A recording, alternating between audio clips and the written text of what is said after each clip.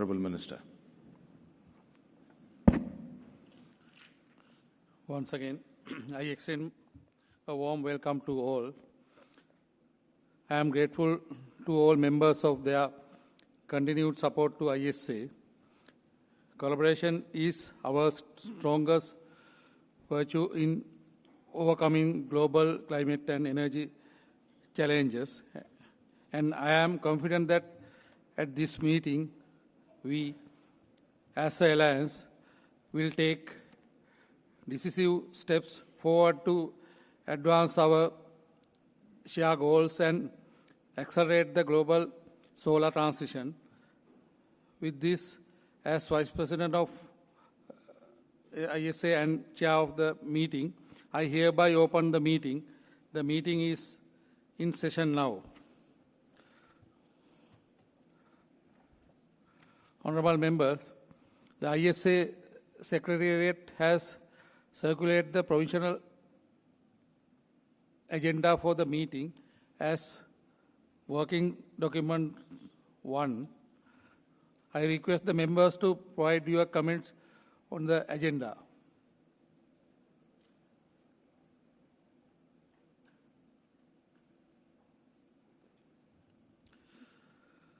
I thank the honourable members of the Regional Committee for your guidance and comments, and I request the ISA Secretary to take note of the same.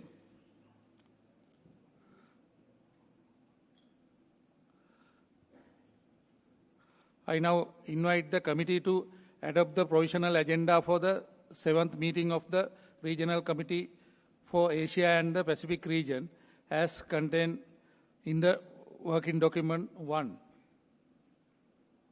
So adopted.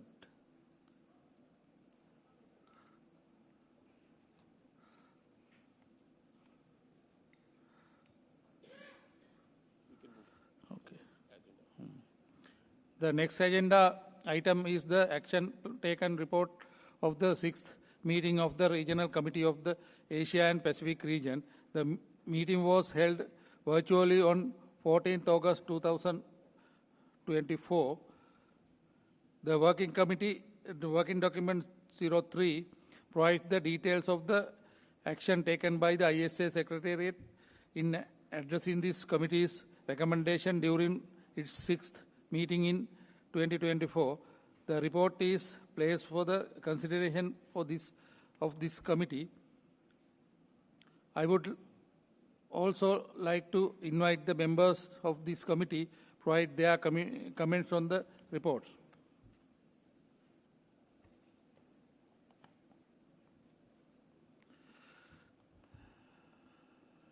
Thank you. And I request the ISA Secretary to take note of the comments of the members. In the absence of any further comments, we shall proceed with the next agenda item.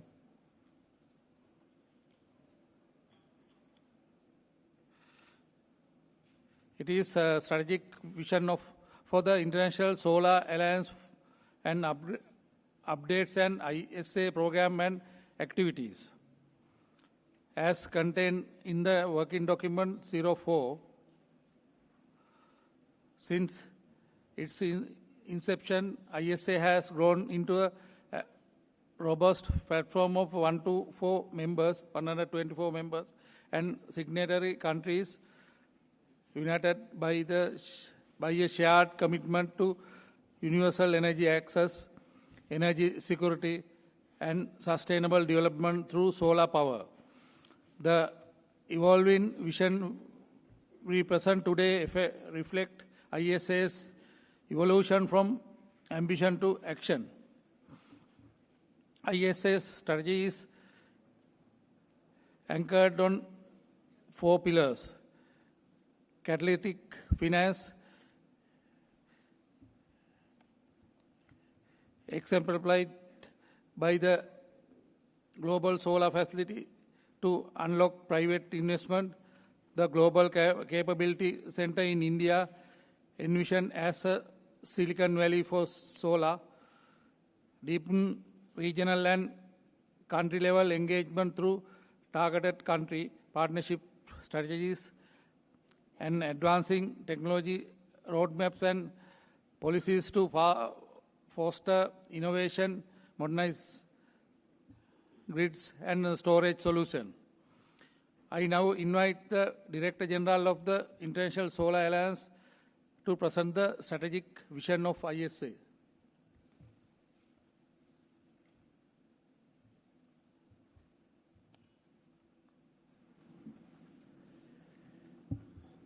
Thank you, Honorable Minister. I will take about next 20 minutes to share what we have been hearing from all of you, building on the success of what has been working well in International Solar Alliance, but also given the huge agenda of moving towards a strategy of action orientation and implementation partner support. Let me start with this slide that a lot of you would have seen. We have made significant strides going over the last couple of years from almost 80 to 124 member countries right now. We have programs in about 98 countries right now, and the programs were across the table on the right, which was both on utility scale solar, but a lot on decentralized solar of mini grids, rooftops, solar heating. And then increasingly we have been working on some of the new technologies, whether it was on storage, battery waste management, and e-mobility. We also have been talking and discussing with you about the financing solutions. But where are we now? We believe when we are talking to a lot of stakeholders across the world, we have already discussed it in Europe RCM with Europe and all the developed OECD countries. We have discussed it with a lot of you in India and the embassy with Government of India. And we are here to share what our evolving vision, which is complementary to what others do. When I say others, I worked in World Bank for about 20 years. I have my colleagues here. I have friends from ADB. They are the bank. ISA does not want to be a bank. So when I come, and I should have started, I apologize. I wanted to thank all of you. This is my first regional committee of Asia Pacific after assuming charge in March. So I wish to thank on record all of you for your support in my election in November. And I'm sharing after assuming office in March, what all I have been hearing and what it implies for a scaled-up program. So if we don't want to replicate what banks do, and if we don't want to replicate what a lot of other organizations like IEA, IRENA, SE4All are doing, what should be the unique value proposition of an institution of ISA with all of you as members? We have come out with 4 pillars. The first pillar deals with how to enable private sector financing in countries through catalytic finance. Now, as you all know, last year $2.2 trillion were invested in clean energy, much more than fossil fuels.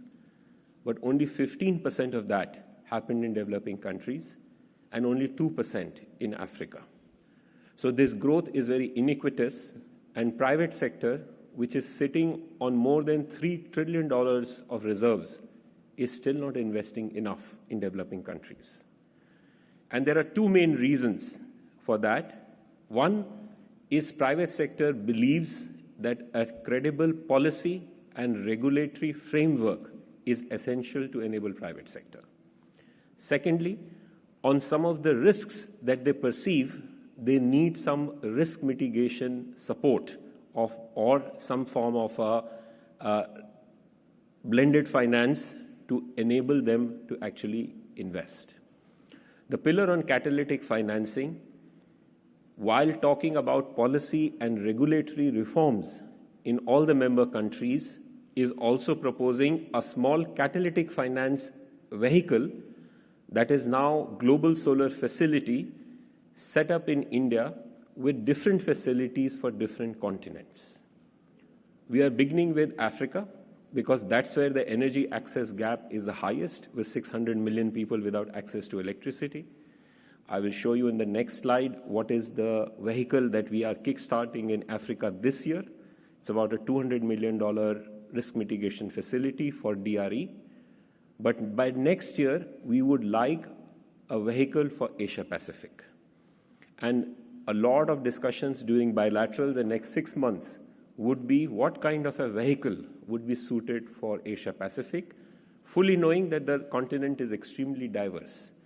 It has extremely big players like India, which is the third largest solar market. It has smaller countries, it has SIDS, it has very varied requirements. The second pillar, and this is something very close to my heart because after working in over 25 countries, I find the institutional capability is often the binding constraint in countries. When I meet the heads of states or ministers, I ask, do you have a project that is well prepared, has the right bankable contract, but is not getting financed? Believe me, the answer in any country is zero. So the lot of problem for us is that do we have the right law? Do we have the right regulations? Have we prepared the project without encumbrance of, for example, land problems? Have we done the environment and social assessment? Have we got the transmission evacuation finalized? And is the contract bankable? And for that, you need local capability. Eventually, you cannot be reliant only on external consultants. Until and unless each one of you has an institution and a capability that can manage the consultants, that can manage this complex coordination across various stakeholders, different ministries, it will be very difficult to have this path of a lot of private investment. Now, we are helping it through Solar Technology Application Resource Centers, STAR-C. You will see in future slides that we are very proud that 16 to 17 countries by end of 2025 will have a solar center of excellence set up. But we believe now the focus must be on their sustainability. Rather than having some training programs that are funded by donors and die off, what will it create?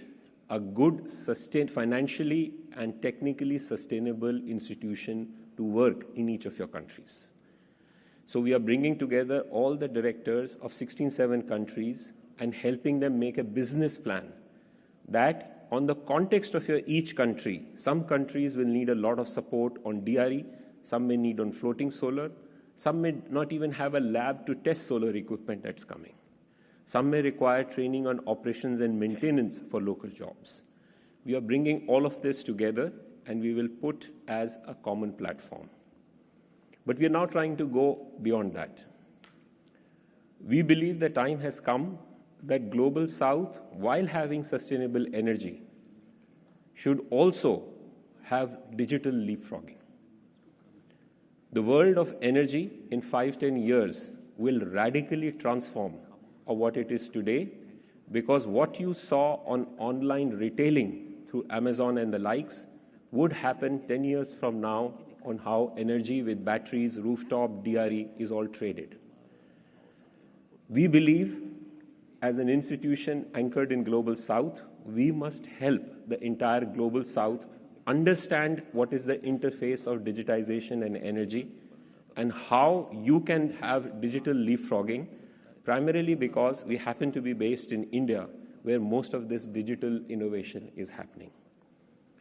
To do that, we intend to open a global capability center for Silicon Valley for solar in India that will give all the digital solutions, whether it is geospatial assessments, digital tendering, to even AI-enabled digital twinning of utilities. That initial results in India are showing that if you can have your distribution utility done through a digital twinning, you can reduce your renewable energy investments by up to 20-25%. Because that helps through AI algorithms to schedule rooftop, DRE, and utility scale solar in a much more dynamic way, reducing your overall investments.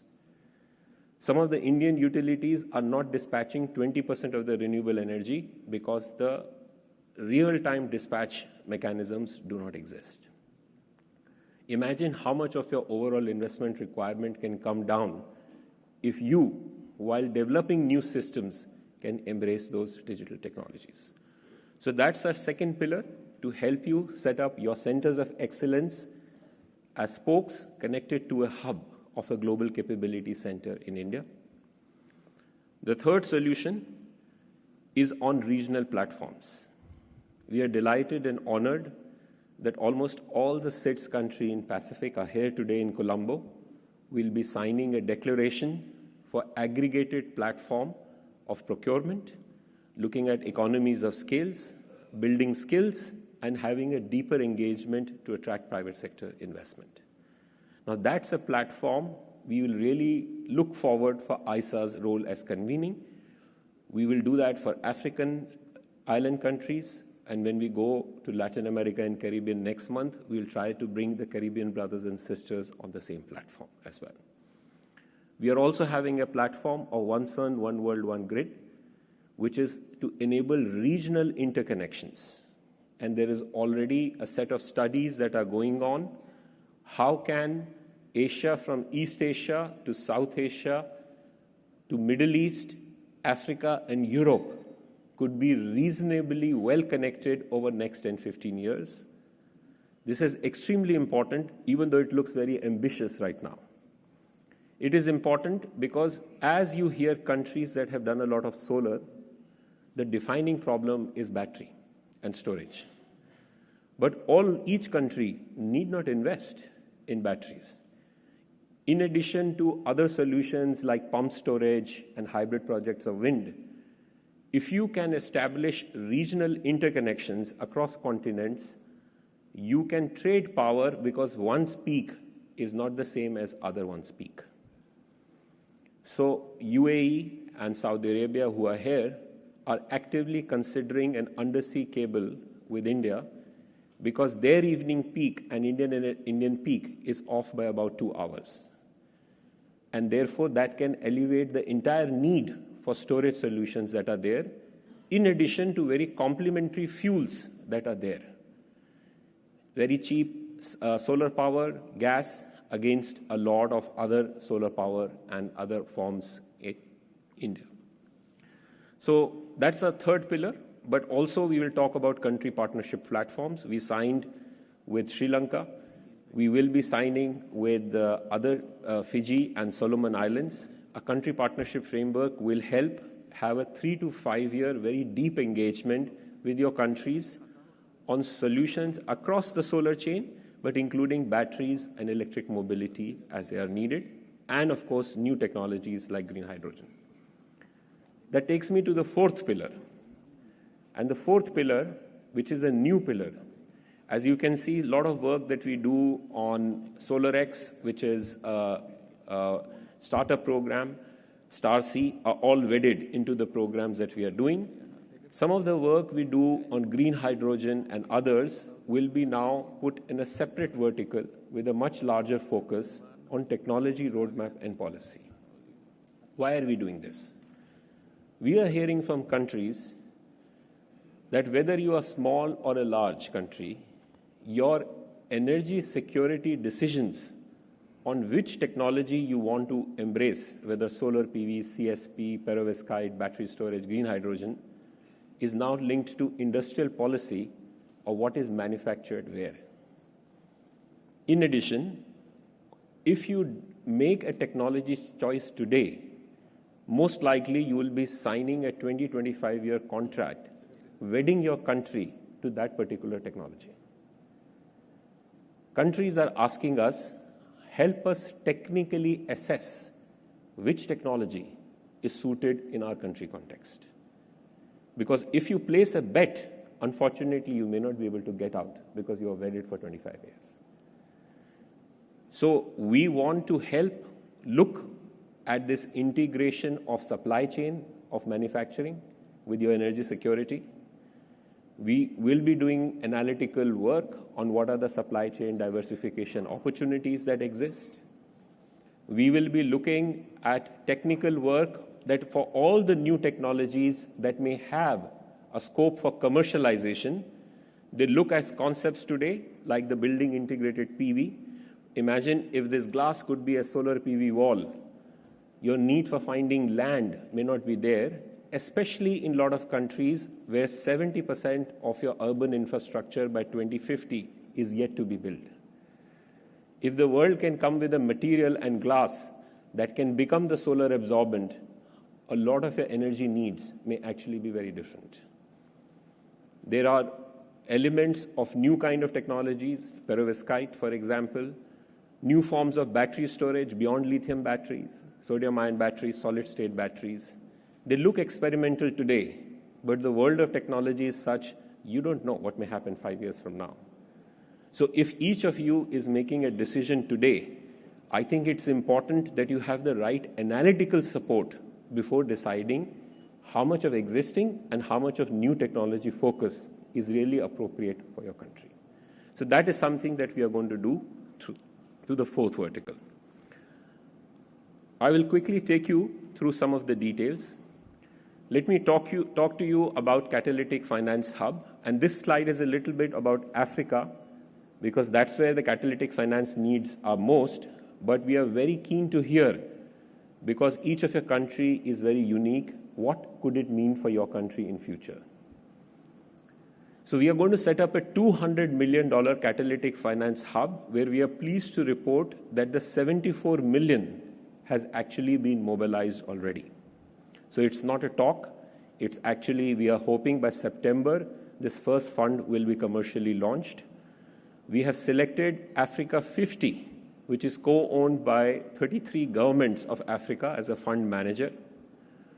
And they will be providing risk mitigation and guarantees for distributed renewable energy private sector investments, whether it is on mini grids, whether it is on productive use appliance, solar home systems, batteries, or e-mobility. I'll give you an example. In Nigeria, the Nigeria Sovereign Investment Authority decided to invest $150 million of an equity fund to invest in equity for private sector DRE players. You may ask, why would a sovereign investment authority invest in an equity fund? They did so because Nigeria today has the world's largest access gap. Almost 90 million people, half the population of Nigeria, do not have energy access.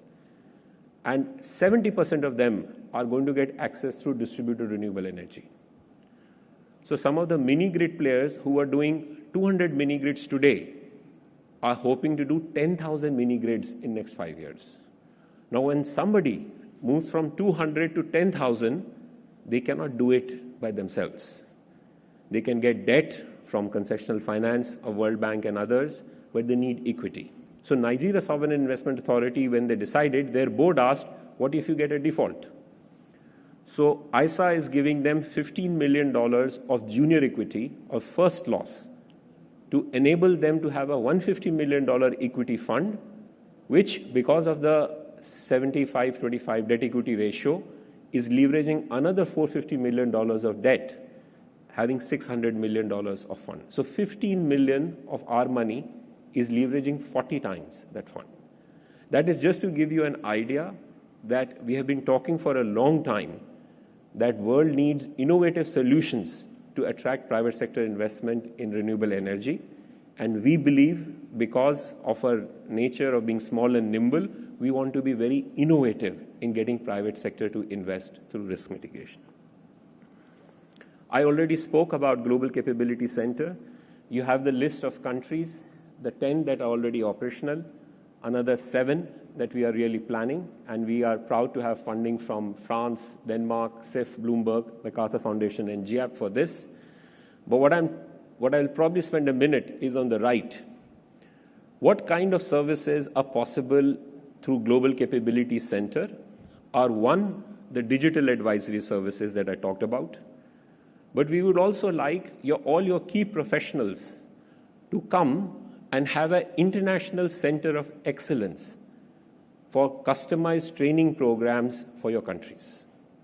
This will be an international center that will have a renewable energy simulator. It will have all the IT tools that you may be requiring for training of your staff on whether it is on SCADA, whether it is on digital tendering and support.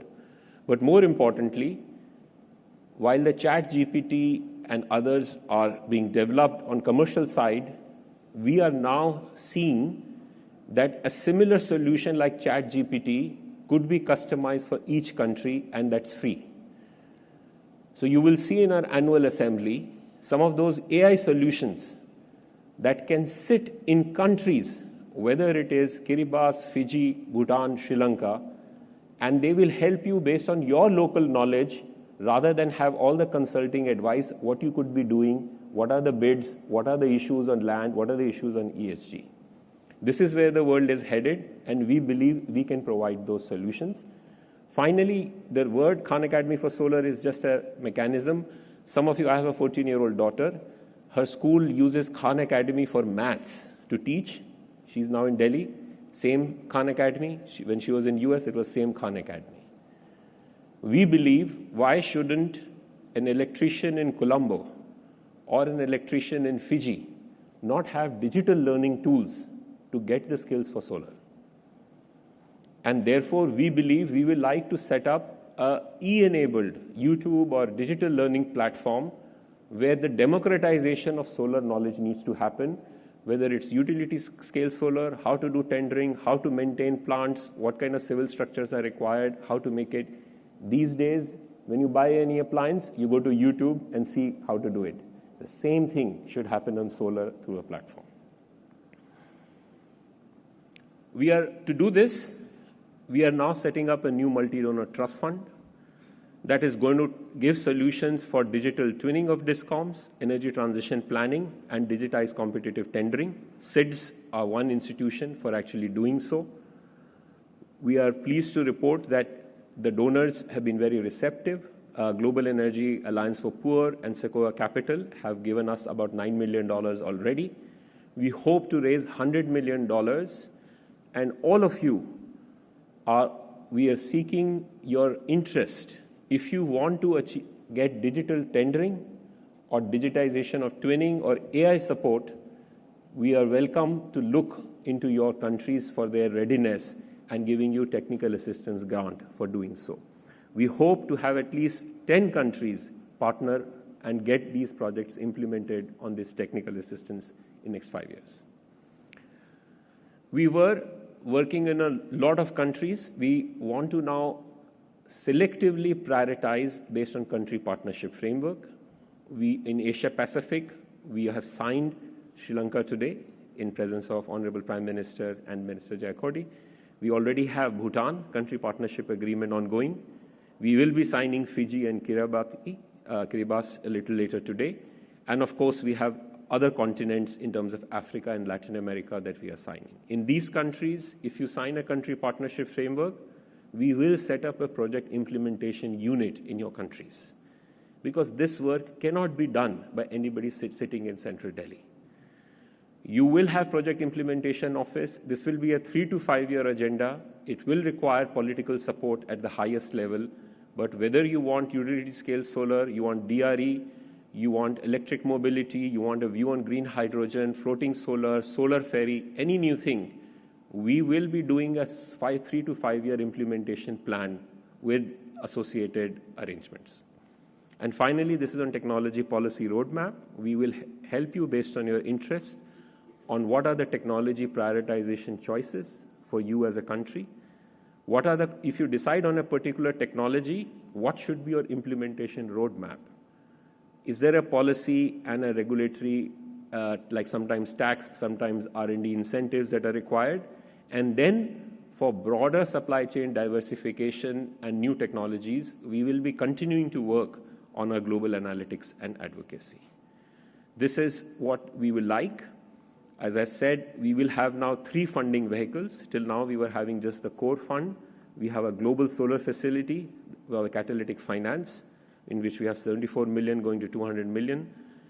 We have a core program through which we will do the regional and country engagements, and we'll have a multi-donor trust fund to work on technology policy and Global Capability Center and STAR-C and SolarX. Thank you very much.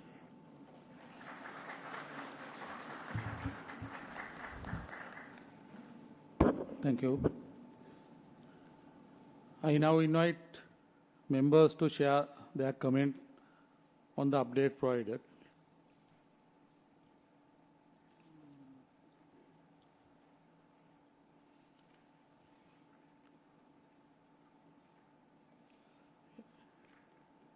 In the absence of any further comments, we shall proceed with the next agenda item. The next agenda item is update the future plans of ISA programs and activities in the Asia and Pacific region as contained in working document 05. This agenda item outlined the progress made and the path ahead across ISA's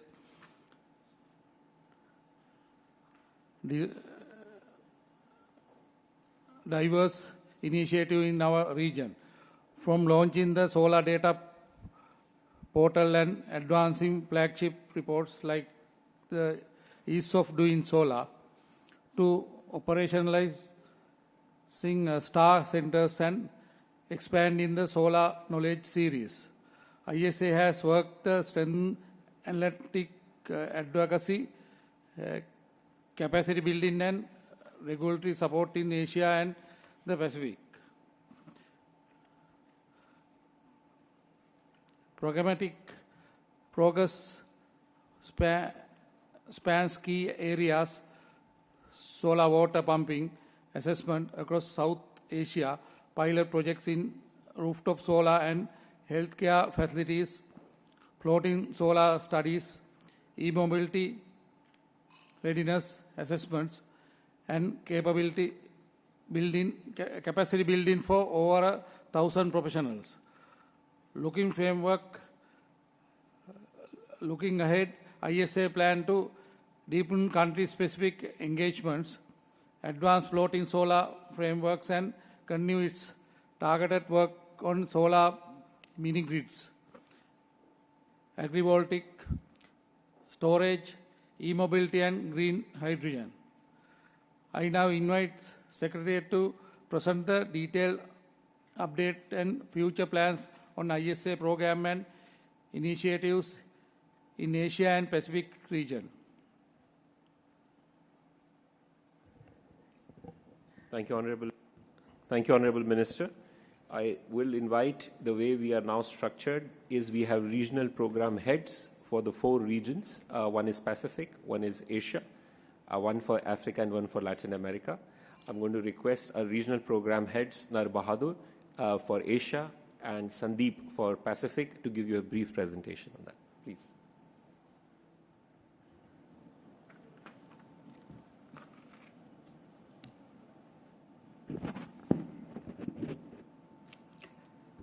Thank you, Honorable Chair, Honorable DG,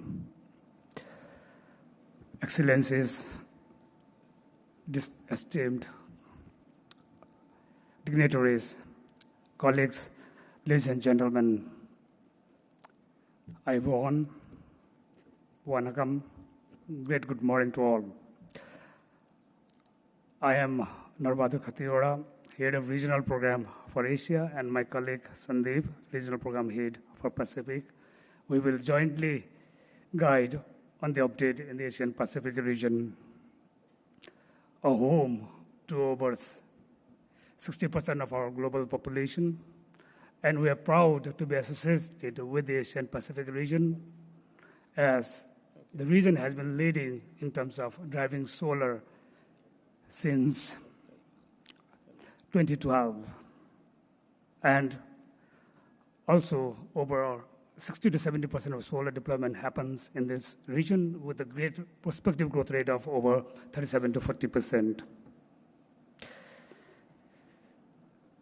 International Solar Alliance is an international organization, a member-driven collaborative platform for increased deployment of solar energy solutions across our member countries. And currently we have 124 member countries. And in the Asian Pacific region, we are deeply engaged with 29 member countries and 3 signatory countries, with the Vice President of Asia and Vice President of the ISA Assembly, Australia and Sri Lanka, and Sri Lanka is the chair of the 7th Regional Committee meeting of the Asian Pacific region.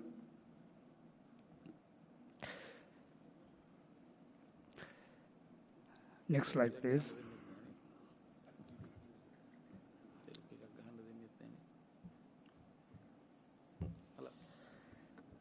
I'll briefly touch upon on this as my Honorable DG already presented across our deepening engagement across our member countries, and in particular in the Asian Pacific region, we are also deeply engaged across our programs, regional and country level engagement, besides the cross-cutting policy and regulatory, as well as capacity building program. And if you look at our foundational work that we have done in the ASEAN Pacific, across our ASEAN member countries and even in the region, we have aggregated demand of over 10.5 gigawatt in terms of solar deployment, and we have completed 27 demonstration projects. And particularly our highlight is that we have aggregated demand for solar irrigation pumps. If you look at that, we have able to reduce the price by aggregating the demand by 50%, and we have trained 5,400 professionals across the member countries. And in particular, if we deep dive into our regional and country engagement in the ASEAN Pacific region, in terms of the first program that was launched in April 2016, Scaling Solar Application for Agriculture Use, we have been actively working across our member countries, and in particular, if you look at one of the highlights that I would like to update here is that we have worked with Asian Development Bank for a regional study on scaling solar pumps. Bangladesh, Bhutan, India, Nepal, Maldives, and Sri Lanka, 6 South Asian countries. And if you look at the prospect here, I think we have around 25 million pumps we could deploy, and at a market or investment size of 120 billion. So this is a massive opportunity lies ahead of us. And at the same time, we are also building pipeline projects for solar water pumping in Fiji, about 100 acres of sugarcane and rice farms that we have conducted assessment for that.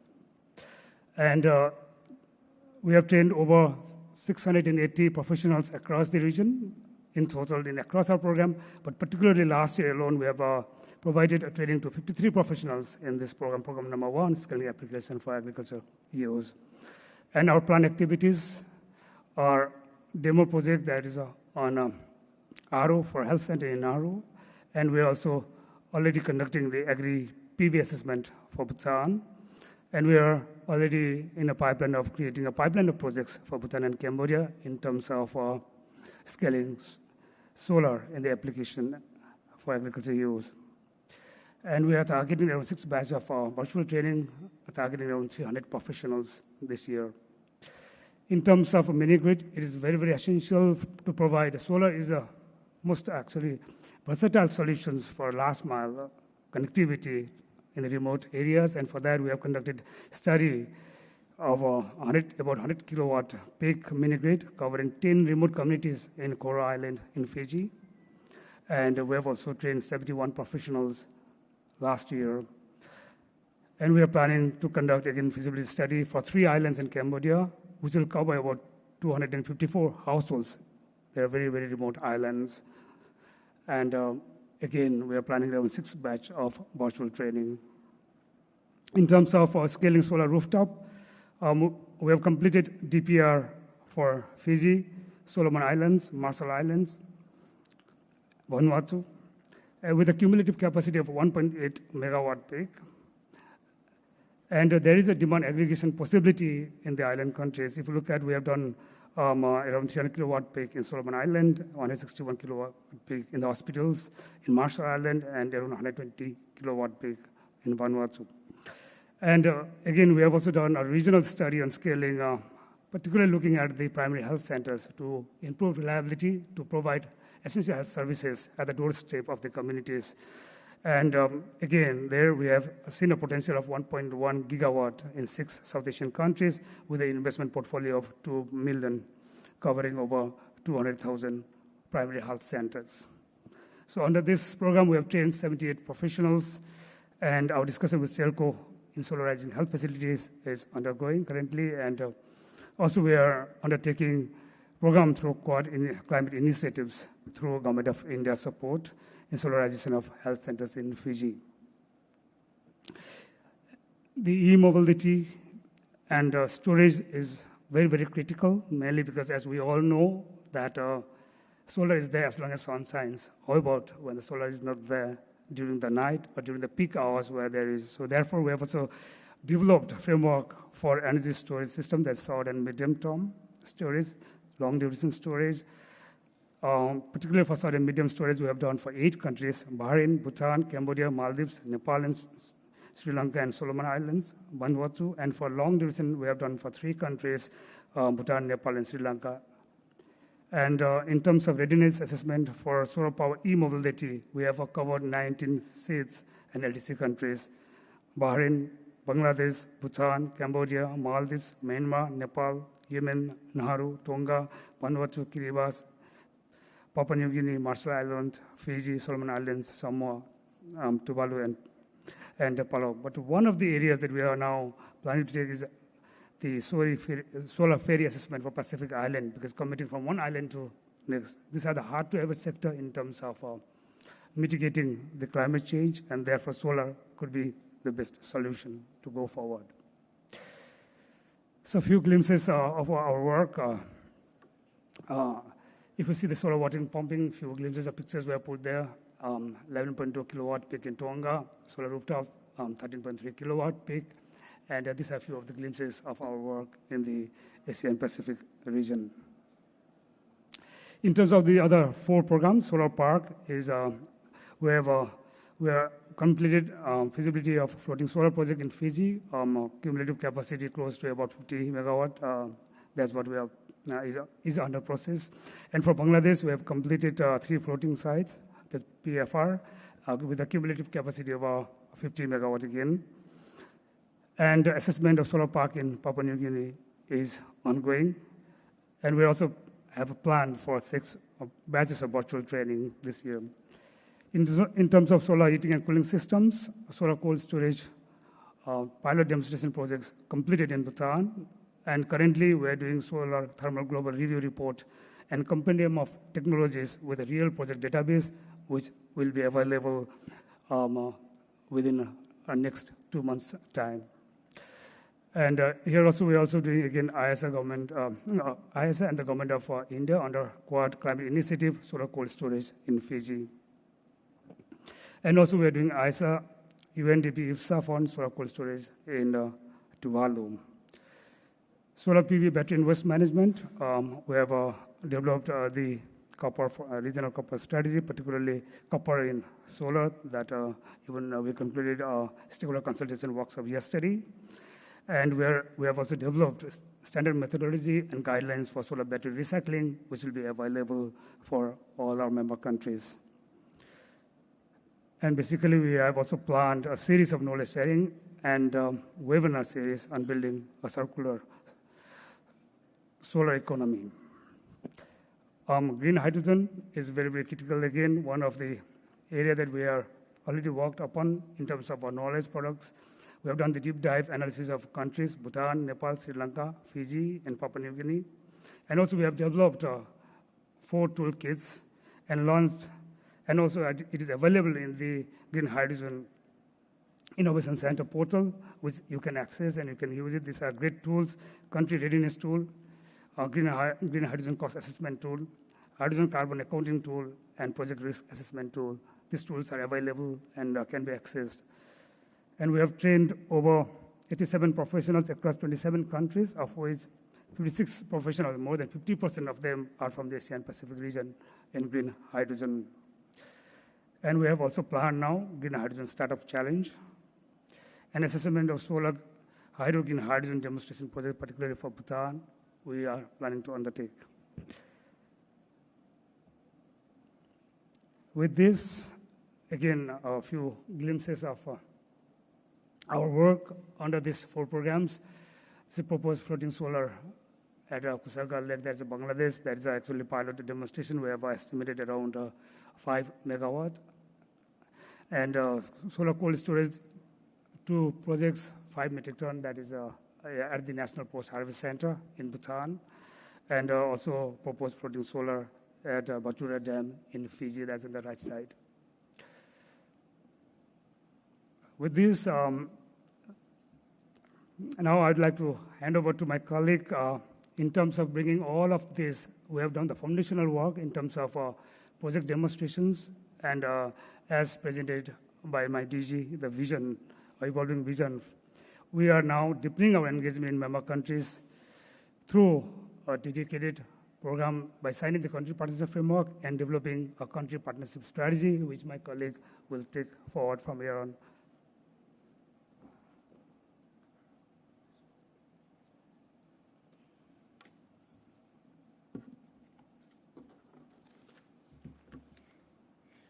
Thank you so much, Nar. And I will continue from here.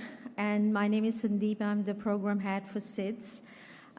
So this slide illustrates how we are deepening our engagement with member countries through a number of innovative approaches and mechanisms, including the SIDS platform that our DG talked about earlier, country partnership frameworks, and regional committee meetings, all geared towards global solar energy transition.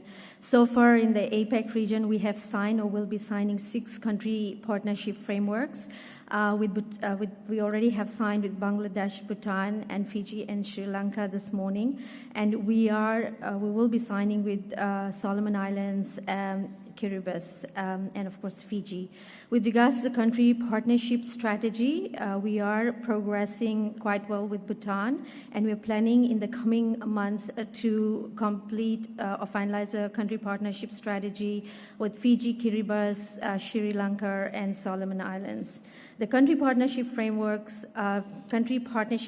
was approved at the 4th session of the ISA Assembly in 2021 to adopt a comprehensive programmatic approach to support ISA members in their solarization efforts. The CPF reflects the values inherent in the ISA framework agreement with the emphasis on the relationship with members and also with the priorities. Complementing the CPFs, we are also working on the national solar energy roadmaps, and the national solar energy roadmaps harmonize existing policies, strategies reflecting incorporating new technologies, policy shifts and targets across solar value chain. We are working with Bhutan and Nepal. We are about to finalize their national solar energy roadmap, and we are progressing quite well with Bangladesh, and we are planning to have a national solar energy roadmap for Papua New Guinea. SIDS platform, which we all have been talking about during our bilats, and DG also referred to it earlier today. We all know as SIDS, we face distinct challenges requiring tailored approaches rather than one-size-fits-all solution. SIDS remain highly dependent on imported fuel. We lack land for large-scale RE projects with limited private sector investment. Geographic isolation and dispersed population make grid expansion difficult, requiring distributed solar solutions. RE features prominently in most of our SIDS NDCs. However, translating commitment into realities require overcoming financing gaps, private sector connectivity, technological access barriers, grid reliability concerns, and institutional capacity deficits. With that in mind, the vision of the SIDS platform is a sustainable and accelerated energy transition through collaboration, financial and technological innovation, and policy transformation. The platform specifically is built around, or will be built around, a digital public infrastructure core, which serves as an enabler for 4 key pillars: e-market, projectization and finance, strategic outreach, and capacity building. I will not spend too much time on the SIDS platform, talking about the SIDS platform. We have been talking about it from yesterday. And there is a dedicated or 2 dedicated sessions on the SIDS platform. But just very quickly, in terms of the roadmap for operationalization, from political endorsement to formulation of partnerships, we have some timelines. So we are going to work with the countries on their readiness, and we are, and then by May next year, we're hoping to finalize the MOUs, and in September we will prepare the tendering documentation, and at COP31 we hope to announce the procurement initiation. We will talk about this, what each phase entail in more detail in the next session.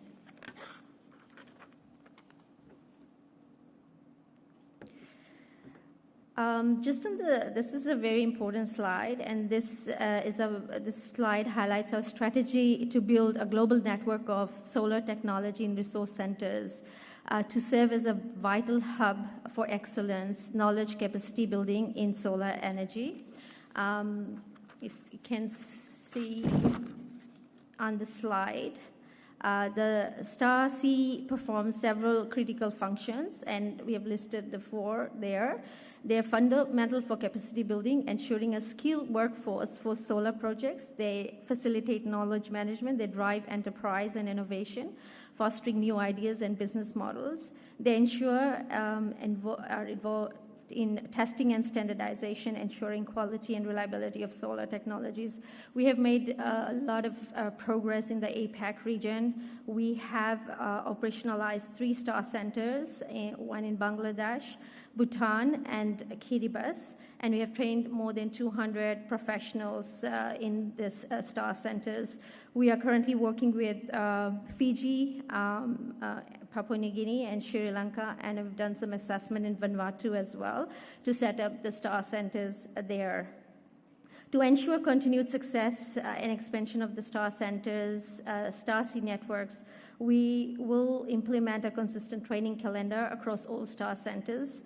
So far globally, we have set up 10 STAR centers, and we will, of course, we're working with finalizing the MOUs with Fiji, PNG, and Sri Lanka. You can see also the partner institutions that we are working with in each of these countries. In Bangladesh, we have the Bangladesh Rural Electrification Board as an institutional partner. In Bhutan, we have the College of Science and Technology at the Royal University of Bhutan. In Kiribati, we have the Kiribati Institute of Technology as a partner. In Sri Lanka, you heard from the Honorable Prime Minister this morning that we are working with the University of Maratua. In Fiji, we are engaging with the Fiji National University, and in Papua New Guinea, we are working with the Don Bosco Technical Institute.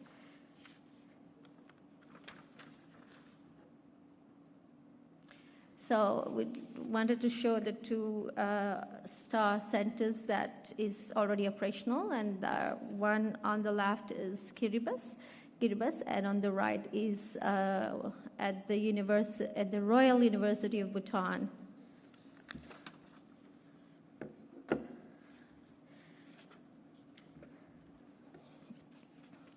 So this slide, we're going to just quickly talk about the regulatory advocacy, knowledge management work that we are doing, and also this SolarX, which is fostering innovation. And these are all important components of our global capability and digitization pillars. So with regards to the regulatory support, creating an enabling policy and regulatory environment is key for solar deployment. ISA provides a comprehensive regulatory support to its members through technical assistance, such as evaluating investor challenges, tariff regulation, permitting, and licensing mechanisms. We have last year successfully carried out an exchange program between Bhutan and India. The officials from the Bhutan Regulatory Authority were in India as part of this exchange programs, and we hope to have more of this going forward. We are also providing technical assistance in the regulations drafting that concluded in 2025 in Bhutan, that included grid integration, regulators for alternate RE, amendments to the safety code. So for SIDS, we are talking with the countries and seeing how best we can align the regulatory support work with specific target areas of impact within the SIDS platform. On the knowledge management, this is another core pillar of capability building. Ensuring valuable insights and best practices are shared across our network. So in terms of update, we have developed and disseminated an Agri-PV guide for assessing crop patterns across climatic zones. We have trained 80 professionals as part of our advanced bankers training, and these trainings were held virtual and in person in Fiji. We have called for papers for the Solar Compass special issue, which has concluded, and we're reviewing the submissions. In terms of the planned activities, we are analyzing levelized cost of electricity, trends for strategies advancing solar thermal concentrated solar power applications for India and Australia, and we are developing country-specific knowledge products aligned with ongoing knowledge series, leveraging our STAR-C for dissemination. We will be rolling out various capacity-building programs for target audience such as policymakers, technician bankers, in consultation with the countries, ensuring that the training needs are specific to the country needs.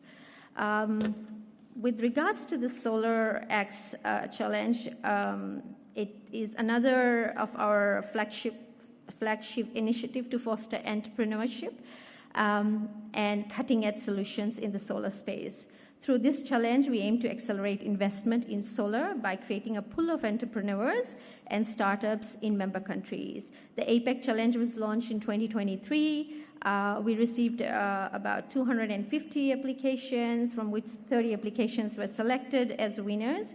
And the Global Solar Accelerator was launched in March to provide support to these 30 promising startups. In terms of planned activities, we have organized our formal pitch session called Swimming with the Sharks today. So please, if you are available around between 3 and 5, do attend this session. We are also, it's at 2 o'clock, DG? Oh, it's tomorrow. Okay. So Swimming with the Sharks session is tomorrow. Please do attend that session. We are also planning to launch a comprehensive dashboard for the Solar X startup initiative, enhancing transparency and tracking progress. We will also conduct a final workshop focused on brand building and mentorship for startups, equipping the winners with essential business development skills. So I just wanted to show this slide with the 20 winners from the APEC region. And just want to state that these are not just winners of the challenge, but our partners in driving tangible change on the ground. Okay, it is today, then I was correct. Thank you. So please do attend that session. It is today. Their success is integral to achieving our collective goals of clean energy access, affordability, and sustainability across the APEC region. Our mission to accelerate global solar energy adoption cannot be achieved in isolation. And I have got the head of our governance and partnership unit here, Mr. Shishir Said, who many of you know, has been very instrumental together with our DG in making sure that we engage with as many partners and organizations to ensure that our mission and our goals are achieved. It requires, of course, collaboration requires is very strategic, and of course we require strong partnership and genuine partnership. This slide actually showcases how we are driving a multiplier effect through our diverse collaborations, addressing critical areas that unlocks solar potential. Fundamentally, ICE's network of partners demonstrate our commitment to a holistic collaborative approach, enabling us to amplify our impact and drive global transition to solar energy more rapidly.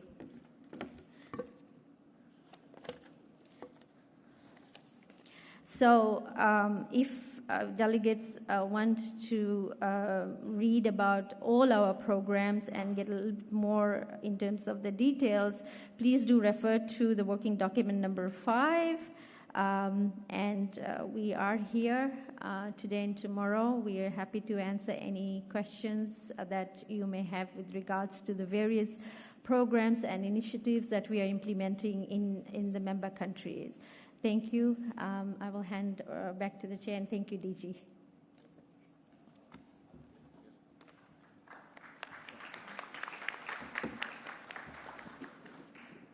Thank you, Ms. Kaur. Distinguished delegates,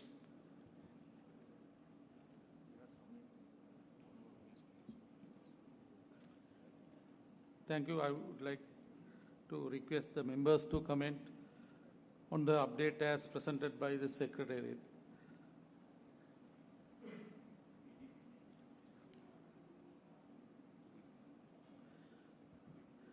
ADB is presenting some comments. Your Excellencies, distinguished invitees, greetings from the Asian Development Bank. Asian Development Bank has been working very closely with the International Solar Alliance since 2018. In fact, this collaboration was operationalized through our technical assistance for ISA, and which was later significantly enhanced through when the activities picked up. Special focus of this technical assistance has been things like project identification, development financing instruments, and capacity development, including strengthening ISA Secretariat. Sure, you agree that we have made remarkable progress with ISA in this assistance collaboration. More specifically, we have been working together in the areas of battery energy storage, green hydrogen, and knowledge work on solar water pumping, solarizing health facilities and new technologies, international conference, among others. This includes, as just now you heard, ISA support extended to University of Moratuwa Star Center with ADB financing, which of course also Honorable Prime Minister referred to. We have recently approved a new phase of technical assistance.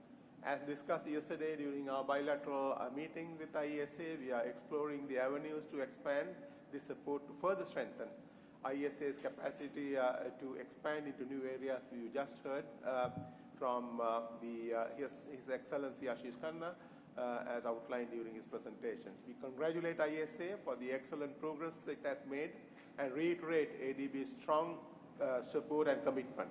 We continue to work together, complementing each other to promote solar power and associated clean energy technologies to overcome challenges on energy security, access, and climate change.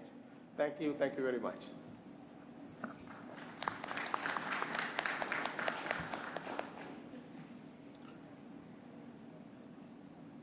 Thank you for your comments.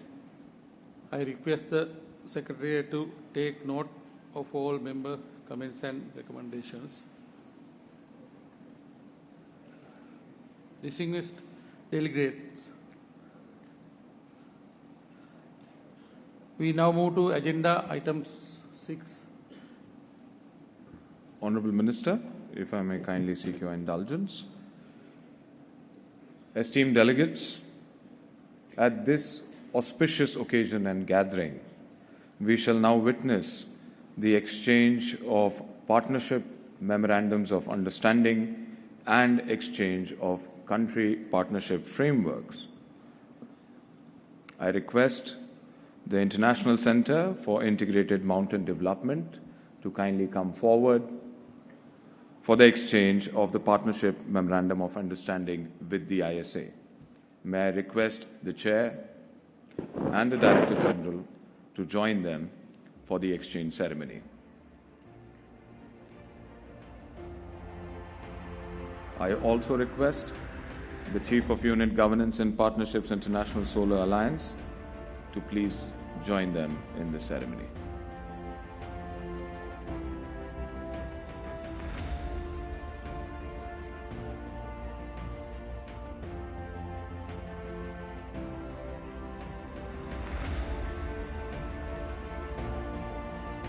May we have a round of applause. The International Center for Integrated Mountain Development and ISA. We have next the exchange of the country partnership framework with the Republic of Fiji. May I kindly request His Excellency, the High Commissioner of the Republic of Fiji to India, to please grace us with his most august presence for the exchange ceremony.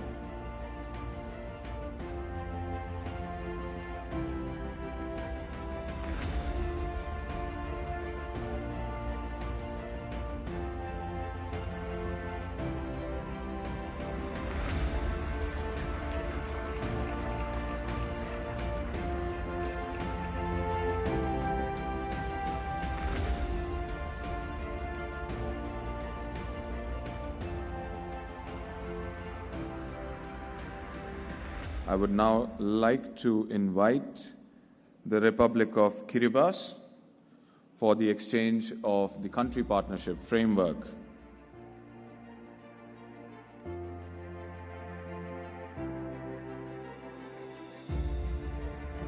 His Excellency the Honorable Minister for the Republic of Kiribati.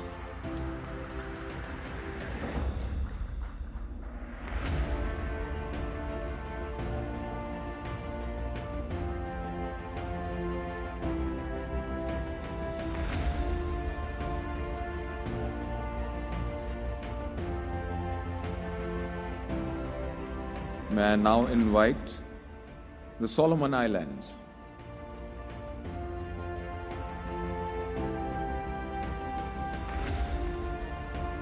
His Excellency the Honorable Minister for Solomon Islands.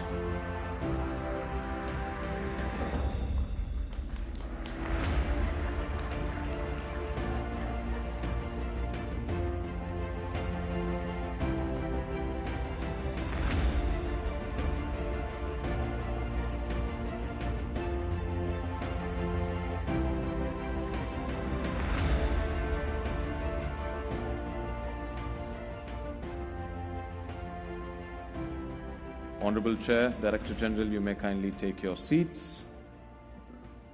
Excellencies, distinguished delegates, in the interest of time, we shall move to the next agenda item. We have arranged for the tea and coffee to be served at your table in this hall. Please stay tuned and kindly bear with us. Thank you so much for your kind consideration. Honorable Chair.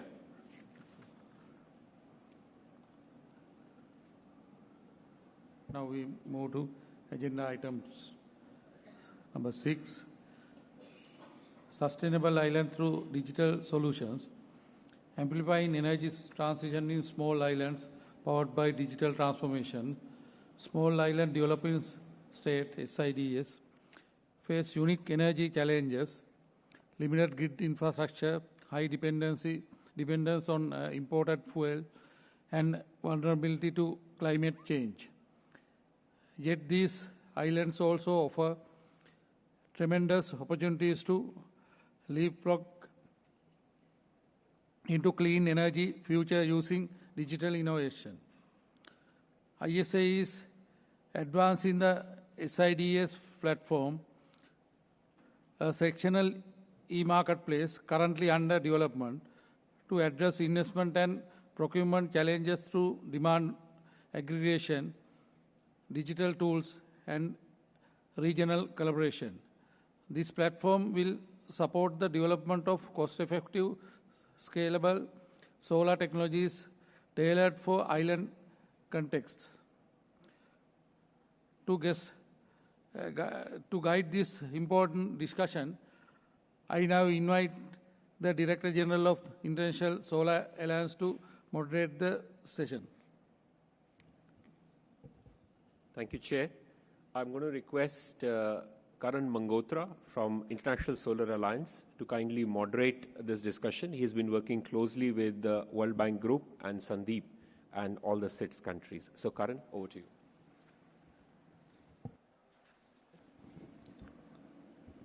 Hello. Thank you very much. And good morning to everybody. I think my Director General and my colleague Sandeep spoke about the SIDS platform. And this session, we will go into the details of what we are trying to do. And I'm very, very happy to welcome you all to this session. Let me start by giving you a short context on, why we thought this is something to get together on. Last 2 years, we have been doing an energy transition analysis for all our member countries in 4 different archetypes, looking at high-income countries, emerging economies, least developed countries, and the small island nations. And what we saw was that the need for energy transition is, of course, very, very high. But in the SIDS archetype and also the other island states, it's a heavily fossil fuel dependent energy system. The needs of capacity of finance are extremely high, but the ticket size, if you go down to every country, are relatively very small, making it not extremely attractive for the private sector to come in. The solutions that we saw looked at lowering the cost of capital, providing credit guarantees, but most importantly, building on the successes of bringing about scale and aggregating demand through readiness activities and digital backbones of e-marketplaces was something that was emerging as a possible solution to come together on. And that's how we came to the SIDS platform. To introduce the SIDS platform, I think we are looking at, first of all, let me also thank our partners, the World Bank Group that is here in full force, and also ADB, who will be giving in their special addresses today. But we are looking at 6 elements as part of the SIDS platform: a digital e-marketplace for solar products, services, EPC contracts, vendor verification systems, common standards and product specification, procurement aggregation for bundling demand, plug-and-play financing models, and then capacity building and training modules for local governments, utilities, and MSMEs. Now, why is this beneficial? Of course, it looks at fiscal stability, a deployment of renewables, reducing the imported fossil fuel dependencies. It has a positive impact on SDGs and climate goals compliance, cost optimization, and data-driven planning and sustainability and local jobs. We are building upon the best practices, and my colleague Amit will talk about, how the project of the World Bank in Maldives brought about a reduction from USD 21 cents to 9.82 cents just over a period of 6 years. Now, this session, we wanted to get into the nuts and bolts of how this SIDS platform will be operationalized. It will look at customized procurement and IT platform for aggregation, aligned with domestic policies, and building on global best practices. Of course, how can the SIDS participate is, number one, through political ownership. And today we are gathering in this session, and we will have a signing of a declaration right in this session. Country-level buy-in, and most importantly, a project pipeline development and working on projectization, which are ready to go up for procurement. Essentially, we are looking at, in this year, gathering political support through a declaration here at the Asia-Pacific Regional Committee meeting. We then take it to the declaration at the Latin America and Caribbean Regional Committee meeting, following up with the high-level launch event at COP30. I'm very also happy that we have the special envoy for COP30 for this region amongst us today. The SIDS platform essentially will look at 2 parts. One, analytics for bringing countries and making them ready, and the countries that are already ready for aggregated procurement. Readiness would mean review of the regulatory environment in each of these countries, understanding the siting, including land identification. DG spoke about looking at land which is free from any encumbrances, transmission and evacuation networks, and also environment and social safeguards. Identifying projects and prioritization. Of course, it will have an impact on the climate and SDG goals. Based on the readiness of the countries, we will look at setting up a steering committee or a review committee with representation of each country, setting up a panel of experts, including people who have international procurement experience, who are solar experts, transmission, distribution experts. And of course, we will look forward to countries working with their national utilities to bring them on board. And all of these milestones will then be finalized with a joint memorandum of understanding. Our milestones for the SIDS platform, as Sandeep had mentioned in her slide as well, we are looking at seeking interest from countries based on readiness early next year, taking it to the finalization of the MOU and initiating procurement in the middle of next year, and then announcing this at the next COP in 31. So those are the milestones, and I will stop here and then invite my Director General for his opening address. So over to you.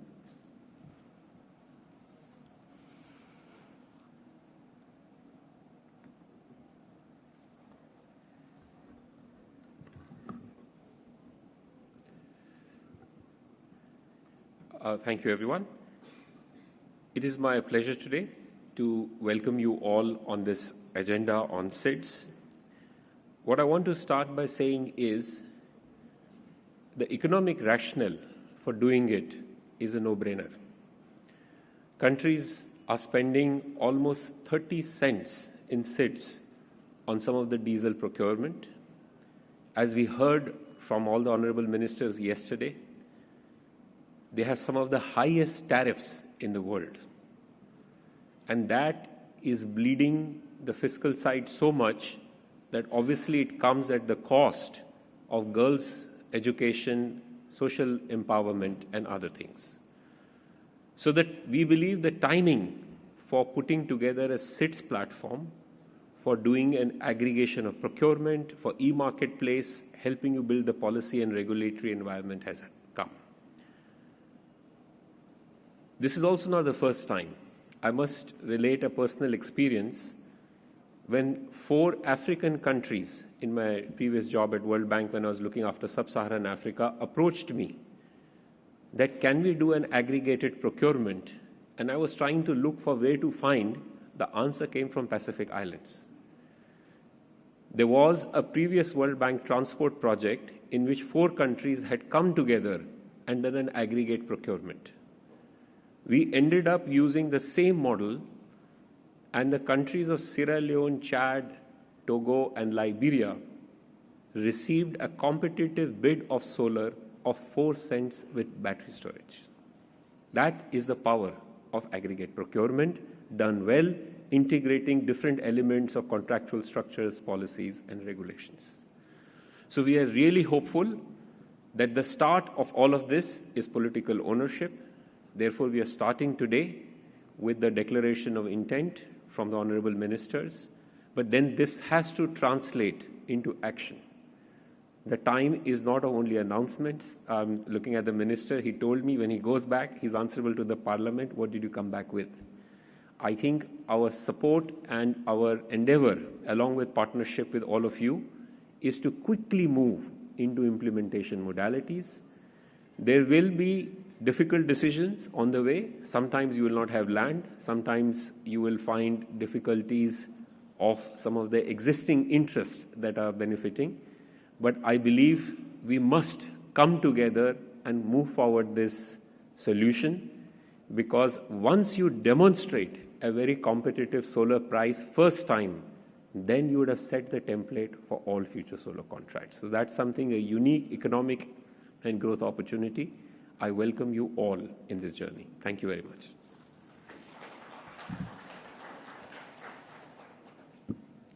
Thank you, sir.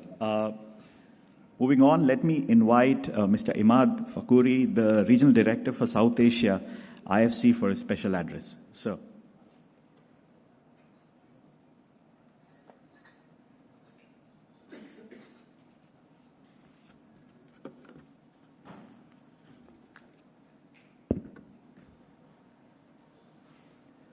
Honorable ministers, distinguished guests and colleagues, good morning to all of you. It is wonderful to be here in Colombo, and I want to thank the International Solar Alliance and my colleague Ashish for bringing us together for this timely and important conversation. Today, we are here to discuss a foundational pillar of development: energy. More specifically, access to energy and the immense potential of renewable energy to change lives, create opportunities and jobs. Energy touches every part of our lives. Without it, we can't create jobs, deliver modern healthcare, practice sustainable agriculture, and provide quality education, or even water. Energy fuels every thriving economy. Without reliable and affordable energy, industries can't grow, and job creation is constrained. The good news, the energy sector is one of the most effective engines for job creation, a high job multiplier creating direct and indirect opportunities that ripple through entire economies. In 2022, energy efficiency alone supported nearly 11 million jobs globally, just one statistic. The demand for energy in our South Asia region, a region that I cover personally, and across all emerging markets, is growing faster than ever. By 2035, emerging economies will account for almost 2/3 of global electricity needs. And to meet this demand, we need more than double the annual investments, from $280 billion to $630 billion. This surge in demand presents us with a dual reality. It's both a profound challenge and an extraordinary opportunity. The challenge obviously is clear.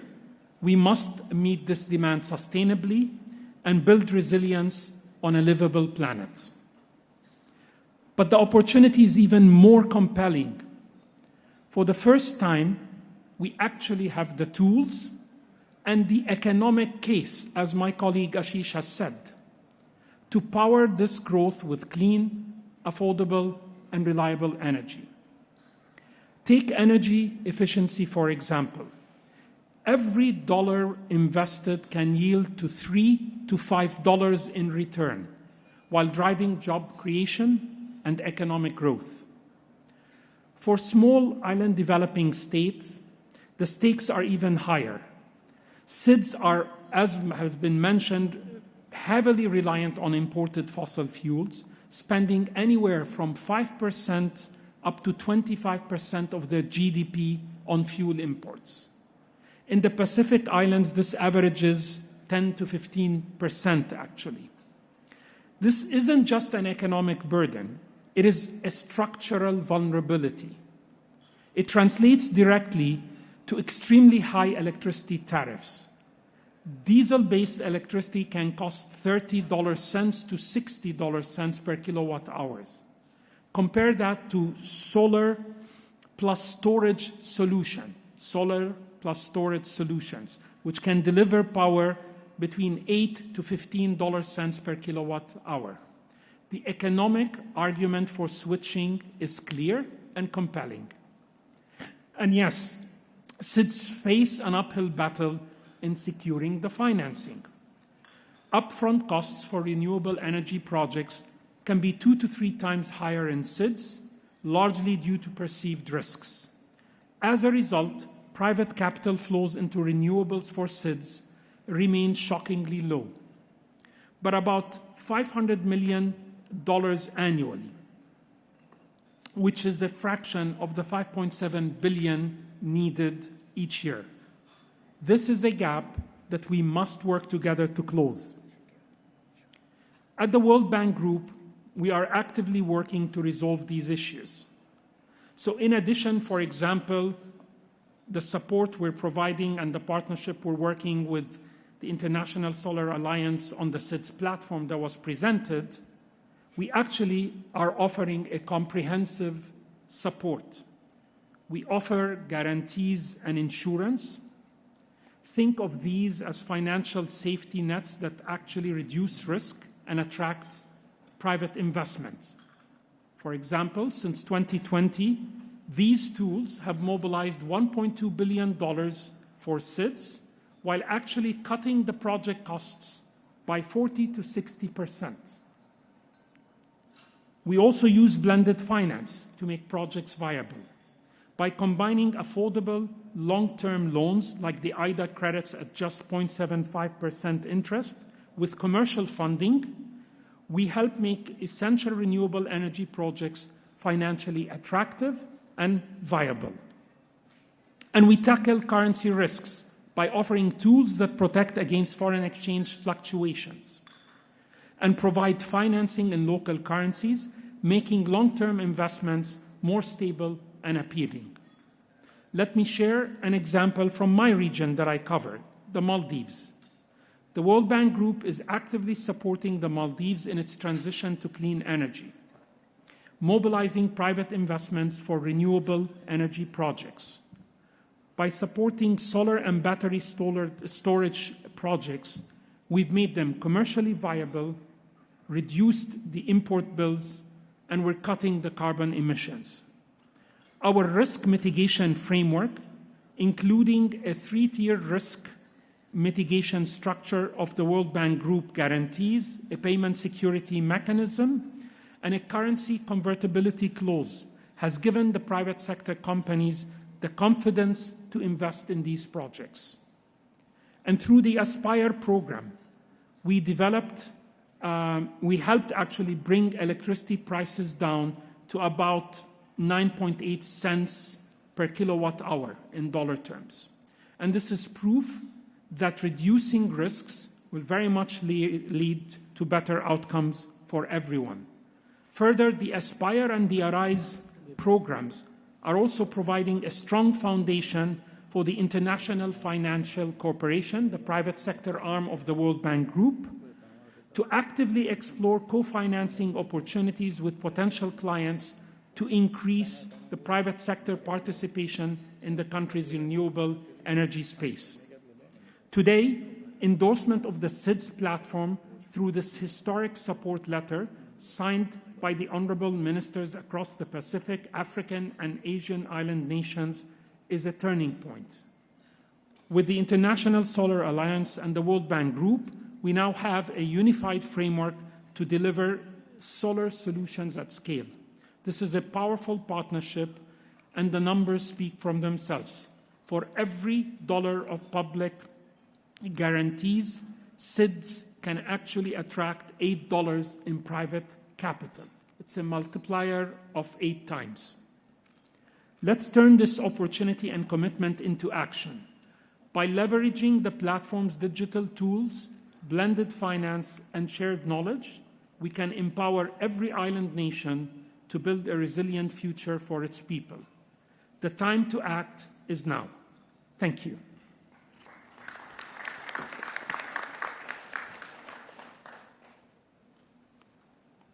Thank you, Imad, for that address and, putting the entire support of the World Bank Group behind this.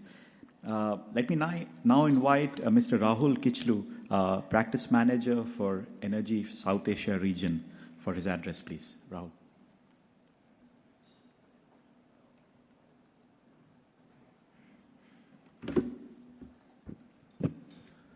Honorable Minister of Energy from Sri Lanka, Director General, Co-Chair of ISA, Excellencies, distinguished guests, ladies and gentlemen, a very good morning on behalf of the World Bank Group. First, let me say it's a pleasure to address you today and to see such strong senior level representation from across the member states, which really speaks highly about the political commitment demonstrated as a great starting point to our collaboration on this topic.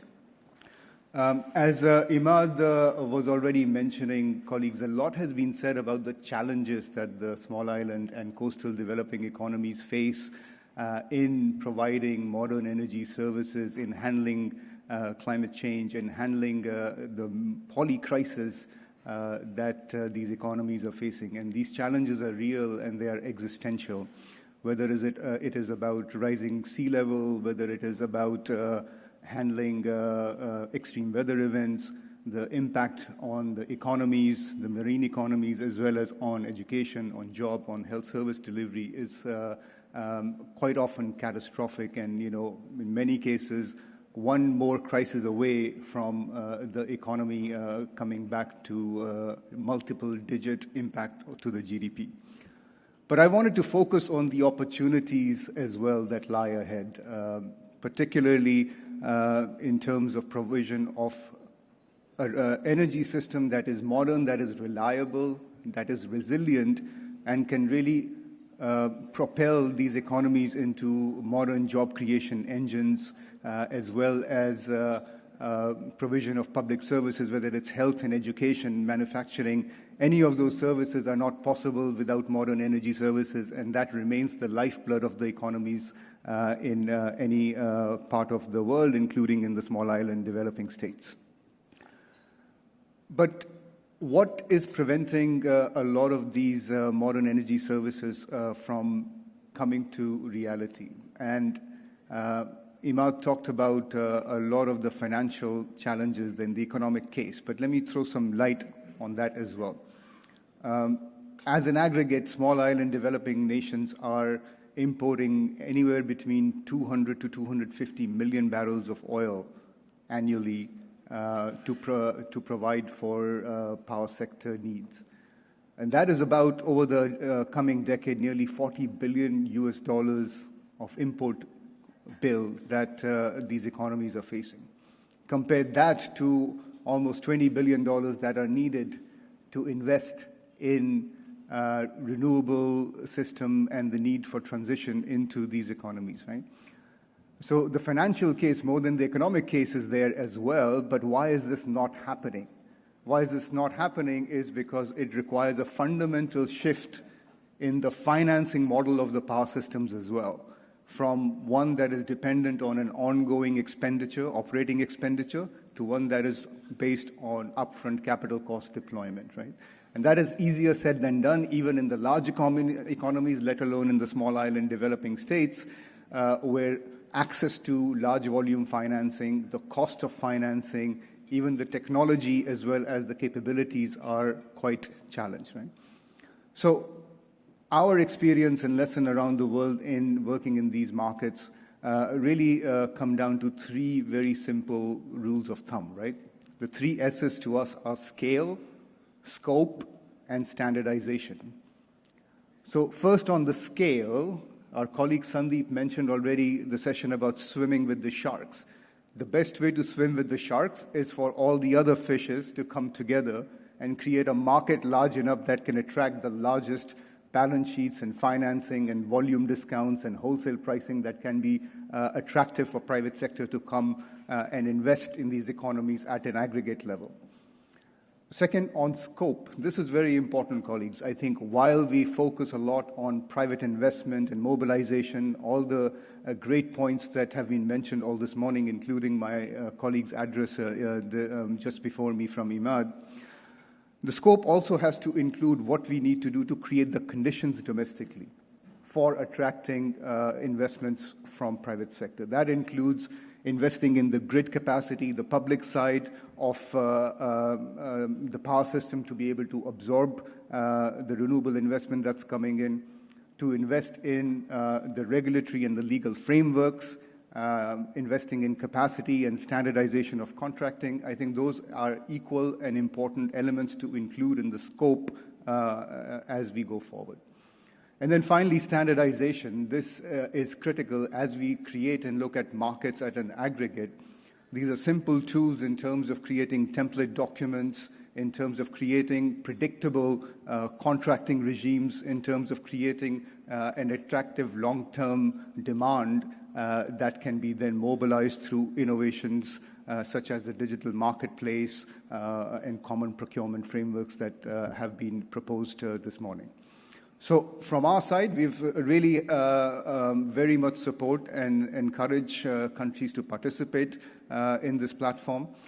We've had a tremendous experience in the public-private partnership building blocks across small islands and developing states, including in Maldives, where our projects are on track for delivering about 50 megawatts of solar, about 40 megawatt hour of battery technologies, reducing the cost by half, but more importantly, saving about $750 million of fuel bills over the coming 10 to 15 years, which again can be reinvested into not only the resiliency of the power system, but also public service delivery. So these experiences, including those that we are just starting in Sri Lanka now as well, new project that not only is supporting the grid enhancements to integrate variable renewable energy, but also attract through this comprehensive financing package of IDA credits, IFC investment, as well as MEGA guarantees to risk mitigate. A lot of the investments are coming in both on the solar side, on floating solar, as well as on battery systems. So as we look forward, we will build on these experiences with innovations like the digital marketplace, standardization and templatization of the document sets that are required for private sector to come in, as well as blending in concessional resources and risk mitigation framework that accelerate not only the preparation, the ground preparation of these projects, but also give the confidence at an aggregate level to private sector to invest in these economies. I'd like to really highlight our partnership framework, including our co-partners, ISA, as well as SMAP's SIDS DOC program that is instrumental in behind-the-scenes support that is required on the ground to make these projects a reality. Our partners, Asian Development Bank, Denmark, Japan, IRENA, and many other partner organizations that are working tirelessly to make this initiative successful. We wish you all the success and full commitment from the World Bank Group towards implementation and success of this initiative. Thank you, Chair, and we look forward to positive deliberations over the next 2 years. Thank you.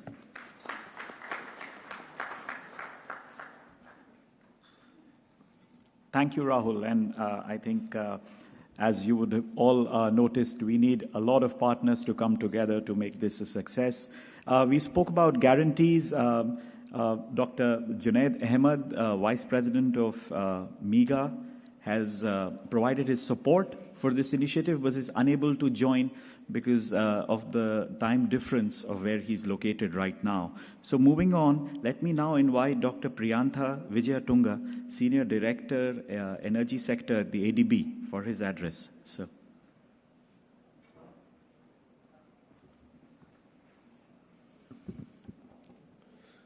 Honorable Minister of Energy from the Government of Sri Lanka, Director General ISA, my good friend, His Excellency Ashish Khanna, Your Excellencies, esteemed colleagues, distinguished representatives, and development partners, good morning. It is a privilege to speak at this timely and strategic gathering focused on energy future of small island developing nations, developing states. The global energy transition must be inclusive, and for SIDS, it must be tailored to their unique geographic and economic realities. At the Asian Development Bank, we recognize the urgency and the complexity of this challenge. SIDS face high dependence on imported fossil fuels, as you just heard, limited land for large-scale renewables, and constrained access to private capital. These are not just energy issues, they are development issues that impact resilience, fiscal space, and climate vulnerability. During drafting of the ADB's 2021 energy policy, we recognize these unique issues faced by SIDS and has made special provisions to recognize them. ADB has been working with various partners to provide financing and capacity building support to address these issues on a continuous basis. One such example is Pacific Renewable Energy Investment Facility, under which ADB is providing its own and mobilizing co-financing totaling to about $750 million to support renewable energy projects across 11 small Pacific island countries. We have been supporting Maldives through POIST and ASSURE projects with innovative solutions to address similar issues in more than 150 inhabited islands in Maldives throughout the last decade. In fact, we started this whole process in 2014, and incidentally, I myself was the project officer handling that particular project, and now, of course, taken over by younger generation, and continuously not only using our own resources, we managed to bring together substantial resources from other partners. Of course, you heard the World Bank has been working similarly throughout this time. The SEEDS platform complements these efforts by offering a full stack of solutions. Let us use this moment to secure political ownership, align on country-level pathways, and ensure that island voices are front and center in the global energy dialogue. ADB stands ready to support this journey with financing, policy advice, and partnership with the International Solar Alliance, World Bank, and others that empower SIDS to lead the way in resilient, inclusive energy transitions. Thank you. Thank you very much, ladies and gentlemen.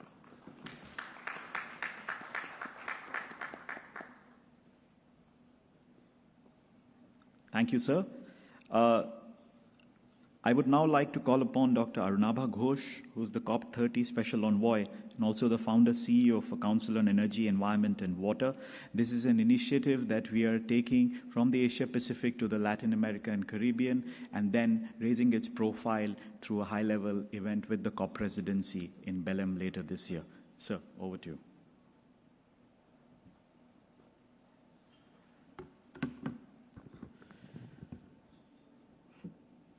Good morning, Honorable Minister of Energy of Sri Lanka, Mr. Kumara Jakodi, His Excellency Director General of ISA, Mr. Ashish Khanna, Your Excellencies, ladies and gentlemen.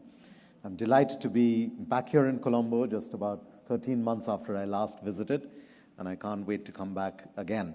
But thank you again to the International Solar Alliance for inviting me and giving me an opportunity to address this distinguished gathering. As was just introduced, I am the CEO of the Council on Energy, Environment and Water, which is an independent research institution headquartered in New Delhi, working across India and supporting many other countries as well. And this year I'm also serving as the special envoy representing South Asia for the COP30 climate negotiations scheduled in Belém in Brazil.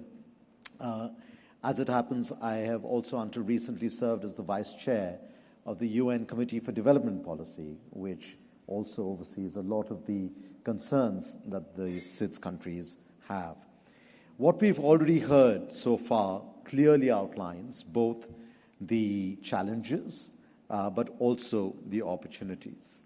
And I think the way I think about the bridging the two is to expand our horizons when we think about the word resilience.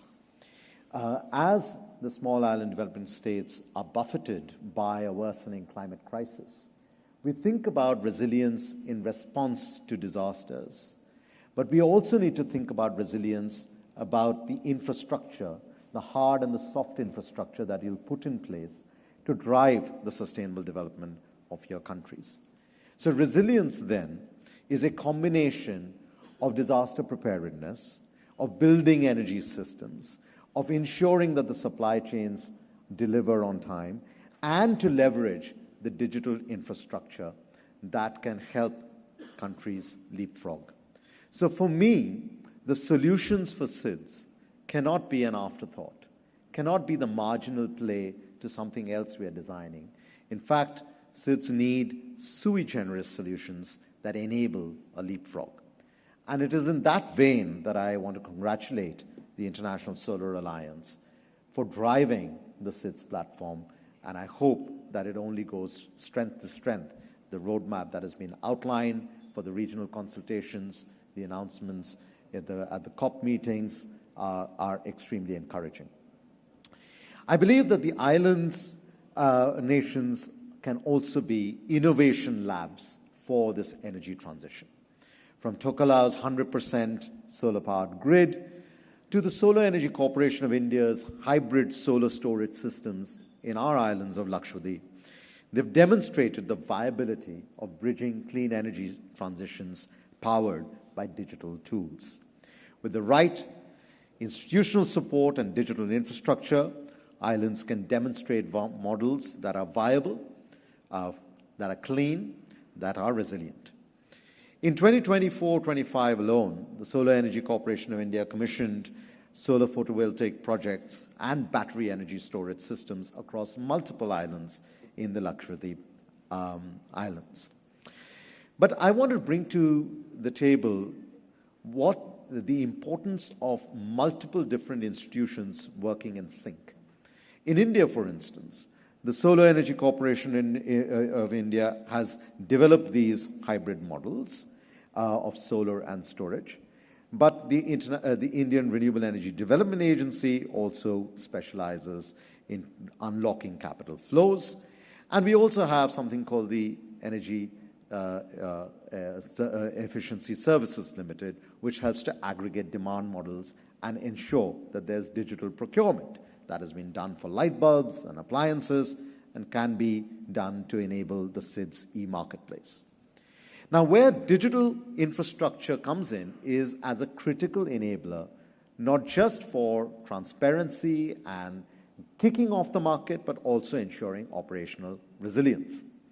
Smart procurement portals and digital tendering can simplify and speed up how we select vendors for island utilities, including in the way that the World Bank representative was talking about scale and scope.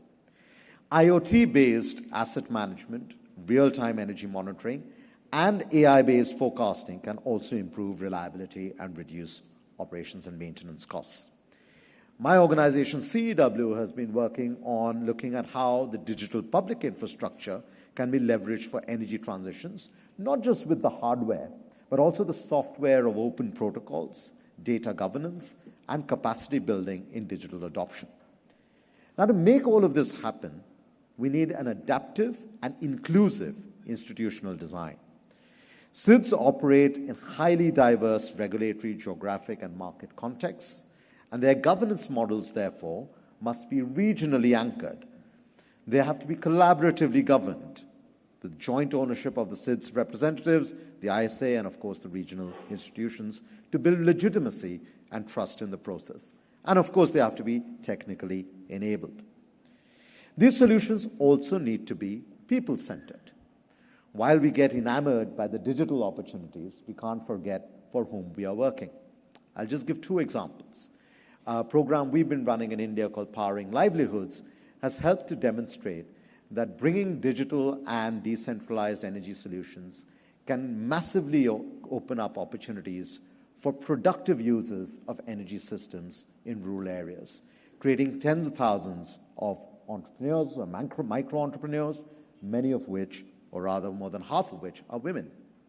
In another program where we've been supporting the state of Uttar Pradesh in northern India, rural women have become the collection agents for electricity bills, but it is all digitally enabled, by which for every bill that they're collecting, their own bank accounts get a portion of the collections, making them part of the energy transition, bringing the energy transition closer to the poor.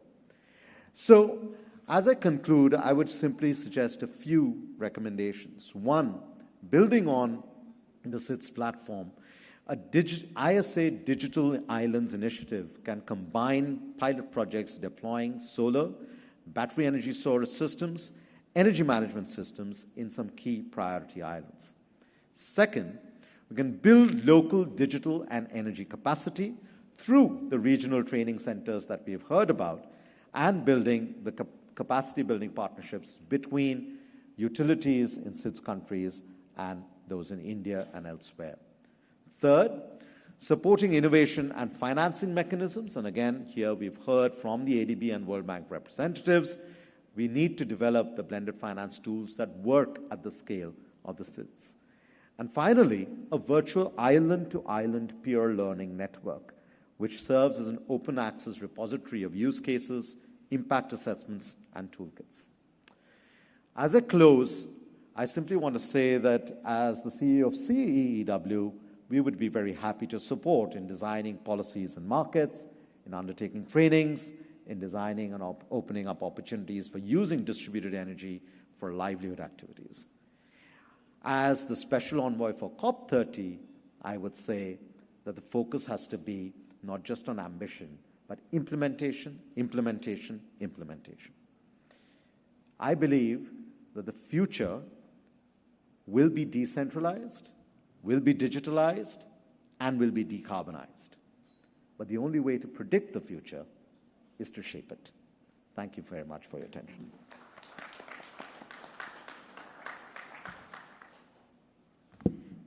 Thank you, sir, for this insightful address. And, you know, as our Director General said in the morning, our ISA's vision is moving from ambition to action, and also for laying out the vision for our SIDS platform. So thank you very much.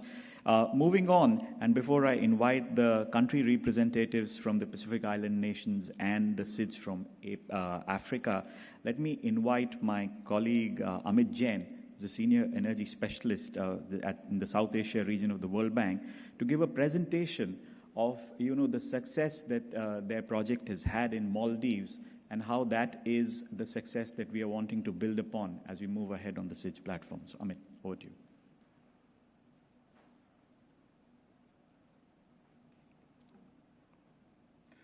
Honorable Minister from Energy, Director General ISA, Your Excellencies, ladies and gentlemen. Before I start, I just want to say when I joined the World Bank 10 years back, I was given 3 pointers, that pointers which matters a lot in World Bank. Number 1, and the most important, who is your boss? Number 2, where do you work? Number 3, what do you work on? Now, in the presence of my ex-boss from ADB and my current boss from World Bank, I have been privileged to work with the best bosses in the world. But we all know, like your parents, you cannot choose your boss. No? They are destined. But I was lucky to choose where I work and what I work on. And last 10 years of my professional life, first with ADB and then with World Bank, I have been working on this beautiful island called Maldives. I have been to this island many, many times. Unfortunately, I cannot take you there, but with the pictures in the background, I'll give you a glimpse what Maldives look like. And my colleague from Maldives is smiling over here. He is privileged to live over there, but SIDS, all SIDS countries across the globe, and I've been to many SIDS countries, give us the heaven, what we have all seen in movies and in dreams. Maldives is what it is. Now, my colleagues, both first Imad and Rahul has mentioned about the challenges and also the success which we had in Maldives so far. But I want to take you to a journey 10 years back, and I have strict instructions from Karan to convert my 10-year journey in Maldives in 10 minutes. So I'm going to try my best. We all know what SIDS countries are going through. 58 SIDS countries with a population of 65 million. 20% of the world's biodiversity is in SIDS countries. Despite having such a low population and such a land area, they are contributing 20% of the biodiversity. Despite contributing to less than 0.0001% of GHG emissions, climate change and natural disasters are contributing to 5 to 8% of their GDP. So, without doing anything, they are getting punished what the whole world is doing to climate change and to the greenhouse gas emissions. And I truly believe that a SIDS emission reduction by 2050 is a call to the whole world to move ahead towards implementation. This is a story for Maldives, but true for every SIDS country. 10% of their GDP is spent on expensive fuels, and we all know the gas prices and the oil prices and the diesel prices are only going to rise after what's happening in Ukraine and after what is happening in the Middle East. Like other SIDS countries, Maldives is one of the lowest lying countries in the whole world, where the average height is between 2.4 meters and 1.5 meters above the level. As I mentioned, by 2015, many islands in Maldives will go underwater, will disappear if action is not taken. Again, without their contribution to the climate change, they are the ones who are going to get most impacted on the whole world. COVID and the Ukraine war has really disturbed tourism across the world, especially impacting Maldives and other SIDS countries. Today, Maldives is getting 2 million tourists every year, and they have come back from COVID. But like SIDS countries, Maldives is mostly reliant on tourism as GDP and as the dollars which are coming to the forex. Now, let's take a quick recap what happened 10 years back. We did a very small project, 1.5 megawatt, about 6 to 7 years back, and we had a very tough time bringing private sector investors in Maldives. 1.5 megawatt bid, 4 investors, and we got 21 US cents. Very expensive project. So we learned the hard way. Despite all the tourist resorts coming up in Maldives as an investment destination, 10 years back, 6 years back, Maldives was a very difficult destination for attracting private sector investment for renewable energy projects, and the facts are right in front of you. Reason? High transition cost and time.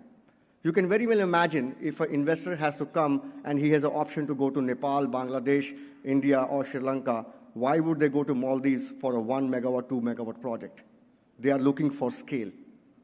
In the last 6-7 years, we have moved that scale from 1 megawatt to 10 megawatt. Every project now that comes in Maldives is upwards of 10 megawatts to at least bring some scale to the investors who are coming over there. The second biggest challenge we faced in Maldives was the risk which investors were taking, especially the off-taker risk. Utilities are weak in any SIDS country like Maldives. They don't have a good track record. Macroeconomic situation after COVID was really bad. It still remains bad for many countries. And third, and very important, foreign exchange risk.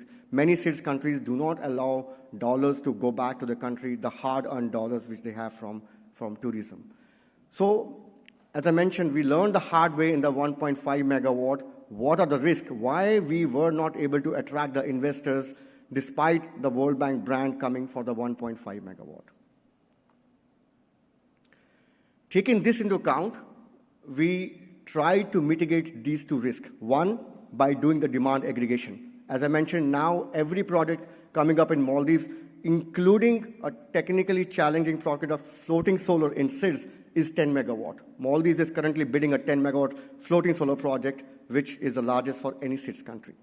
Second and most important, as Imad mentioned, we brought the full force of the World Bank Group to Maldives by offering whatever instruments we had in our pocket.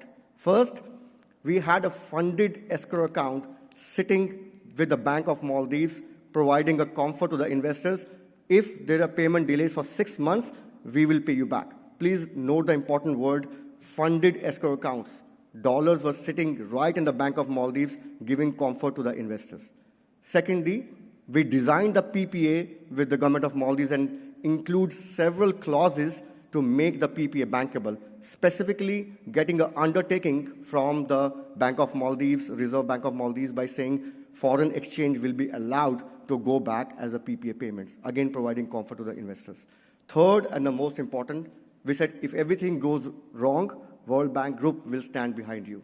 The first project, the 1.5 mega project, had IDA guarantees for termination, and the latest 11 megawatt project is in advanced discussions with MIGA for a foreign exchange risk, providing political risk guarantees. So you can very well imagine 3 clear risk mitigation framework and demand aggregation. It took a lot of work and many years to get the investors back to Maldives for renewable energy projects. Back 5 years back, we conducted joint missions with IFC MIGA with my colleagues over there, and they planted seeds. This is how IFC and MIGA can help the investors to bring up the comfort level and come down investors. And we are very close to sign a MIGA deal. Fast forward 3 stages, 2014 to 2016, when the first $25 million project Aspire came. only 4% renewables, and as I mentioned at the below, 1.5 megawatt, only 4 investors, 21 cents. Fast forward, 2 projects are now 5 megawatt project, totally operation for the last 18 months, 11 megawatt project, and this is in the remotest of the Maldives Islands. When I go to SIDS country, they are very dispersed, and the biggest challenge is they're very small and spread across many islands. 11 megawatt is spread over 7 sites. So you can imagine how small the project are, but we aggregated all these projects and brought together an 11 megawatt tender, which attracted investors. Arise, from $25 million, we moved to $150 million. And ladies and gentlemen, let me tell you one thing. The World Bank contribution in the $150 million was only $12.4 million. We got co-finances like CTF, AIIB, and private sector to make it to $150 million because World Bank cannot do it alone. We had to partner with other development partners and private sector to make it happen. And now, as Rahul mentioned, 35 megawatts are in active tendering stage, 10 megawatts of floating solar and 15 megawatts of solar. 50 megawatt storage already awarded under advanced construction stage, and $40 million contract on grid upgrade also awarded under the advanced construction stage. So this is the second project which we are working in very advanced stages, and we are in initial discussions with the government of Maldives for another project, Ascent, as big as $200 million. The journey started in 2015 by providing a master investment plan with the help of SIF, carried on with Aspire in 2015, with Arise in 2020. If everything goes well, we will deliver another project in next 1 or 2 years. On the right-hand side, you will see the map of Maldives, which have been shown. And if you see the dotted points over here, you can see the projects of the World Bank Group are spread over north, south, and in the middle, all over the Maldives. They are going from the southernmost point in the Indian Ocean, which is Addu. There's nothing before Addu. It's only ocean. And the topmost point, which is very close to India, only a few kilometers away. Phase 1, 1.5 megawatt, very tough project, very few investors. Phase 2, 5 megawatt. If anybody goes to Malé, the moment you land in Malé, right at the airport, you will see a 5 megawatt facility on a big, busy road and beach on both the sides. 2 million tourists who are coming to Maldives every year take one message back. There is a 5 megawatt facility right next to airport, and when they go back, they say Maldives is a sustainable tourism destination, not only a tourist destination. That's the message Maldives government has given to the tourists who are coming over here. Phase 3, record low 9.8 cents for any SIDS country across the globe with the help of the World Bank Group guarantee mechanism, which we have put over there. These are the different sites.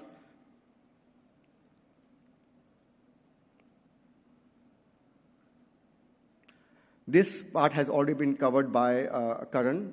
Based on the experience, what we had in Maldives, we replicated in Seychelles. We just delivered a project last month in Seychelles. But in partnership with International Solar Alliance, with Ashish, we are working on a global SIDS platform. Please note what are the offerings, the challenges which are described in my first slide. Biggest challenge, demand aggregation. Second challenge, looking at off-taker risk. And third are the technology risk. All these offerings will be provided by the SIDS platform, looking at global procurement, providing a plug-and-play model to investors. If an investor has to come to any SIDS country, they don't need to worry about land. They don't need to worry about off-taker risk. What they need to worry about is, can they just come and plug and play by providing the support to the global SIDS platform. SIDS-level guarantees. You heard Imad that World Bank Group is now considering providing guarantees to global SIDS. Third and final, technology risk. We know there is no land on Maldives or for that matter in Sri Lanka as well. So innovative solutions like floating solar and canopy structures are being considered for a SIDS platform. Thank you very much.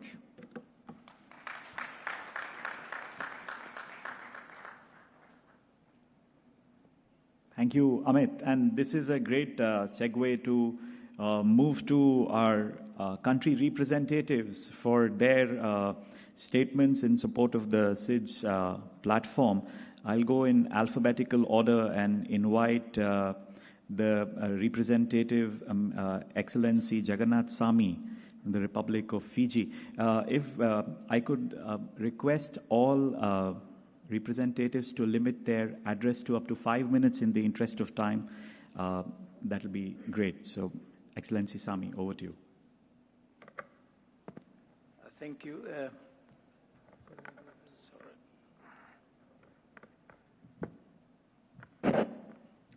Honorable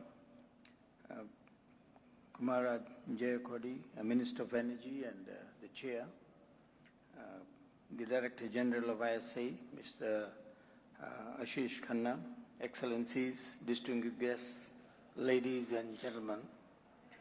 Good afternoon, Ayobawan, Vanakkam, and Bula Vinaka from, and greetings from the Fiji Islands.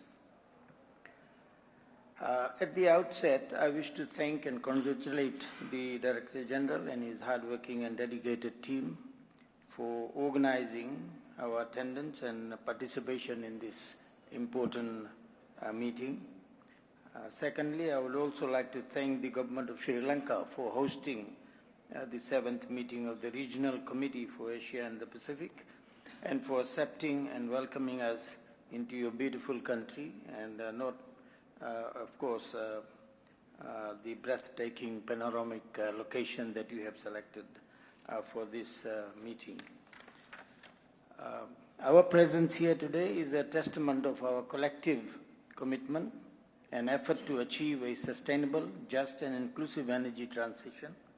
Our countries have set very ambitious targets and pathways to decarbonize our energy sector. However, we cannot achieve it alone.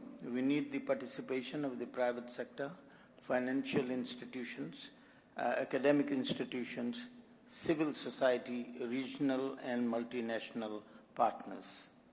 Fiji's energy sector. Fiji consists of over 330 islands. Out of these, around 100 islands are inhabited. It covers a total land area of 18,300 square kilometers. We have only one utility company, Energy Fiji Limited, which currently serves 4 main islands, covering a total power line route of 11,692.62 kilometers. In 2023, a total of 219,853 customers were connected to the grid, which accounts for more than 80% of the total households of Fiji. Our energy supply mix stands at 55% renewable, predominantly through hydropower. We have set very ambitious target to achieve more than 90% renewable by 2030. Our utility company and the government are working together to develop other potential sources of electricity, mostly from solar energy. Currently, it accounts for less than 2% of the total electricity supply mix. Our transition to solar technology comes with its own unique challenges, including our aging grid infrastructure, old control and monitoring systems, and the acquisition of land. Upgrading and modernizing our grid infrastructure and our control systems requires capital-intensive investments. In terms of our off-grid electricity supply, government is embarking on a rural electrification program to electrify our remote and maritime communities. We have assisted more than 15,000 households with the installations of solar home systems, providing 300 watts of basic electricity supply. In the long-term plan, government, together with our bilateral partners, is working towards an integrated plan of upgrading our diesel-based communities and SHS to hybrid systems. Through this arrangement, government will provide a more integrated and holistic cross-sector solutions targeting other sectors including telecommunication, health, education, and so forth. Support from ISA. The support from ISA in achieving our energy transition targets and plans is quite remarkable. Apart from the installation of solar systems on 2 of our health centers in 2023, ISA is continuing to carry out feasibility studies and assessments on the solarization of our outer islands, schools, health centers, floating solar and solar ferry, to name a few. These innovative technologies and initiatives present the robust and advanced research and sound leadership that ISA has embarked on over the years.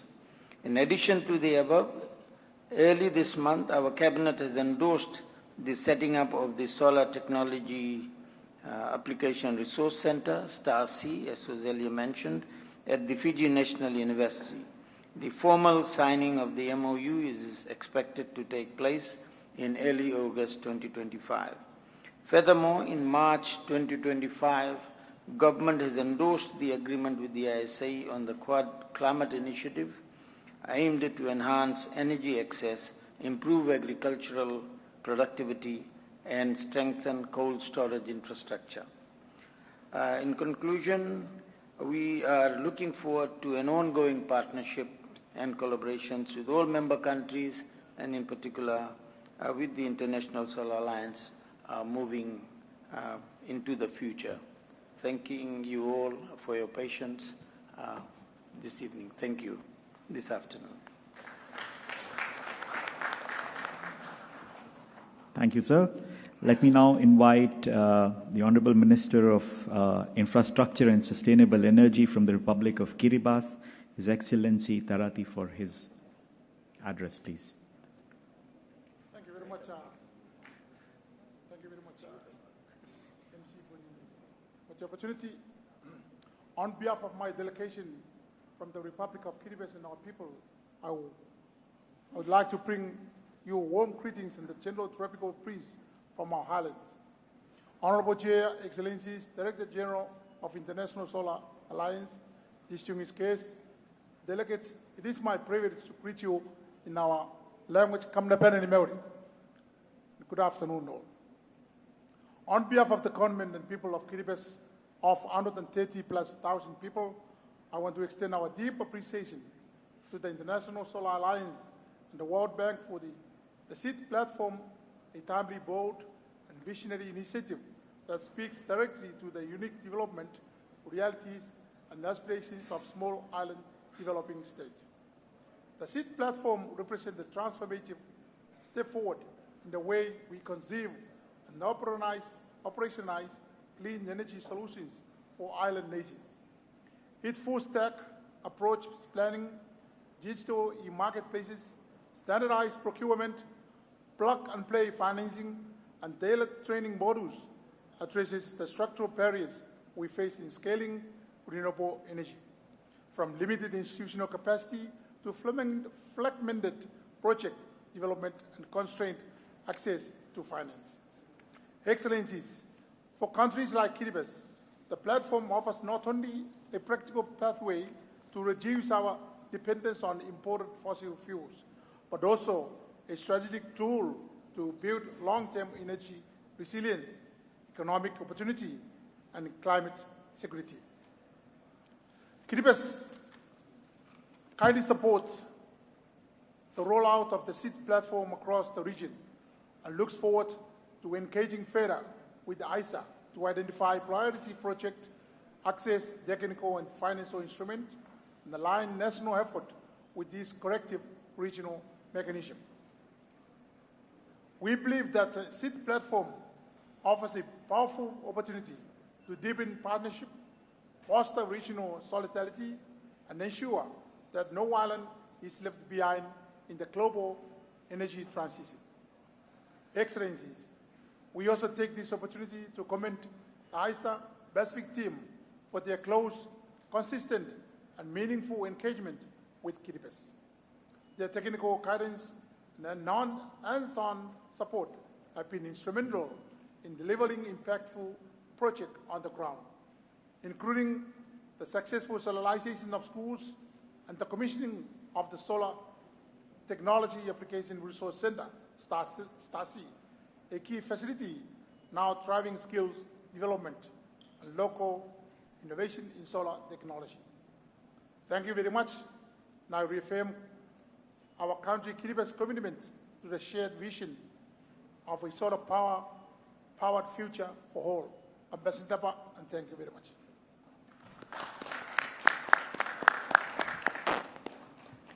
Thank you very much. Let me now invite His Excellency Mr. Mohammed, the Honorable Minister of State for Tourism and Environment from the Republic of Maldives.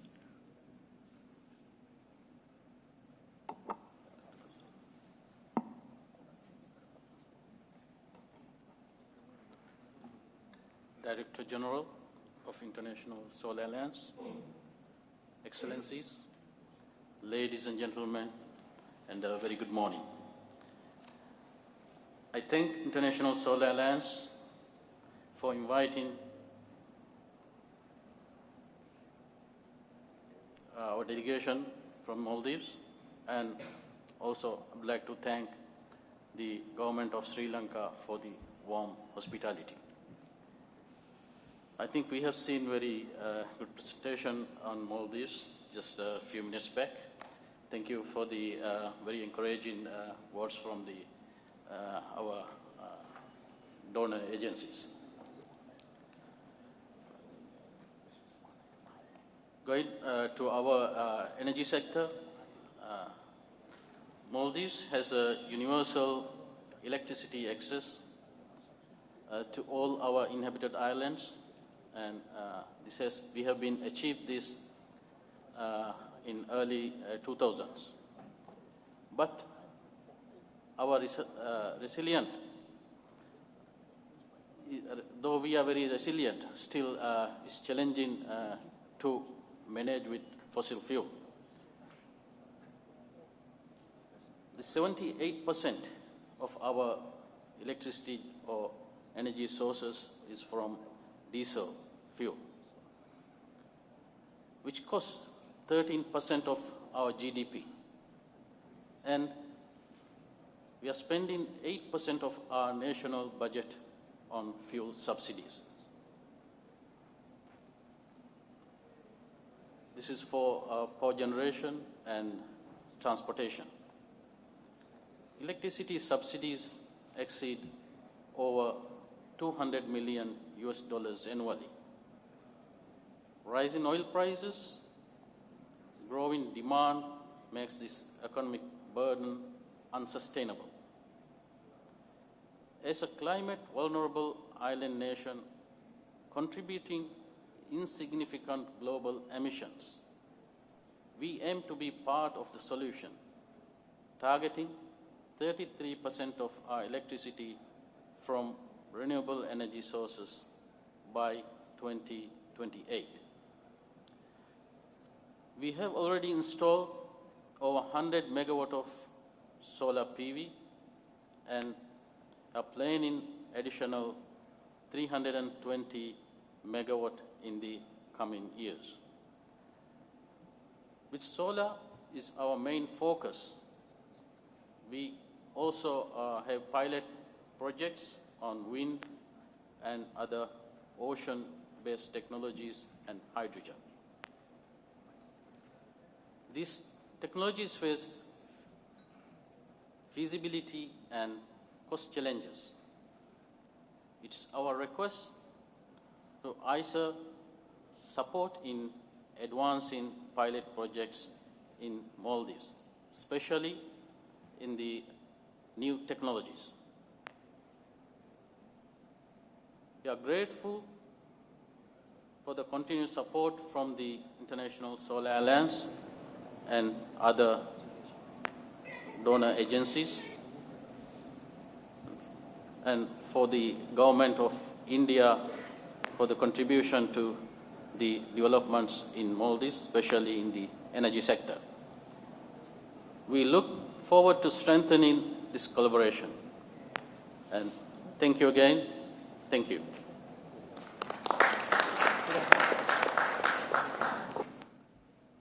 Thank you, Minister. Let me now invite His Excellency, the Minister in Assistance to the President and the Environment from the Republic of Marshall Islands for a statement. Excellencies, Honorable Ministers, esteemed colleagues, Let me begin by expressing my heartfelt thanks to the Excellency Prime Minister of the Socialist Republic of Sri Lanka, Honorable Minister of Energy, and Vice Chair for the warm hospitality extended to my delegations. It is a privilege to be welcome in your beautiful country. I also extend sincere appreciation to Director General of the International Solar Alliance for convening this vital meeting and for the invitation extended to the Marshall Islands.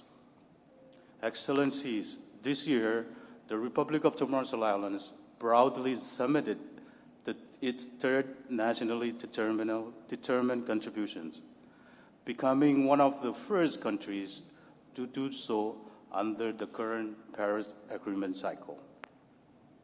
Our NDC set a bold target to reduce greenhouse gas emission by at least 58% below 2010 levels by 2035.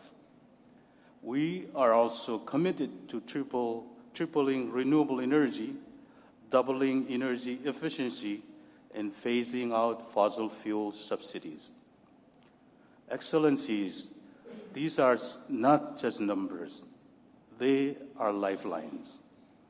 For nations that emit less than 0.005% of global emissions, our leadership is driven by necessity and conviction. Excellencies, climate change is not a distant threat. It is our daily reality. But we do not wait for change, Excellencies. We create it. Excellencies, by next year, 20% of our national energy demand will be met by clean energy from the sun. Solar systems will be integrated into our main electrical grid.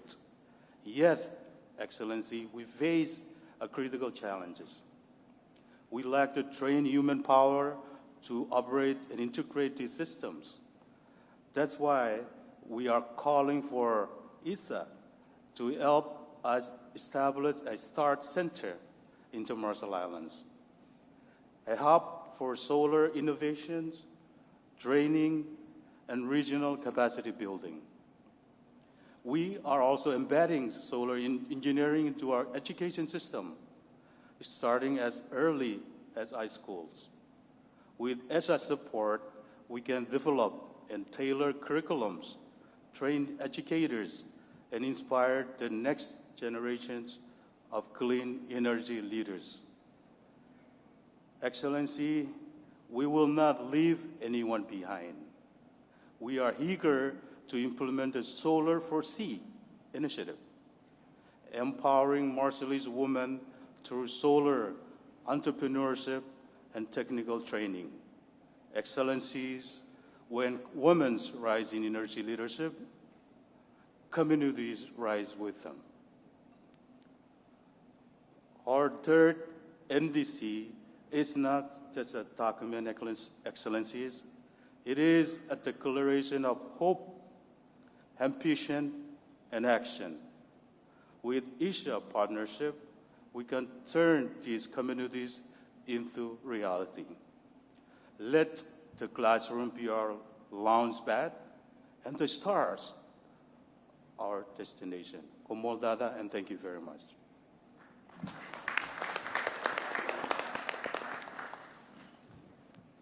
Thank you, sir. Let me now invite His Excellency Patrick Asirwaden, the Honorable Minister of Energy and Public Utilities from the Republic of Mauritius.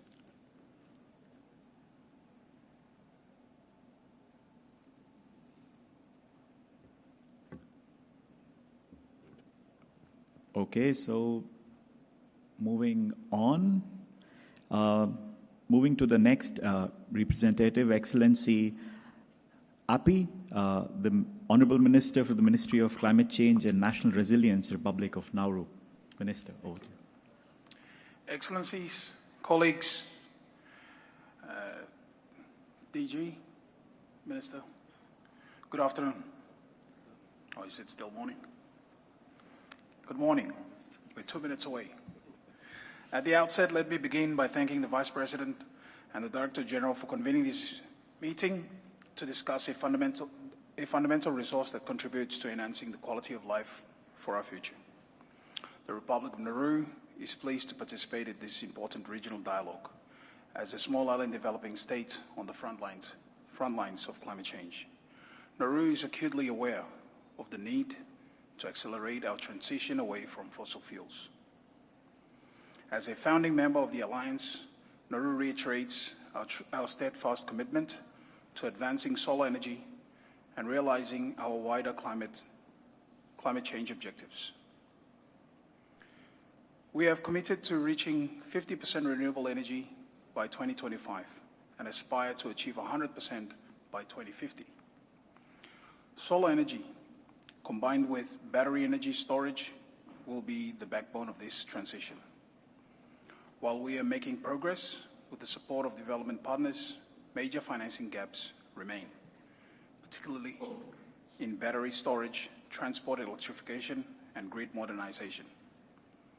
Through the country partnership framework with ISA, we look forward to receiving technical assistance in solar planning and deployment, building local capacity through targeted training and fellowships, and collaborating on the development of bankable proposals to attract concessional and blended finance. We also express our interest in the proposed SIDS platform, which could reduce procurement costs and streamline access to solar technologies in line with national policies. Finally, we encourage the ISA to prioritize transparency and responsiveness in its engagement with member countries, especially in following up on technical assistance and tender processes. Chair, we reaffirm Nauru's commitment and strong support for the ISA and its work in catalyzing a solar-powered future for all. We welcome the ISA's effort and urge all member countries to deepen their collaboration, presenting innovative solutions that are aligned with regional needs. Thank you.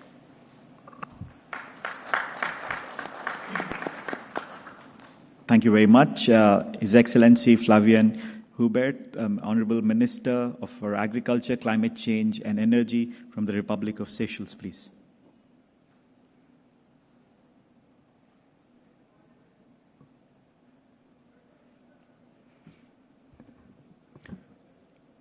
Okay, moving on to Excellency Derek Rockcliffe from the Minister of Mines, Energy and Rural Electrification from the Solomon Islands.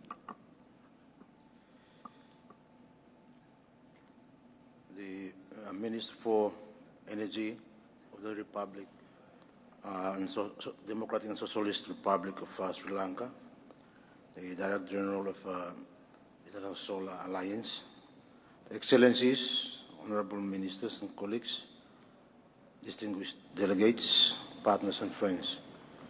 On behalf of the government and the people of Solomon Islands, I bring warm greetings and heartfelt appreciation for your enduring commitment to climate action and sustainable energy transformation.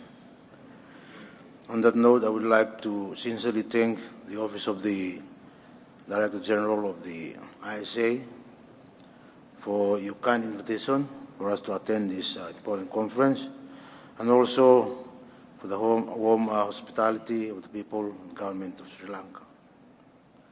This gathering reinforces our shared resolve to build a resilient and inclusive future in energy, renewable energy. The global energy transition is a vital enabler of sustainable development. However, its implementation must reflect the unique geographical, environmental, and economic realities of our different regions. For small island developing states, this transition presents not only opportunities, but also complex challenges that require tailored, context-specific solutions and not a one-size-fits-all approach. Our dependence on imported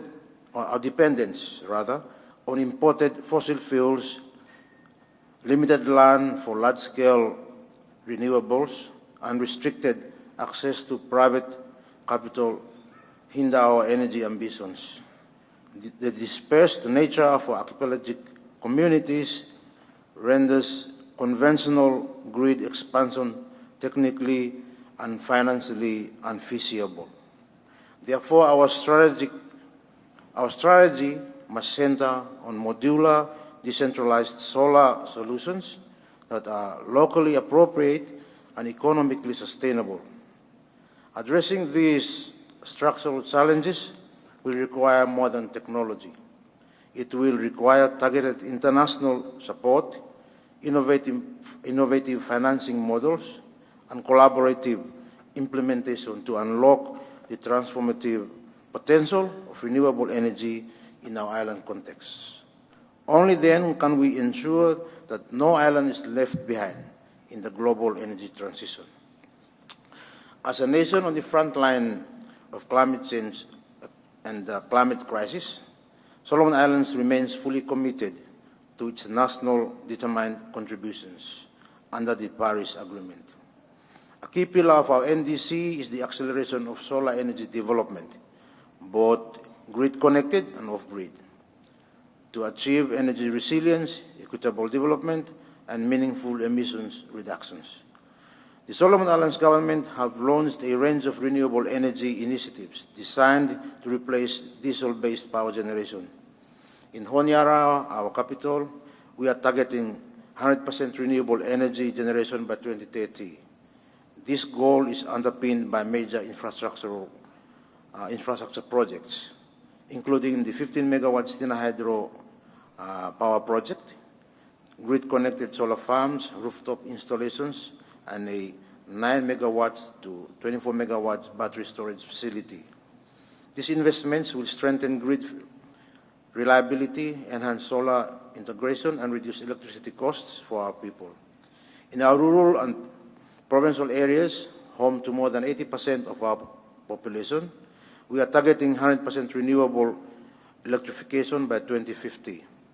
Donor-supported solar hybrid mini-grids are being deployed across provincial centers, bringing clean, reliable power to historically undeserved communities. To incentivize greater solar adoption, we have removed restrictive tariff structures, such as the demand charges for grid-connected systems. We are introducing net metering and feed-in tariffs to empower citizens to invest in rooftop solar. Supporting this transition are key reforms, including the creation of a national grid code, an independent electricity regulator, and a public-private partnership unit to attract investment in clean energy. However, national efforts alone are not enough. SEEDS must act in solidarity. We therefore propose the establishment of a SEEDS Solar Energy Development Envoys or champions, empowered by representatives from island nations who can collaborate with International Solar Alliance, ISA, and its regional office to advance solar development across regions. These champions would serve as catalysts for joint advocacy, peer learning, and coordinated engagement with development partners. On behalf of Solomon Islands government, I reaffirm our strong support for the SEEDS platform, a vital and a timely initiative to promote sustainable energy development across island nations. And on that note, I would like to highly commend ISA and other development partners and financial institutions for your leadership in this noble endeavor. We further reiterate the call for the creation of a dedicated coordination and financing mechanism for solar projects in the Pacific and other island regions. A strategic milestone would be the establishment of a regional ISA office in the Pacific, co-designed with development partners to align investment with community-driven priorities and ensure predictable long-term financing to solar infrastructure in rural and remote areas. Solomon Islands stands ready to collaborate with you all in making solar energy a cornerstone for our region's climate and development agenda. Let us lead by example, not only through our vulnerability, but through our collective innovative resilience and determination. Solomon Islands is hosting the Pacific Islands Forum in September of this year, and on behalf of the chairman of the Pacific Island Forum meeting for 2025 and the government of the people of Solomon Islands, I wish to extend our warm invitation to the ISA, the International Solar Alliance, to Solomon Islands for that important meeting, particularly the post-forum dialogue which will happen during the meeting. It will be a great opportunity for ISA to explore synergies with Pacific Island countries and to further strengthen our bond as partners in this venture. Together, we can power our future when no island is left behind. Thank you very much. Thank you very much, sir. And before we move to the signing of the pledge for the SIDS platform, the Honorable Minister from Vanuatu, who has already signed the pledge but could not be here because of other engagements, I would like to quickly invite the representative of Vanuatu to deliver the message on behalf of the Minister.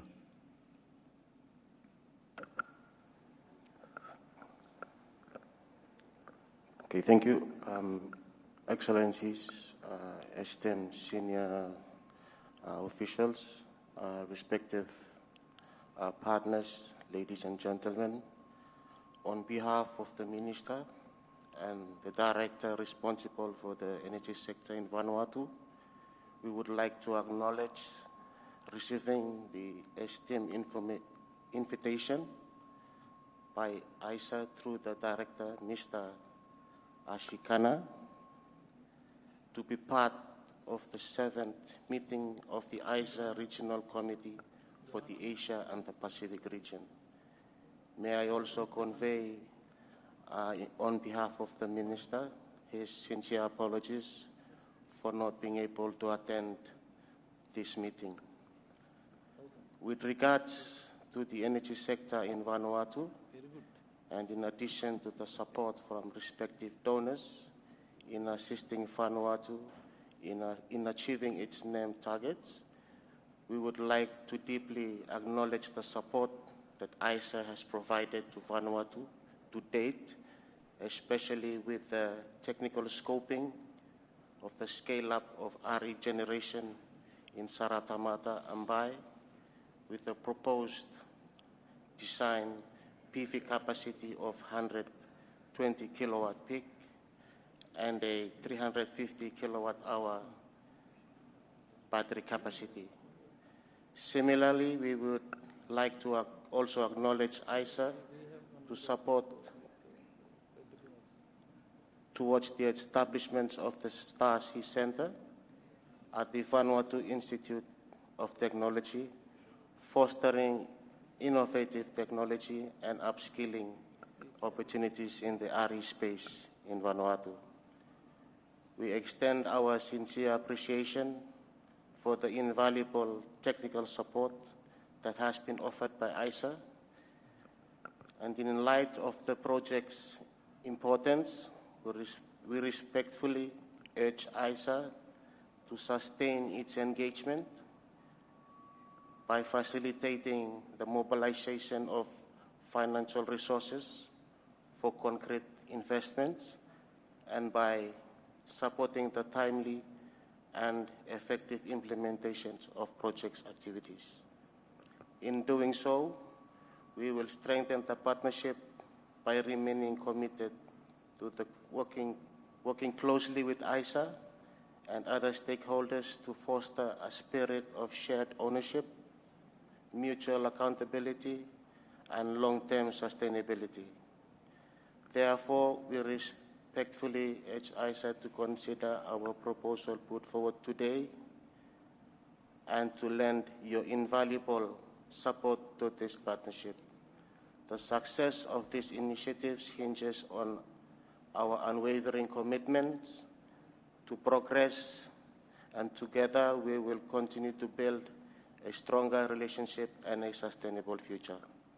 Thank you, Thomas. Thank you. Thank you very much. And thank you for everyone for providing the support. As we come to the close of this session, I would like to invite the honorable ministers in alphabetical order to come join us and sign the pledge on the table on my left. And then after the signing, stay put behind for a group photograph at the end. So the representative from the Republic of Fiji.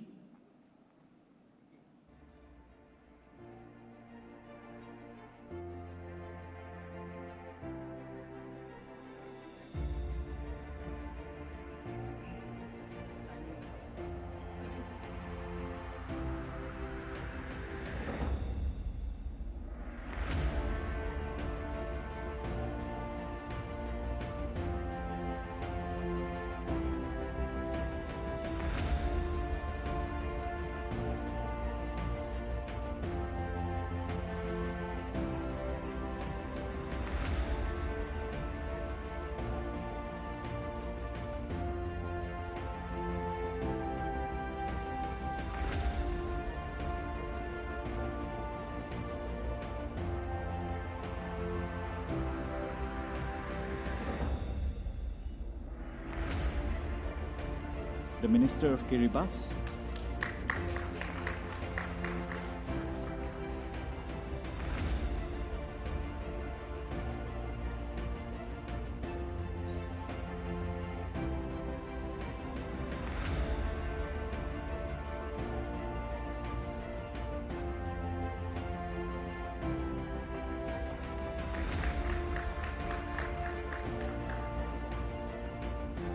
Minister from the Republic of Maldives.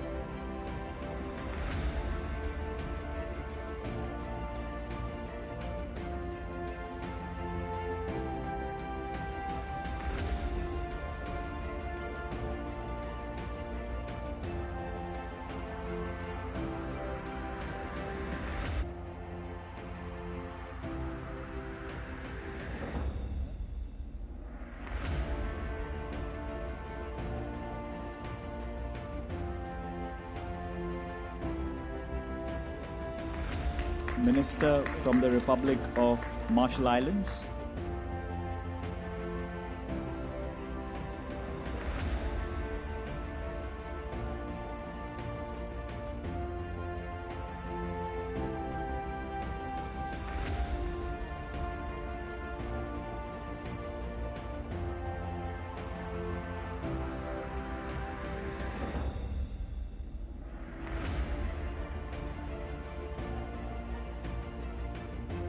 Minister from the Republic of Nauru.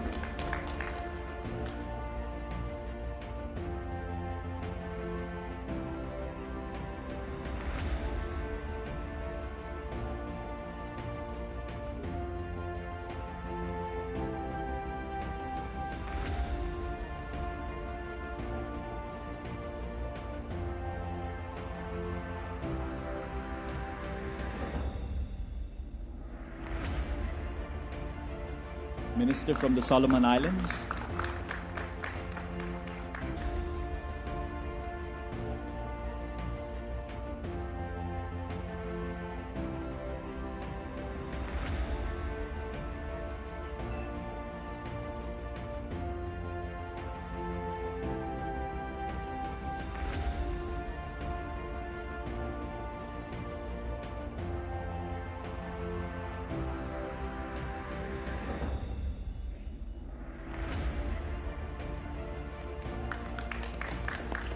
Mr. Georg Sargsyan, who's the country manager for Sri Lanka, who's signing the pledge today on behalf of the World Bank Group. Sir.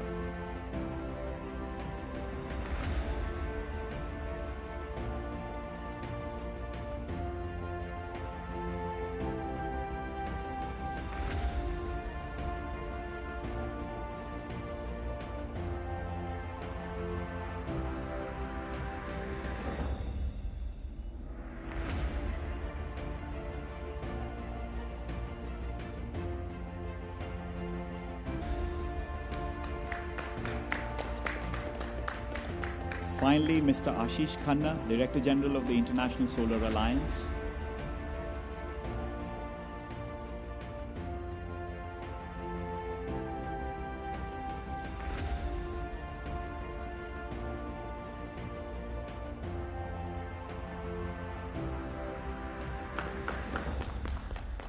And let me also invite the Honorable Minister from Sri Lanka, the Chair of the RCM, to join us for a group photograph.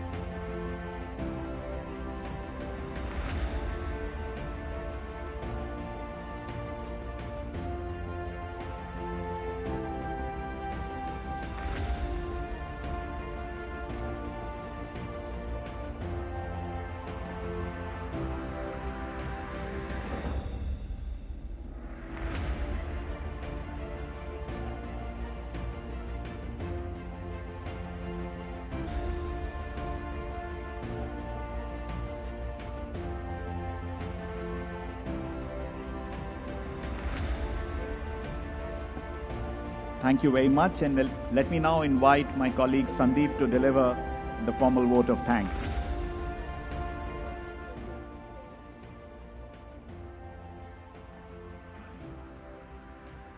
Sandeep.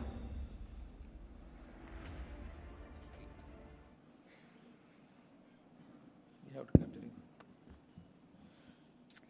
Chair, Excellencies, distinguished ministers, heads of delegations, DG, and esteemed colleagues. As we bring this pivotal session to a close, we mark a truly historic milestone, the signing of the support letter pledging support for the Small Island Developing States Platform.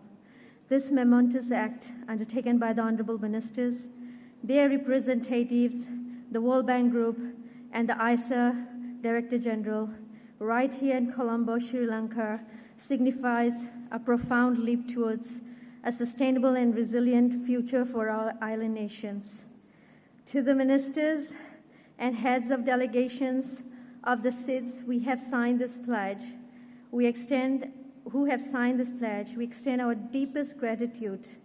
Your unwavering commitment to the SIDS platform is a testament to your foresight, leadership, and dedication to the well-being of both people and the planet. By supporting this initiative, you have not only affirmed your belief in the transformative potential of solar energy, but also reinforced the spirit of solidarity needed to address the unique challenges faced by SIDS.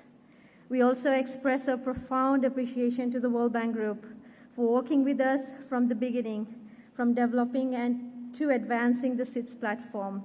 We look forward to our continued collaboration, innovation, and dedication. With the strong support demonstrated today, we are confident in our journey towards a brighter solar-powered future.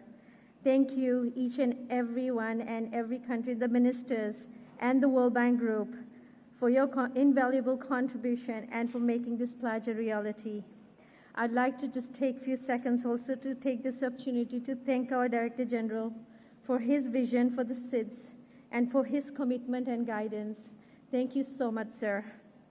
Also, the team at World Bank that we have been working with, Amit and Vivan, and our team at ISA, Rohan, Shelvin, Rajeshni, and Karan, and everyone at ISA who has been part of this SIDS platform journey so far. Thank you, and Vinaka Vakalevu.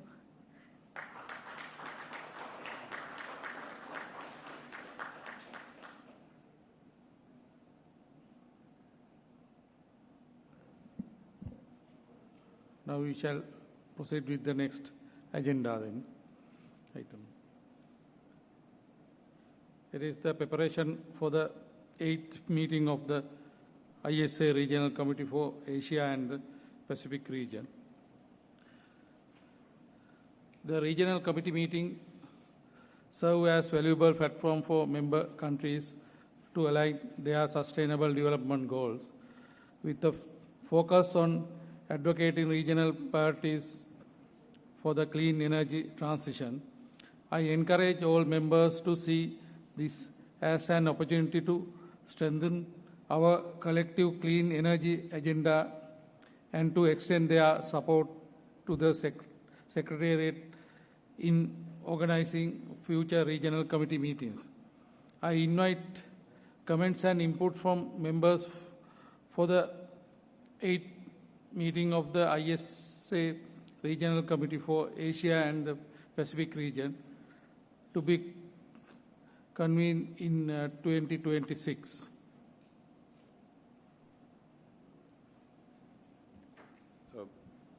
Thank you, Chair. The 8th meeting of the ISA Regional Committee for the Asia and Pacific region under the Vice Presidency of Australia, we will let the entire set of NFPs know the location and the month of it when we finish the final regional committee meeting in Ghana by September. So please bear with us, and the schedule and the time for 2026 8th regional committee meeting in consultation with Australia as a Vice President would be made aware to everyone by September. Thank you very much.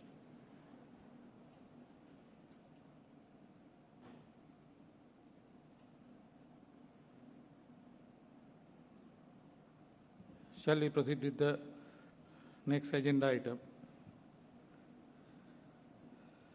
Next on the agenda are the intervention by the member countries. I would now like to invite the members of this committee to deliver their country statement specific to the solar energy sector and the activities of the International Solar Alliance.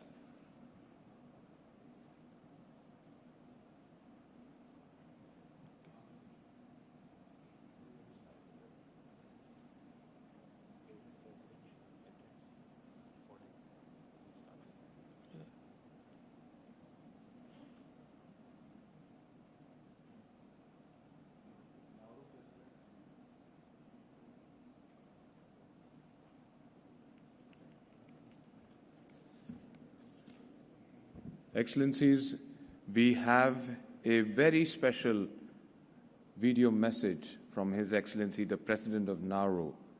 He is joined with us here through his special video message. I request the IT team if you can please play that for this segment.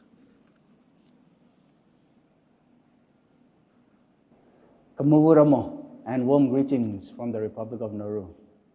As a proud member of the International Solar Alliance, Nauru reaffirms our unwavering commitment to advancing solar energy and achieving our broader climate goals. For us, solar is more than a technology. It is a lifeline to energy security, economic opportunity, and climate resilience. This upcoming regional committee meeting in Colombo is an essential moment to strengthen our collective resolve. It is only through multilateralism that we can ensure clean, affordable, and sustainable energy reaches every community, no matter how remote. Nauru welcomes the ISA's efforts to catalyze finance, build institutions, and accelerate innovation. As we prepare for the meeting in Colombo, I urge all member countries to deepen their collaboration and bring bold, regionally aligned solutions to the table. Matubai.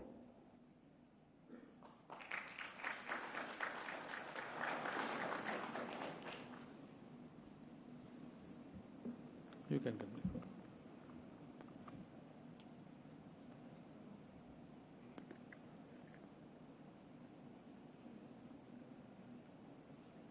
I'm from Bangladesh, Secretary, Local Government Division. Honorable Chair, respected Director General of ISA, distinguished delegates, Excellencies, ladies and gentlemen. It is an opportunity and pleasure to participate in this strategic dialogue on advancing regional interconnection in South Asia as well as the Pacific region. Let me allow to express my sincere appreciation to Democratic Socialist Republic of Sri Lanka and the ISA for arranging such an grand occasions and sessions. The energy landscape of Bangladesh is undergoing a profound transformation by present government, driven by growing demand, climate imperatives, and the urgent need to diversify our energy sector.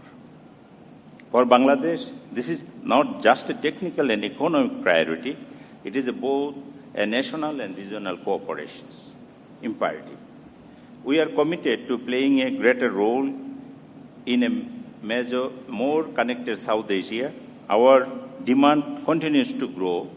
We are actively developing domestic renewable energy potential and preparing to engage more deeply in cross-border renewable energy trade in this region.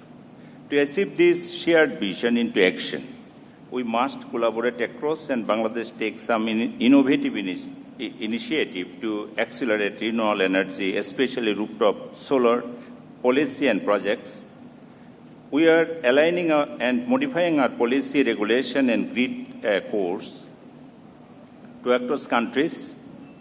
Government of Bangladesh wants to increase solar energy from 5 to 6% to 10% by end of December 2025. And we are going to producing 3,500 megawatt solar energy in Bangladesh. Government of Bangladesh made a comprehensive and integrated plan for vehemently increasing the capacity of solar energy by 2030 and 2040, respectively 40 and 50%. Scaling up national infrastructure for the solar energy, rooftop and other sectors, strengthening institutional and operational coordinations, ensuring grid security, using digital integration like rooftop apps is very important to measuring and other aspects of the solar system in Bangladesh. In this regard, Bangladesh is expecting more collaboration and cooperation from development partners and member countries also. Finally, we reaffirm our strong commitment to working together to realize the vision of a clean, resilient, and interconnected globe. Thank you very much from the Bangladesh side. Okay, thank you.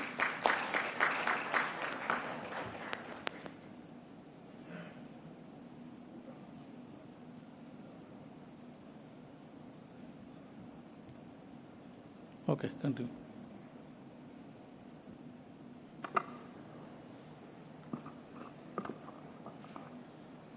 Thank you, Chair. Excellency, the Honourable Minister for Energy, Socialist Republic of Sri Lanka, I express my sincere gratitude for the opportunity to deliver a brief intervention. Your Excellency, the Minister for Energy, and also the Excellency Director General from the International Solar Alliance, heads of the delegation from Asia and Pacific region, distinguished delegates, ladies and gentlemen, I bring a warm greetings from Bhutan. On behalf of my government, the Royal Government of Bhutan, I would like to express our gratitude to the ISA and the Socialist Republic of Sri Lanka for the invitation and hosting this very important 7th RCM. I express our happiness for being a part of the ISA, which is a colossal joint solar initiative spearheaded by India and France, and commend ISA for taking the lead on the important initiative guided by towards 1,000 strategy for global cause. We express our gratitude to the ISA for selecting and supporting Bhutan in successfully setting up the STARSI at the College of Science and Technology. In addition, we also express our sincere gratitude to ISA for generous support in piloting our demonstration projects in setting up 2 units of solar power cold storage systems in Bhutan that has not only benefited the local communities, but also promoted sustainable agricultural practices through the use of renewable energy solutions. In the recent year, Bhutan has made a significant strides in harnessing renewable energy, particularly hydropower. However, recognizing the critical need to diversify our energy portfolio to ensure energy security while creating a more resilient and sustainable energy systems, Bhutan has the national target to develop solar energy capacity 5,000 megawatt by 2040, besides the wind and emerging technologies like green hydrogen.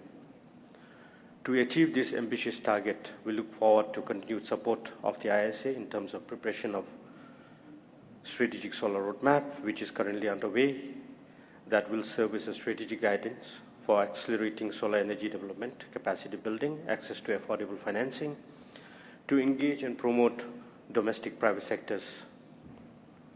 We commend and welcome the pragmatic strategic vision as set out by His Excellency the Director General ISA this morning. Bhutan stands committed to embed these newfound strategic vision as an integral part of our national solar aspiration. And as enumerated in the progress report presented by the ISA, Bhutan has moved relentlessly and demonstrated a moving from ambition to action transforming communities, people through joint activities currently being identified in the country partnership strategy. We look forward to deepening and further strengthening our engagement and elevating the partnership to realize a shared vision, not just for the ISA, but also for all member countries. We reaffirm Bhutan's steadfast commitment to the principles and goals of the ISA, wherein together we will illuminate the path to a brighter, greener, resilient, and more sustainable future. Tashidele, and thank you.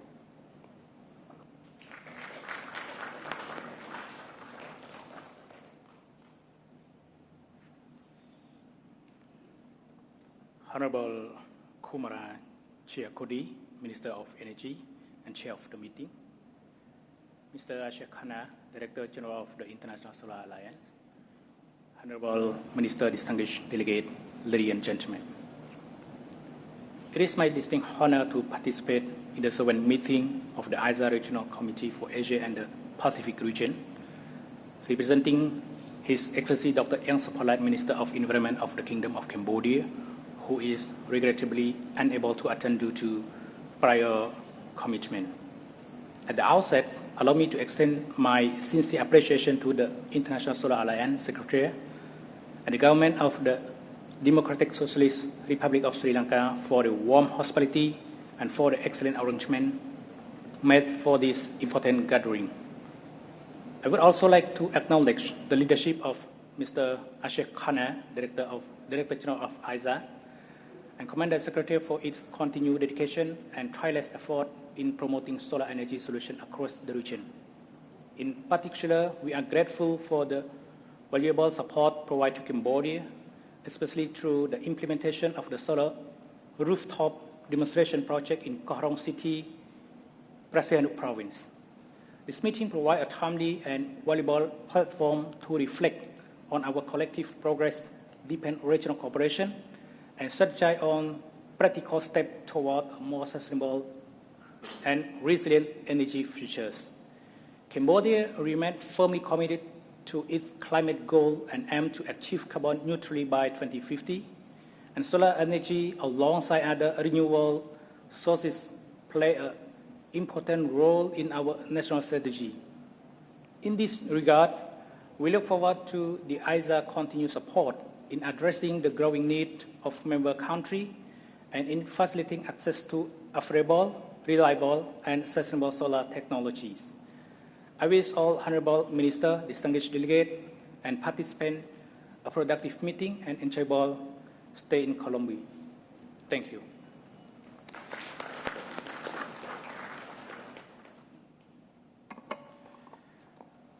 Minister Jiakodi, thank you for your warm hospitality. Director General Khanna, Ayubowan. Mata hundak santosai me Sri Lanka wat avilla Australia ve venuing kata karan. Mama ipudune Australia ve habai mage itihasya Sri Lanka ve. Iting make hundak santosai mata me Lanka wat avilla me hema barakaran. I hope my Sinhalese has not deteriorated too much in the last 40 years. Since I was growing up in Sri Lanka. So it is a great pleasure for Australia to hear your very coherent and very well articulated strategy around creating a catalytic finance hub for using the ISA. Number 2, to drive capacity building needed to deploy solar, especially rooftop and distributed solar in the world. your consideration of making the ISA a technology, synchronizer to really deploy R&D. And finally, the importance you gave to regional cooperation, which really is where climate action will develop. My team has given me pages of notes, but I will actually address the ones that relate to that strategy, because Australia is in a phase of really understanding how we best engage with the ISA. So what I would like to do, sir, is to describe the bilateral and regional activity we are already undertaking under those headings, and then to extend the invitation to work with you and the High Commissioner and our Minister to plan out how we might make those two parts fit together. If I can begin with our renewable energy partnership that our two Prime Ministers launched with India, between Australia and India, in November last year. That renewable partnership goes very deeply into the capacity building aspect. Specifically, we have started a rooftop solar training academy in the state of Gujarat in India, which will train over 2,000 women and younger people as solar technicians and solar helpers. That will be based on a curriculum that is harmonized and calibrated to Australian standards and global standards. So what we are trying to do with that work is, over the first phase of 2 years, to build coherence between the workforces in Australia and India so that they can be a pool of talent which we can draw on in Australia, but also to give mobility to Indian students, as well as to bring the best of Australian talent and understanding in rooftop solar to India. We are the largest deployer of rooftop solar per capita in the world, and so we have developed a lot of technology around digital enabling infrastructure, energy storage and other solutions, which I think can be useful in India, but also around the world. So capacity building, we're very much aligned in your thinking. In terms of finance, I will go into this more in the next session, but Australia is increasing our finance from $2 to $3 billion for the year between 24 and 2025. We are doing extensive work across the Pacific, and we would really love to work with you, Director General, to understand how that can be best deployed and best amplified, because Australia does not want to be alone in the way that we are deploying that finance. We want it to be a magnet for broader participation. On the aspect of technology, this one is very close to my heart. I want to describe the technology commercialization challenge we're developing with India, which is based around connecting not just researcher to researcher partnership between the two countries, but connecting Australia's research leadership in discrete areas, including rooftop solar, solar cell PV, and hydrogen and batteries and other discrete areas, with Indian industry. So we have, for the past year, been surveying the largest manufacturers of renewable products in India, all of the familiar names, Reliance, Tata Power and others. And we've been asking them what are their R&D priorities, and we have now gone out to expressions of interest in Australia and received an overwhelming response. The Australian government will be trying to connect those Indian manufacturers with Australian technology leadership. I wonder if that's a similar model that may be of interest to the ISA. I'll leave my comments at that, but just to say thank you, Minister, thank you, the Government of Sri Lanka, for your warm hospitality. It is a great and personal pleasure for me to be here. Thank you.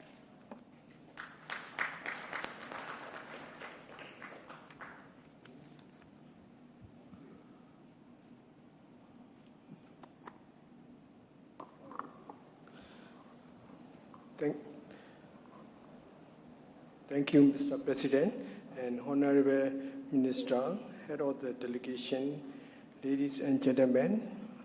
It's very good afternoon, Minglaba. I am Wim Yin from Managing Director, Ministry of Electric Power from Myanmar. May may I deliver some information regarding the solar sector in our country. As we all know, the energy security is obviously a priority for all of us. Thus, we need to use limited energy resources responsibly and related to treat of climate change. Currently, Myanmar power system is composed by 44% of hydropower, 51% of natural gas, and 3% come from solar power. In order to achieve national electrification efficiently and environmentally and friendly, the share of solar power and other renewable energy in the generation mix will increase gradually without affecting the system stability. Most of the villages are a little far from the national power grid, so we have constructed the mini grid by solar farm and standalone solar household to access the power for UA people. At present, 240 megawatt solar power plant and over 800 megawatt are under construction.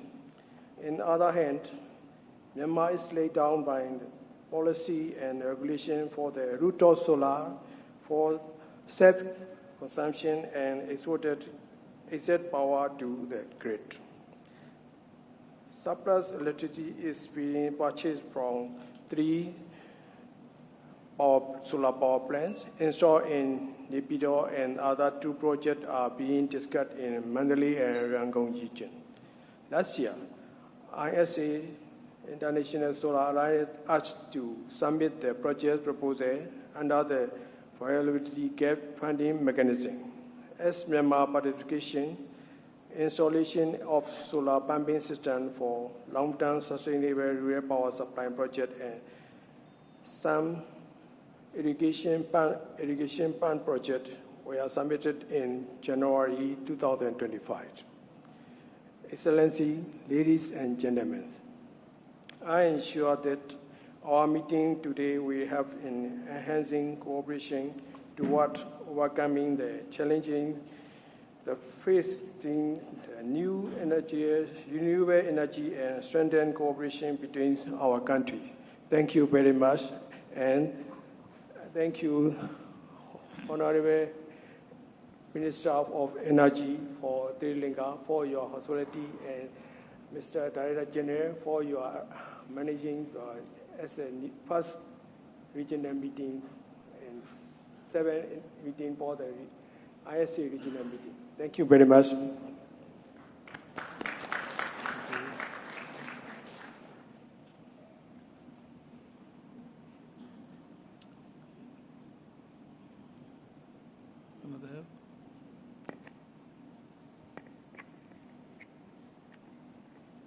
Honorable Minister of Energy and Power and Director General, Excellencies, distinguished delegates, colleagues, and friends. I'm speaking on behalf of the UNDP Administrator Han Yeon-shu, who could not come here. I'm representing UNDP country office based in Colombo. Therefore, I'd like to thank ISA and also the government of Sri Lanka for inviting me, but also let me join the Sri Lankan government in warmly welcoming you all to this beautiful island nation where I had the privilege of serving. Our partnership with the ISA goes back to the establishment of the Secretariat through our support to the financial and operational SOPs and so forth. So we're very happy to continue to be engaged as a critical partnership member of this alliance. A lot has been said, and we all know the clean energy transition is no longer a distant aspiration. It is a defining feature of today's development agenda. Here at UNDP, we believe that while technology is advancing very fast, the true test lies in making this transition equitable, inclusive, and just for the marginalized communities, the people-centered transition. That's what we are very much focused on. Here in Sri Lanka, we have been working with the government in introducing affordable, renewable, particularly solar solutions to the marginalized rural farming communities to lift them out of the poverty cycle. In noting the importance of private financing in realizing the ambitious targets, we are supporting the government on the first and one of its kind integrated national financing framework focusing on equitable and inclusive financial renewable energy transition. This is envisioned to identify financing gaps, but also identify innovative solutions, financing solutions, to direct both private and public financing to catalytic areas of investments while ensuring required policy and institutional strengthening.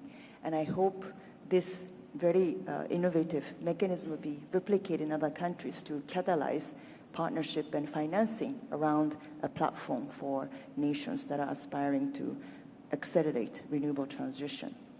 So we're not only decarbonizing systems, we are reimagining development pathways.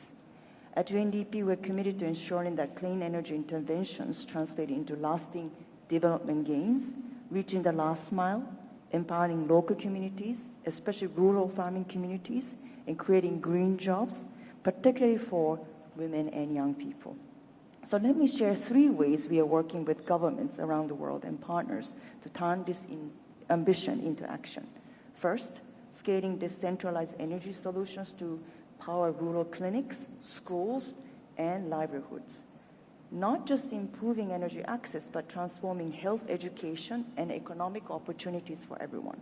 Second, strengthening national policy frameworks that align NDC targets with energy planning, unlocking investment, enhancing governance, and anchoring long-term resilience. And third, mobilizing innovative financing. A lot has been said about blending public-private capital to de-risk investments and build pipelines for bankable projects in least developed and vulnerable nations. Together with partners like the International Solar Alliance, the Green Climate Fund, and the regional development banks, we are advancing an energy future that is not only clean, but fair, resilient, and locally owned. Because in this decisive decade, clean energy is not just about gigawatts, it's about dignity, inclusion, and fair opportunity for everyone.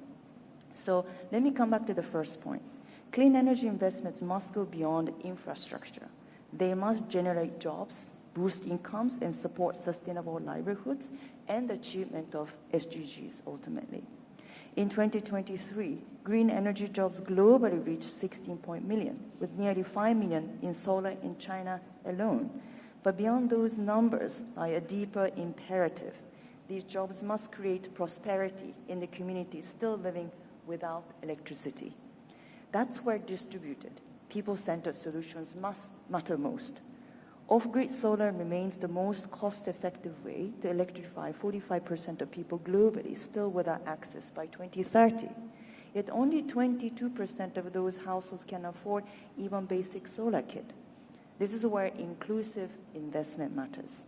In Afghanistan, one of the world's most energy insecure countries, UNDP supported clean solar access for 3.6 million people. We powered nearly 5,700 institutions, including over 700 schools and health centers.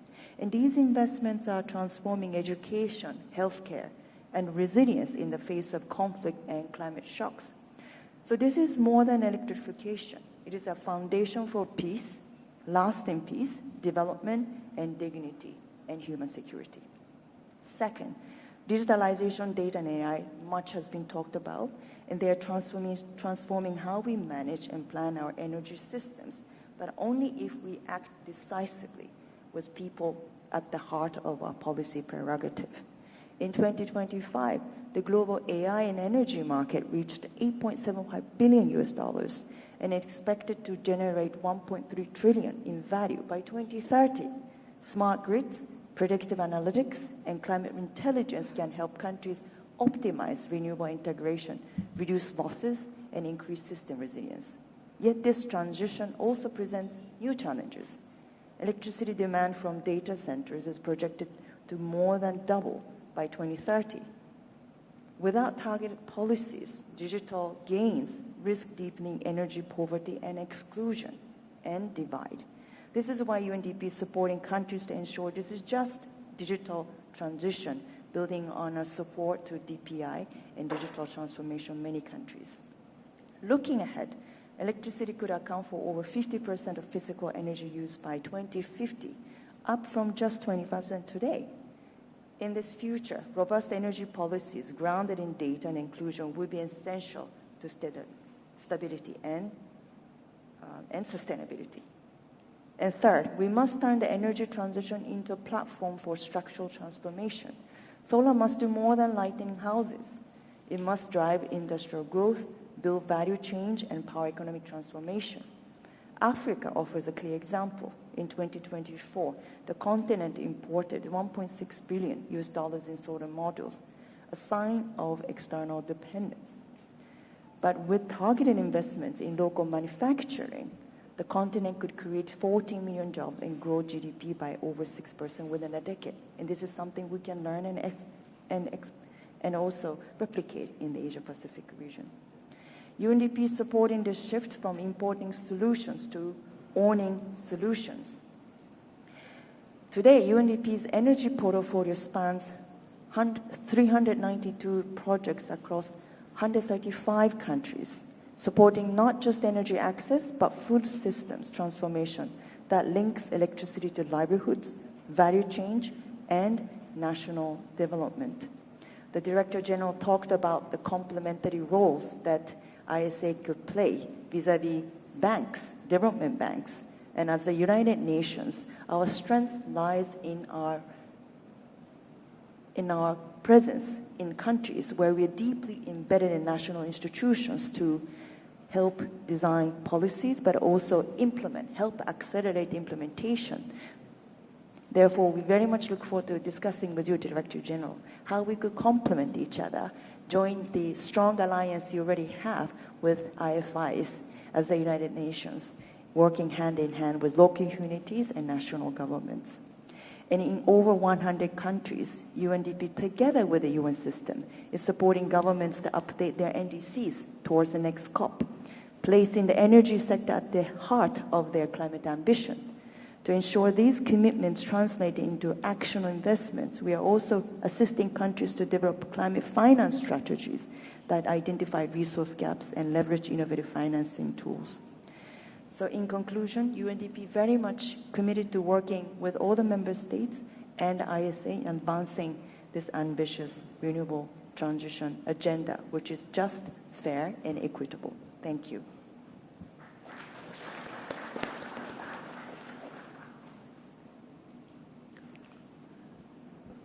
Excellencies, we are also delighted to have received a video message from His Excellency the Honorable Minister for Energy of the Republic of Fiji. Can I please request my colleagues to play the video, please? Greetings, Bulamanaka. It is indeed a privilege to join the esteemed colleagues from across the Asia and the Pacific region to deliver this message in the lead-up to the 7th meeting of the ISA Regional Committee for Asia and the Pacific. Allow me to express Fiji's appreciation to Sri Lanka for hosting this extremely important meeting and to the International Solar Alliance for convening this regional committee meeting, taking into consideration the urgency of the matters at hand, which is both timely and much needed. Fiji stands in solidarity with ISA's mission to harness the transformative power of solar energy as a key enabler of sustainable development. Fiji remains steadfast in its commitment in advancing solar energy as a central pillar of its national development and climate strategy. Our climate ambition is deeply rooted in the principles of resilience, sustainability, and clean energy. Fiji's updated nationally determined contribution, NDC, includes a strong emphasis on increasing the share of renewable energy in our energy mix, with solar playing a vital role in achieving our 2030 and 2050 national targets. The ISA represents a powerful model of multilateral cooperation, uniting nations around a shared commitment to solar energy deployment. Multilateral platforms like ISA allow us to pool technical knowledge, mobilize financing, and scale up implementation through regional and global cooperation. Fiji believes that international partnerships are the cornerstone of accelerating access to clean, affordable, and reliable energy. Through ISA's technical and financial assistance, Fiji has benefited from solar projects that demonstrate the tangible impact of regional and global solidarity. Fiji has been able to prioritize critical areas such as rural electrification, solarization of health centers and schools, energizing water supply in rural and maritime communities through our solar-powered technologies. Fiji is also thankful to ISA and the Government of India for selecting Fiji to be part of the Quad QUAD Climate Initiative. These initiatives aim to enhance energy access, improve agricultural productivity, and strengthen cold storage infrastructure, thereby promoting solar energy adoption and supporting our sustainable development goals. Needless to say, the outcome of this project will encourage Fiji to scale up such initiatives in other sectors as well, and the best practices could be shared for replication. Fiji calls for stronger regional frameworks to unlock solar investment, de-risk projects, and promote resilient energy infrastructure across the Pacific and beyond. Our vision is clear: a country where solar energy empowers communities, drives inclusive growth, and ensures sustainable development. Fiji remains a proud partner in this alliance and looks forward to working closely with the ISA, its member countries, and partners to realize our shared solar ambition. I wish everyone a consultative and productive RCM in Sri Lanka and take this opportunity to thank the ISA Director General and for all of ISA's efforts in Fiji and the Pacific region. Vinaka, thank you very much.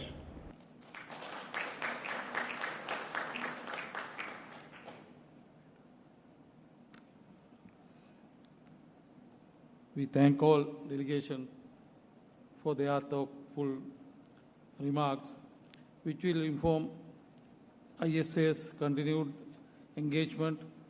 I request the Secretary to take note of all the inputs, comments, and the guidance provided at the meeting. Shall we move for the next item? That is any other businesses. I invite the members to raise any other matters of urgent importance for the consideration of this committee.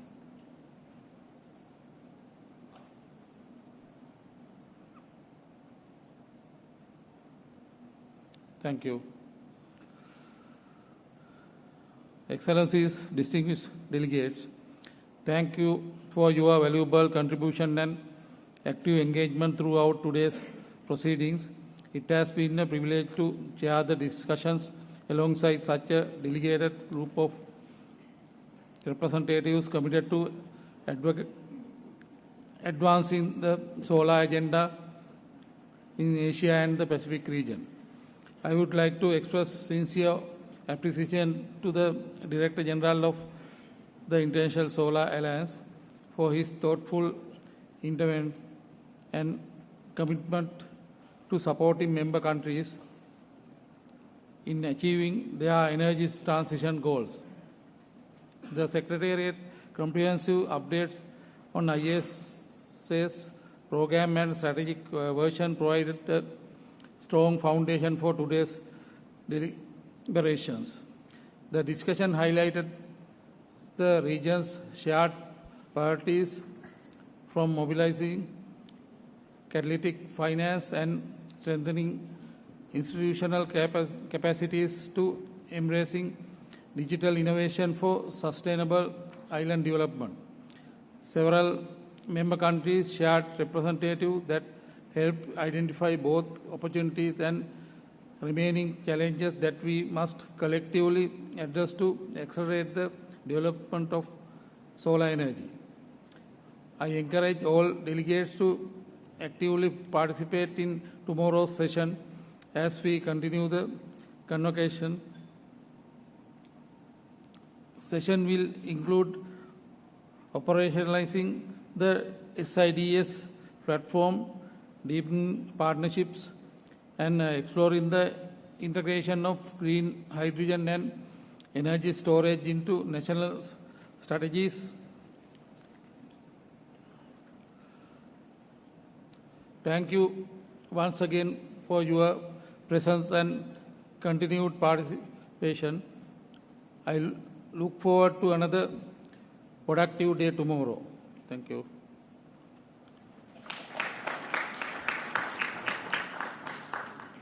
Excellencies, Honorable Minister, Chair, Director General, all esteemed delegates, thank you so much for participating and your interventions for this plenary meeting. Post this plenary, we are scheduled for a press meeting that is happening in Sangam 3. This is the hall you will find after you exit and to your left. We will have that until 1:30. We invite all esteemed excellencies, honorable ministers to please join the Director General and the honorable minister for the press meeting. All other interested delegates may also kindly choose to participate. In addition to that, we shall follow that with lunch. All other delegates may go for lunch. Post-lunch, we have a very interesting agenda: links without limits, regional interconnections for cross-border renewable energy trade and energy security from 2:30 onwards, which shall convene in the very same hall. We also have an interesting session from 3 to 5. That's Swimming with the Sharks, pitch session for the APAC edition of the SolarX Startup Challenge. And then we shall proceed and look forward to welcoming you all for the networking dinner this evening. We would like you to assemble at the lobby level by 5:30 this evening so that we can make suitable arrangements for your transport for the networking dinner. We also look forward to welcoming you tomorrow for an action-packed agenda on operationalizing the ISA SIDS platform for helping countries navigate the solar technology landscape, beginning at 8:30 a.m. in this plenary room. That shall also be followed by 2 more sessions on integrated institutional strengthening in action and technology-driven pathways for scaling solar in the evolving energy mix. We also request you to join us for an interesting site visit that we have planned along with the Government of Sri Lanka. Should you choose to attend this site visit, please let us know. All attending delegations, you have been assigned a liaison officer. Kindly indicate your interest by contacting them. Other delegates may reach out to the ISA Secretariat. We shall start the site visit at 3 p.m. onwards and assemble again at the lobby level at 2:45 tomorrow to proceed for the site visit. Thank you so much, Your Excellencies. Looking forward to having you join us for the press briefing and for lunch.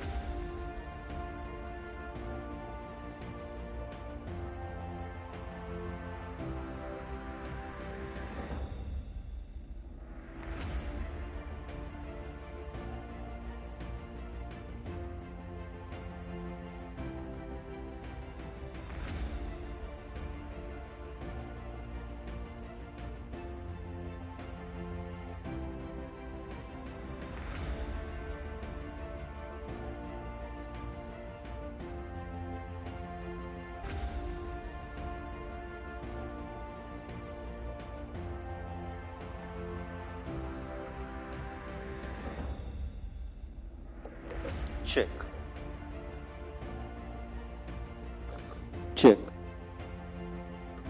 Check. Check.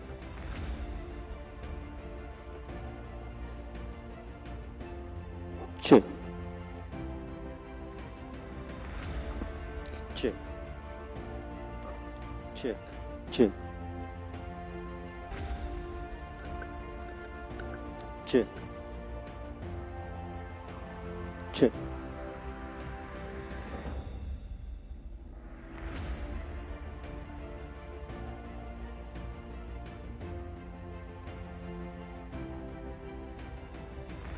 Check. Check.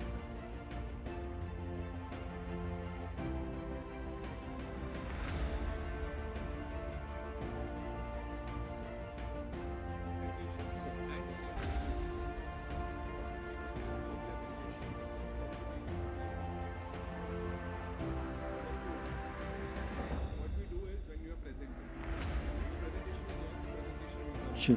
There is a small window that will come here with your video. Okay.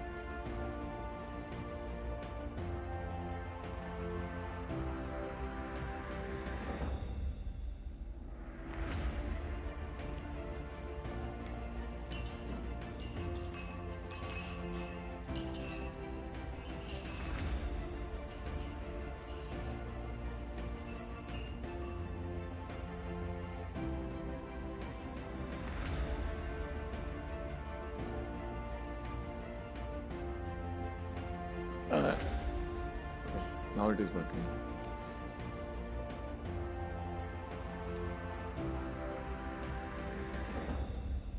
Hello. It's fine? Thank you. Okay.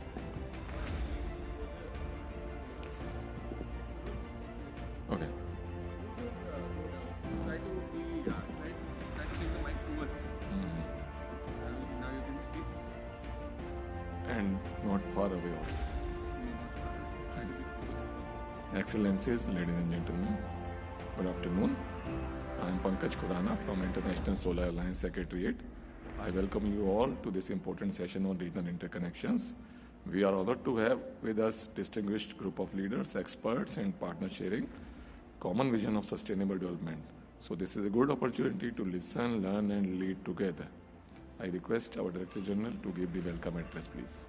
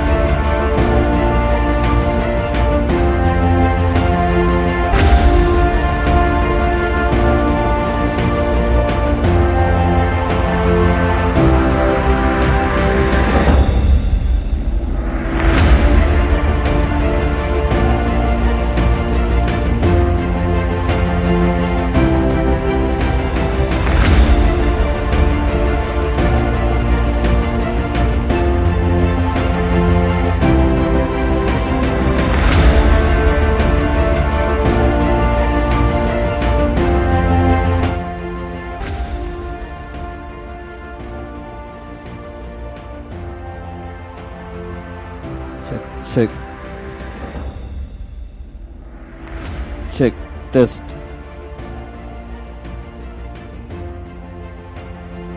Check, test.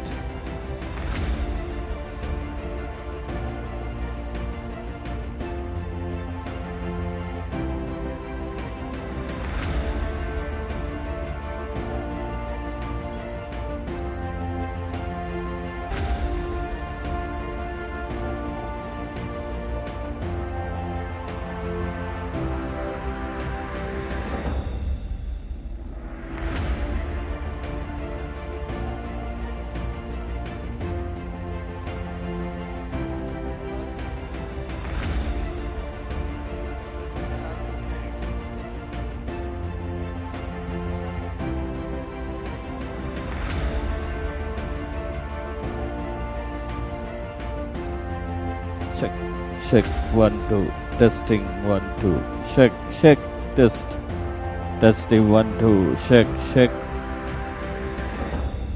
check, 1, 2, test, test, check, check, check, 1, 2, test, test,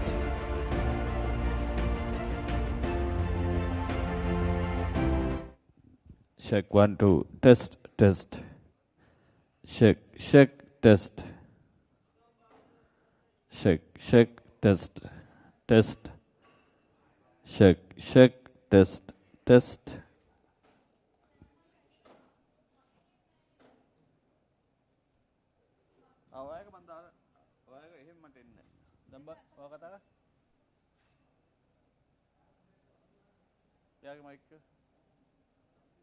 Check 1, 2, 3. Check 1. Hari.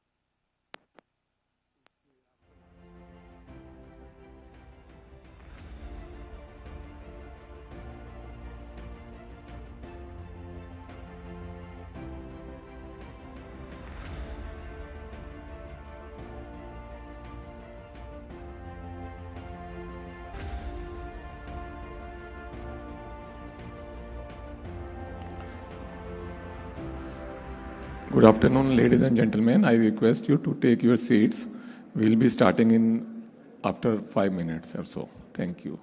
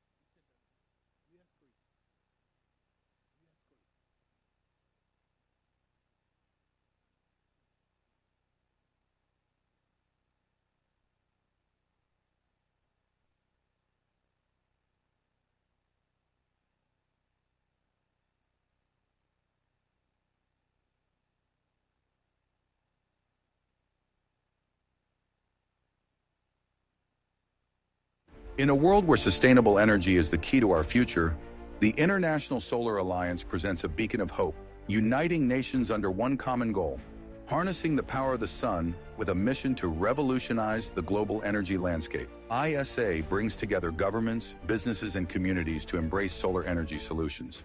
Through collaboration and innovation, we are paving the way for a brighter, cleaner future for generations to come. Join us as we embark on this journey towards sustainability, empowering nations and transforming lives. ISA is the first international treaty-based organization that enables countries with abundant sunlight to collaborate on addressing the challenges of climate change, while providing clean and affordable energy to their citizens. Energy is now an essential artery of economic growth and job creation. With over 120 countries as members of ISA, the time has come to move from ambition to action. Where most countries know why solar is important, but they need support in effective implementation. And money is not in short supply. More than $2 trillion are waiting in pension funds and sovereign wealth funds to be invested in clean energy. And for those that are investing, less than 3% is going to Africa. So what are we doing? ISA has a three-pronged approach to address it. First, we work on reducing the country, sector, and project-specific risk so that private sector feels more comfortable in investing in member countries. Two, we work on strengthening the regulatory, policy, and financial capabilities of its institutions so that their ability to absorb such increase in funds is there. And finally, for job creation, we are working on unleashing the technology and innovation ecosystem in these countries. But this cannot be done alone by ISA. We would need to lean on all the stakeholders, be it governments, philanthropy, private sector, regulators. Everybody must come together on a shared platform and lean on each other to learn and build this movement. The focus from now onwards will be on real outcomes. Outcomes of facilitating projects, unlocking private finance, and creating sustainable and inclusive growth where no one is left behind. The global electricity demand is set to rise from 27,000 terawatt hour in 2023 to 60,000 terawatt hour by 2050, largely driven by the Global South. To lead the next phase of global solar cooperation, ISA is sharpening its focus on priorities that accelerate solar deployment and deliver real impact. Rooted in ISA's global agenda, these priorities are designed to catalyze coordinated action and drive results on the ground. The Catalytic Finance Hub will provide catalytic and blended finance for risk mitigation to promote private investment in the Asia-Pacific, Latin America, and Caribbean regions. It will build on the success of the Africa Solar Facility, a part of the Global Solar Facility, GSF. Pursuing the vision of Silicon Valley for solar in India, using a hub-and-spoke model connecting existing national centers of excellence, operating as Solar Technology Application Resources Center, STAR-C, mainstreaming innovation through SolarX Startup Challenge, and replicating the success of Solar Energy Corporation of India in Africa, a nodal agency to enable meeting the growing energy demand through RE and reducing the dependence on fossil fuels, and providing technical assistance. Through a selective platform for aggregation and scaling, such as the SIDS platform, focusing on e-tendering and e-procurement, it will deepen our engagement with our countries on ISA's 9 programs and the One Sun, One World, One Grid initiative. To manage the uptake of solar energy in the ISA member countries, especially regarding solar supply chain diversification issues and points of view on new and emerging technologies, including solar PV, integrated PV applications, agri-PV, floating PV, and building integrated PV, battery storage, e-mobility, green hydrogen, grid interconnection, and solar heating and cooling. ISA's evolving vision and mission are supported through its 3 funding vehicles. First funding vehicle, Global Solar Facility, a blended finance facility. The second funding vehicle, the Multi-Donor Trust Fund, MDTF, a technical assistance facility, and core funding as the third vehicle. ISA's influence platforms reinforce these pillars by fostering partnerships and policy alignment. CEO Caucus, which aligns private sector leadership with the policymakers, International Solar Festival, which is a launchpad for investments, partnerships, and tech deployment, and the governance meetings, which are critical strategy setting forums for ISA's roadmap. ISA is a multicultural space that brings together people from diverse backgrounds and countries to collaborate on the shared goal of promoting solar energy and addressing climate change. With a focus on collaboration, innovation, and sustainability, ISA is leading the way toward a brighter, cleaner future for all.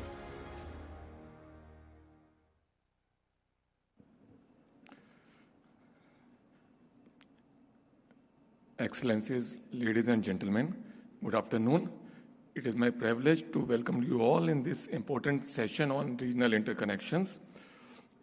As you are aware, the advancement of regional interconnections and promotion of cross-border renewable energy trade has emerged as viral strategies for enhancing the energy securities, economic efficiency, and environmental sustainability across the region.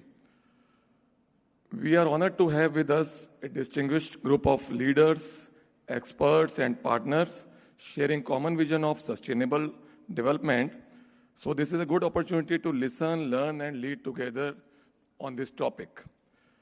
Let me welcome the dignitaries sitting on the dais. I understand Mr. Kumar Jayakodi, Ministry of Energy, Sri Lanka, he has some engagement in the President Office. He is not able to attend our session. Honorable Excellency, Mr. Muhammad Fazil Kabir Khan, Advisor to Minister, Ministry of Power, Energy and Mineral Resources, Bangladesh is here, sir. For the panel discussions, we have Professor Udayanga Himapala, Secretary, Ministry of Energy, Sri Lanka, and our Honorable NFP ISA. Mr. Sagar Raj Gautam, Joint Secretary, Ministry of Energy, Water Resources and Irrigation, our NFP of ISA, Nepal. Mr. Karma Penjor Dorji, Director General, Ministry of Energy and Natural Resources from Bhutan.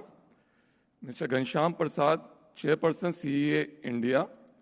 Dr. Vibha Dhawan, Director General, the Energy and Resource Institute, TERI, India. Mrs. Manju Gupta, Deputy CEO, Central Transmission Utility, India.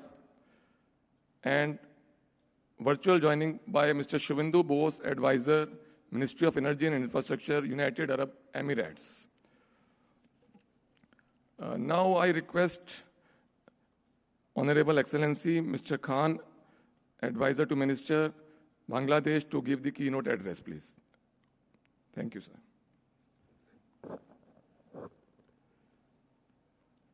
Good afternoon, Director General ISA, Excellencies, ladies and gentlemen. I'm very glad to be here. You have heard speeches. Now I'll tell you stories. Joining this session on renewable energy, particularly solar energy, is particularly satisfying to me. So I told you that I'll tell you stories. So rewind back to 2000. So I met this young senior infrastructure specialist at that time. They used to call an Indian working at the World Bank, and he had an MBA from Yale University, I suppose. So we were discussing an electricity program. And then at that time, renewable energy was not very popular. So per watt peak price was, the solar panel price was $5. And then we were even shy of talking about generation cost per kilowatt hour because it was $1.50 to $2 per kilowatt hour. So that was the environment. And then also, World Bank is a bureaucracy, and then Bangladesh government was another bureaucracy. So we, Vijay and I argued and quarreled and got an arrangement in place. And that led to the most successful solar home system program in the world. A total of 6 million households were benefited from this, households and also small businesses. So at that time, there was a lot of, in fact, our colleagues from development partner institutions were also, in fact, I was attacked myself, as some said, you are pushing this high-cost energy among poor people of Bangladesh. And at that time, I didn't have much to defend except by saying that, you see, fossil fuel energy is cheap because of the trillions of dollars that were invested in the exploration and development of fossil fuel industry. So with this same kind of investments in renewable energy technology, particularly solar, it will also become competitive. I didn't know at that time that I would leave to this date when that my, uninformed guess proved to be right. Now, our renewable energy is, particularly solar energy, is competitive. Solar panel prices have come down to 10, 11 cents per watt from $5. And then the generation costs are also, they are pretty competitive with fossil fuel, even with gas-generated power. So after this success of our solar home system program in Bangladesh, Bangladesh sort of fell back because we had a kleptocratic regime that focused on corruption, and then fossil fuel industry is very well suited to meet these needs. So that's why our renewable energy program, the solar program, was not successful, while India has crossed 50%, and then every country in the region have achieved remarkable feats. Bangladesh sort of lagged behind. We are one of the first countries to sign the framework agreement with ISA. But then not much progress has been made. So what we have done is we have embarked on an ambitious renewable energy program. So as you know, that Bangladesh is a small country with a very large population. So that's why we have launched a national rooftop solar program. And so under this we'll put up solar power units in all the government buildings, all the schools, all the hospitals. And then we are expecting to install 300 megawatts of electricity within this year, by December, and we are working to this end. And hopefully that with this, we'll be able to get about 10 to 15% of our energy from electricity from solar sources. So we look forward. See, there's another component, I think, about this import of electricity, regional integration. Bangladesh is in favor of regional integration. And then actually at this moment, we are importing electricity from two of our neighbors, India, and also from Nepal through India. So we would like to continue in this path, but we have made some mistakes in the past. The government, the transactions that we had with the government of the Indian Power Exchange, so the experience is very good. But with the private power producer, the agreement we have signed, it has some, it has very high cost without getting into the specifics. And so we are interested in the regional integration of power. And then with such integration, you can have a lot of advantages. Like, for example, in Nepal and between Nepal and Bangladesh, we have different needs. Because in Nepal, during the winter, they have heating needs. so they need more electricity.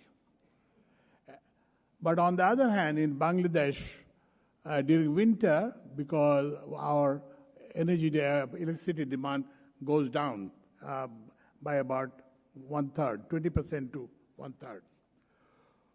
So the arrangement that we have now with Nepal is that during the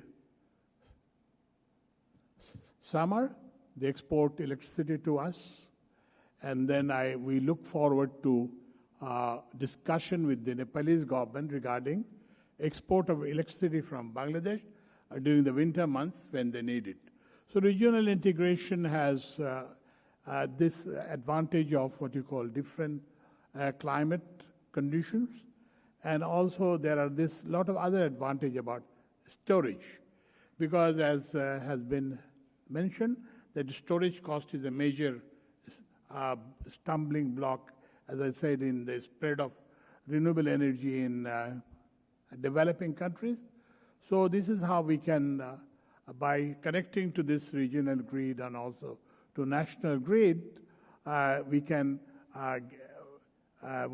get away with this requirement of batteries.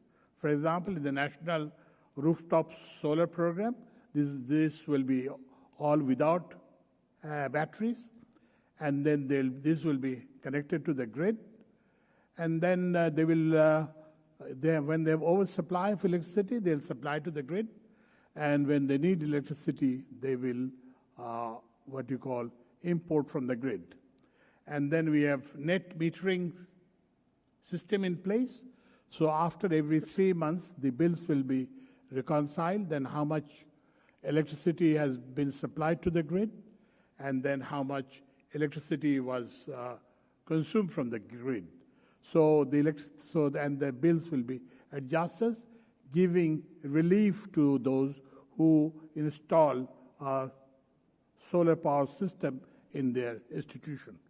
So we look forward to your cooperation of ISA and also everyone else in this. There are a lot of business opportunities, there are a lot of investment opportunities, and also there are opportunities for training and capacity building. And I look forward to working with you together. Thank you very much. Thank you very much, sir, for your encouraging words. I would like to give a presentation now on regional interconnection. What are the needs, benefits, and challenges of this particularly?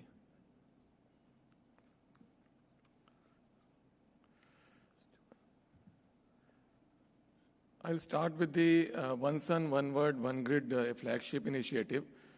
This idea was put forth by the Honorable Prime Minister of India, Shri Narendra Modi ji, at the first assembly of ISA in year 2018. The initiative aims at connecting energy supply across borders. It envisages the interconnections of all forms of renewable energy generation, stores and loads across the continents with a transcontinental power transmission grid, thereby forming one grid for one sun in one world. Through this interconnected regional grids, this initiative will help in addressing the risk associated with intermittency of sources, the renewable sources, by allowing the flow of power from a region with excess generation to the region with increased demand by having the leverage of time zone. The OSOWOG initiative will be covering whole globe spanning from Southeast Asia, South Asia, Pan-Arab countries, going to Africa, and finally connecting to Europe. So it will be benefiting more than 100 countries in total. And for this, ISA has taken the initiative to do a technical study in 3 phases. Phase 1 is the assessment phase, which is already completed. It is having the main feature of establishing the foundation database with 32 million data points on supply, demand, load, and transmission forecast till year 2050 for various of the countries across all these regions. Phase 2, which is now ready, and the results will be given very soon. It consists of system simulations in Plexo software, which will give the model optimal interconnection, assessing all the benefits like CO2 reduction, etc., giving the 2 to 3 pilot interconnections in South Asia region, Middle East region, Africa region also. Phase 3 comprehensive roadmap development will be there, in which recommendation for stakeholder consultations, policy frameworks, and further global scaling of this OSOWOG initiative will be there. Let us have an outlook on South Asian regional interconnections, which are already in place and working very successfully. India-Nepal interconnection 400 kV Dalkebar-Muzaffarpur line is operational since 2016. This gives a immense positive point of seasonal power balancing, that is hydro exports in monsoon season from Nepal and imports in dry season from India to Nepal. So it is developed through JV models with cost plus tariff and long-term agreements. The feature of this India-Nepal interconnection, the institutional framework, was like the whole of the capacity was booked based on the cost plus wheeling tariff. It is acting as a model for cross-border power trade and regional market development. It also enhances the grid flexibility, supports the renewable integration, aligning the OSOWOG objective. If you see on the other side, the India-Bhutan interconnection is already established in long back in 2005, 400 kV Tala-Siliguri line. It was established under PPA mode. Bhutan exports 70 to 80% of its hydropower to India and imports in dry periods. The full book capacity was booked as per the open access framework. It also ensures the power reliability through seasonal imports and supports the India's clean energy transition model. Also giving the mutual beneficial energy diplomacy as well as the regional integration. Going further, we also have the India-Bangladesh interconnection, 400 kV Bahrampur, Berambara, Bangladesh line, which is 500 megawatt HVDC back-to-back converter. It is operational since October 2013. Power exports from India is supporting Bangladesh base and peak demand, enhancing the energy security and regional collaboration. It was also developed under a government-to-government MOU framework. The capacity was allocated and wheeling was managed by cost plus tariffs, operated jointly by Power Grid India and BPDB. India-Sri Lanka interconnection is a proposed interconnection, which is a very vital interconnection. It is a 500 megawatt in first phase, total 1,000 megawatt. Undersea cable will be there. It is a proposed interconnection as per the DPR, undersea cable 120 kilometers, 60 kilometers each in India and Sri Lanka. It will demonstrate long-term mutually beneficial energy diplomacy and foster the deeper regional integration. We look forward to have this interconnection also to be implemented soon. Expanding the outlook to the other regions, Saudi Arabia, Egypt interconnection, which is under construction, 500 kV HVDC, allows load balancing. Egypt can import during its peak hours. Saudi Arabia also supports excess generation. It is also jointly being developed by Saudi Electricity Company and Egyptian Electricity Transmission Company. It is also a binational government-led infrastructure project. It will give Egypt to the interconnected power of Arabian Gulf and Saudi Arabia access to North Africa. So this will be a kind of Middle East to Africa interconnection. If we see the Southeast Asia connection, there is Cambodia-Laos PDR interconnection, which is operational since 2019 successfully. It is also under bilateral agreement, cost plus tariff structure, and support the ASEAN power grid vision and regional energy market integration. Now, looking onto the strategic enablers for the scalable regional interconnections, these are the main enablers which will give the support for the regional interconnection. First is the technical standardization, the standardized technical protocols, operational guidelines, and protection schemes. Market and trade framework is the second very important enabler. Digital grid infrastructure to invest in digital technologies.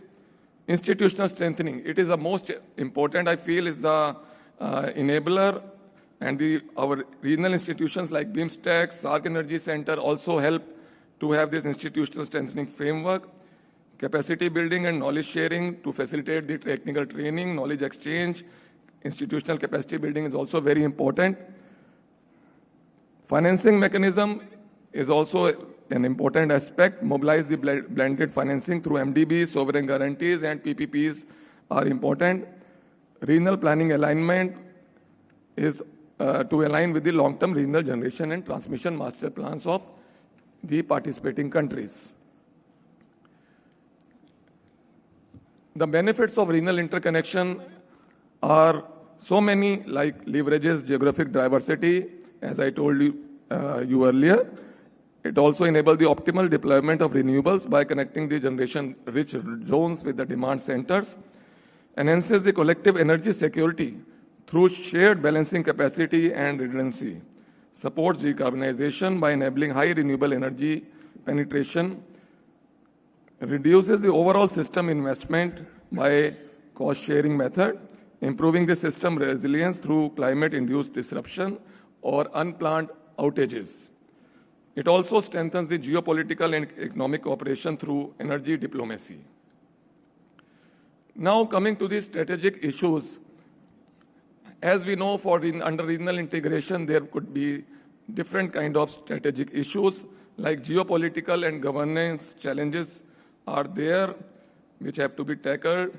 Like political commitment plays a very important role. The ownership of the transmission line from one country to other, like under maritime boundary, which country owns till what extent, and cost, revenue, and sharing mechanism between two countries, that also to be decided. Regulatory and institutional gaps is also to be framed out. The countries to align the regulatory framework with each other. Policies on energy imports and exports should be made very clear. Financial and investment barriers may be to develop more innovative financing solution and clear cost-benefit framework for all the stakeholders involved. Technical and operational complexity include the grid harmonization, the latest technologies, as you know, undersea cable, STATCOM, HVDC, which is in advanced stage now. The cyber security and grid security also plays an important role to be taken care of. Digital smart grids are also being developed to have a strengthened regional integration. Thank you very much.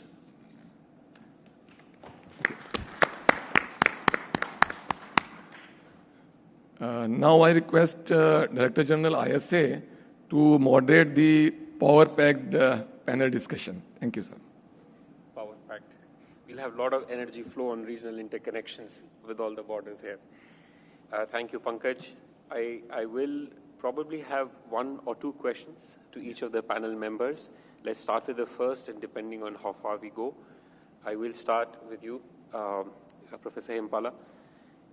You saw the interconnections that are quite prevalent in South Asia, and there are advanced discussions between India and Sri Lanka also. How do you see the future of regional interconnections? And within that, if I may add, sometimes there are a lot of enabling aspects of domestic policies and transmission enhancements that are required to meet the objectives of regional energy trade. How is Sri Lanka thinking of the same? Okay, thank you for giving this opportunity, and good afternoon, everybody. I think for a country like Sri Lanka, this is, the energy is it's a very important thing, and balancing this vulnerability, because we are rich in renewable in Sri Lanka, because we are having hydro, wind potential, and solar. But if you look at the Sri Lankan context, we are lack of maybe sometimes taking correct decisions at correct time, right? And we have not, and also because of that, the exposures to this fossil fuel, market, right? Then, in that sense, I think this is very important, right? This having cross-border interconnections is very important.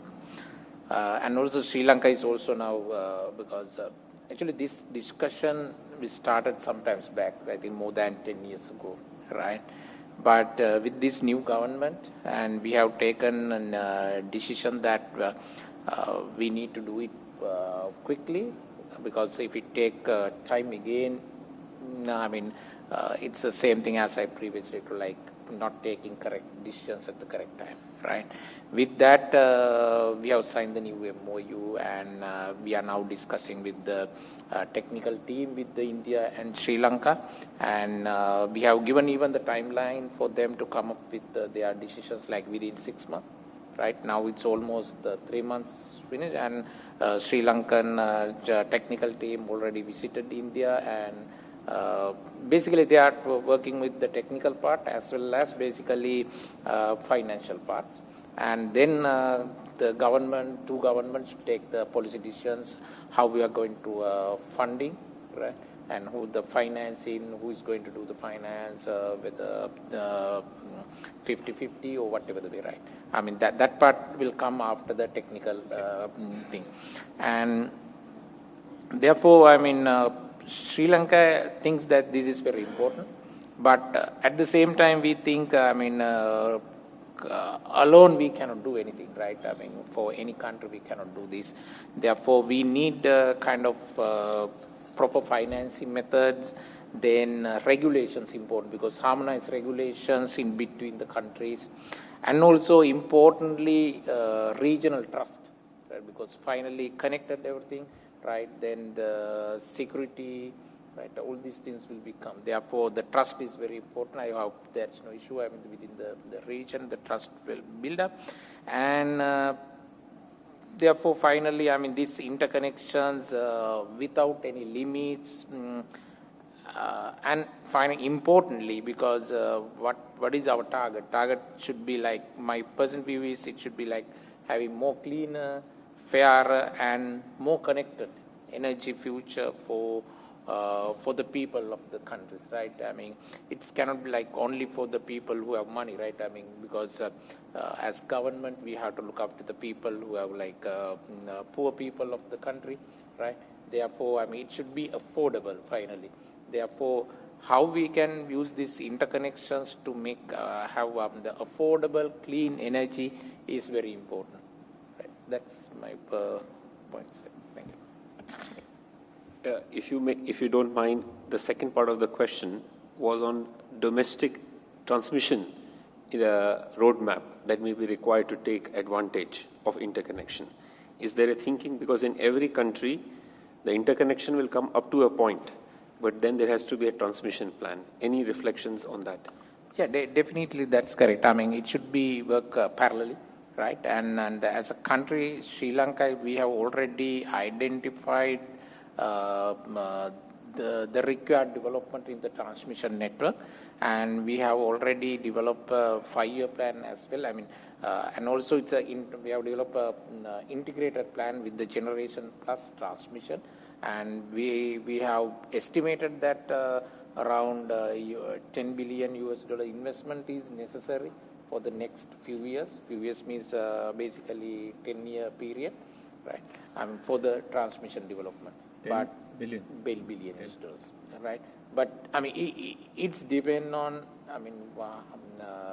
the development of the country as well. Not only the energy sector, because in order to develop, we have to develop other sectors as well. The electrification of the transport, right, and the manufacturing industry.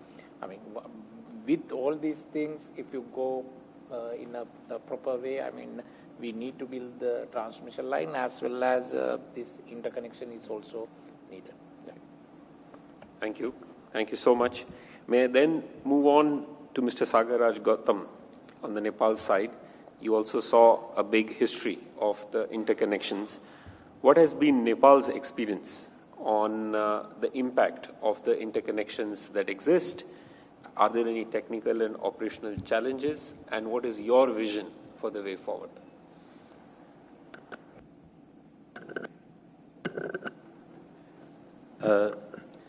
Thank you. Nepal's, the cross-border interconnection with India has been a very important factor in our journey towards the energy security, reliability, and the integration. The power sharing or the cross-border interconnection arrangement began as early as the 1960s with the first 33 kV line connecting two townships between Nepal and India. On the Indian side, it was the Raxol, and in our side, it was Birganj. So over time, this power system has undergone a structural transformation, and through the successive interconnection stages with India from low capacity 33 kVs to today's integrated, the Dalkebar Muzaffarpur, as rightly pointed out, for the 400 kV cross-border. So while these early interconnection allowed us to electrify many parts of southern Nepal, especially the Tarai, the plains we call it, long before our generation and the transmission system could reach there, the Dalkebar Muzaffarpur line was very critical in ending our, the chronic power deficiency. Very popularly, we used to call it load shedding, and in Nepal. So it was in 2016 that particular line has enabled us to import in a bulk of 80 megawatt, and initially, again, it was sort of a charge at the 132 kV. And then now it is operating at 400 kV. It supports two-way trade, enhancing frequency control, and other, the electrical, the benefits, which is good for the grid reliability. And several other cross-border transmission lines, including this Dalkebar Muzaffarpur and other the 132 kV interconnections, have strengthened the backbone of our national grid and helped reduce the congestion and improve load management. So Nepal imports power from India during the dry season or the periods during the periods of the domestic shortfalls. This has helped avoid load shedding and ensure the 24/7 electricity access across most part of the country. This interconnection has also helped us confidently expand our hydroelectricity capacity, knowing that there is a market across the border. And these cross-border lines have become sort of the anchor nodes for strengthening our internal transmission network, especially the 400 kV east-west corridor, which is now under rapid development. So the growing interconnection with India at the various locations is aligned with our, national vision of becoming an energy or the electricity or the energy battery in the region. The arrangement together with the India has set a kind of a foundation for the future growth regionally, and as rightly pointed out by the Honorable Advisor, through the trilateral arrangement, Nepal has been able to supply electricity using the Indian grid to Bangladesh. So to sum up, the Nepal-India interconnection has been more than a trade arrangement. It has been an enabler for energy access, system resilience, and a stepping stone towards the regional renewable integration. So I think on the future, what we are doing is in a very close collaboration with the Indian government, with our counterparts. We are planning more cross-border lines across the border, stretching from east of. It's basically a T in structure. So east-west goes like this, and there are several cross-border lines that we are planning. So that will help us, have a more connectivity and more electricity import as well as export. So that's the more of a planning that we are going to have in the future. And that planning has some sort of a timeline. So it's all 400 kV's transmission line that we are planning at. So we have a timeline for the 29, 30, and up to the 2035. So this is how we have been planning our cross-border arrangements with India. Okay, thank you. I will come back to Bhutan in a minute. I just want to not go to all the Indian side on one go. So I have to balance. So maybe Ghanshyamji, who's a dear friend for 15 years, we have been working together, as the primary planner for the regional entity including in India. What are the challenges and key issue you experience? And one specific aspect, because we are in an international solar alliance, how does the variability and intermittency of renewable energy, especially with India now planning huge, is to be seen while you are planning regional interconnections?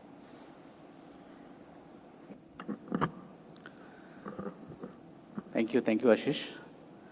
I think it has always been a challenge to see that the transmission lines aligns with the energy transition, and that is probably one of the key factors which we realized much earlier, and we thought that unless we focus on transmission, probably we will not be able to have more and more renewables getting integrated into the system.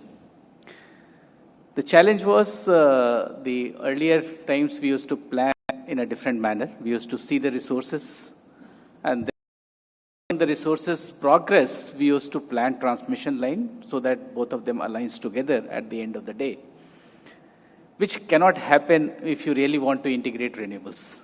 Because of the gestation period, solar will come somewhere in 12 months to 18 months. Wind will also have the similar time frame. Battery energy storage systems, further lesser, could be in 12 months itself, or even lesser than that. So you have to change the strategy of transmission planning, and that is precisely what we did in India, and that is how we have been able to cross the line, and we have been able to meet the Paris commitment much earlier, around 9 years earlier. That was reaching up to a mark of 40% of the installed capacity coming from the non-fossil fuel. And in the morning, you must have heard that we have also crossed now 50% mark in June itself, which is around 5 years earlier to the target that was committed. This happened mainly because now the philosophy of transmission planning changed in India. And we are now doing a potential. That means we have already identified the potential zones in India wherever solar can come, wind can come, and that is as per the requirement of the grid as well. Once we identify the potential, we start building the transmission line. It's almost similar to the philosophy that is adopted in the highways. Highways also, whenever you build a highway, you don't wait for the entire traffic to be there on the day when the highways are commissioned. And similar is the case in the transmission line in India. We are building highways, and all these are mostly 400 kV lines, 765 kV line, and very recently we have also decided to go to 1100 kV HVAC lines as well, and some of them that studies are on, and most likely you will find 1 or 2 of the lines getting bidded out this year itself. So that's the way we are trying to progress, and that led us to integration somewhere around 116 gigawatt of solar, and in totality we have around more than 220 gigawatt of renewables that is already integrated into the system. And if I have to reach to a figure of 500 gigawatt, probably I need to be much faster in terms of integrating these transmission lines as such. Almost every month, I'll say, we are trying to see that 3 to 4 gigawatt on an average worth of transmission line is getting approved by the government, and trying to see that these are also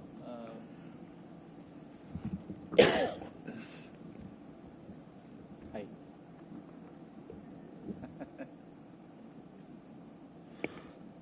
Am I audible? Okay.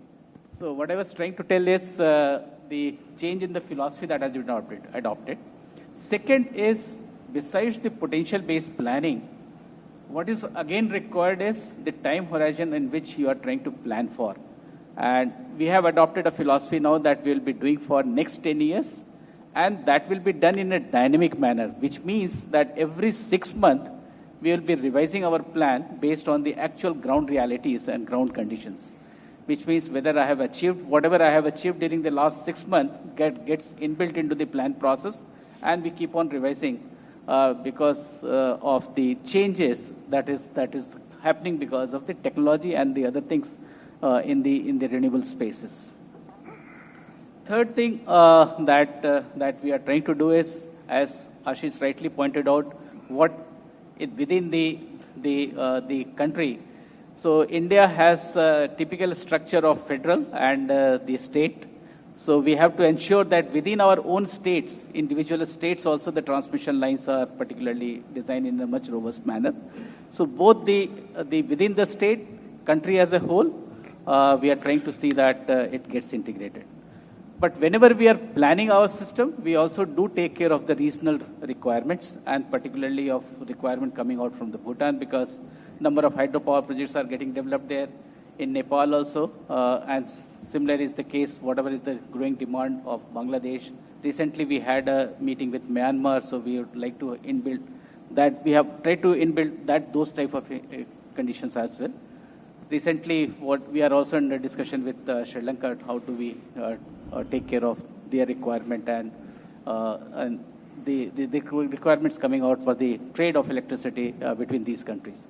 So the regional requirements becomes another factor which we take it while we are planning the system, so that from both the angles, one is the transmission highways that we are going to have, and second is if they require some power, then also we should be prepared to have that kind of resources available in the country, so that whenever they require power, we are able to supply them. For example, you must have heard Nepal saying that they require power during the winter time when their hydro becomes dry, or less generation is there from that side. Similarly, Bhutan also has less generation during the winter, and we try to supply them.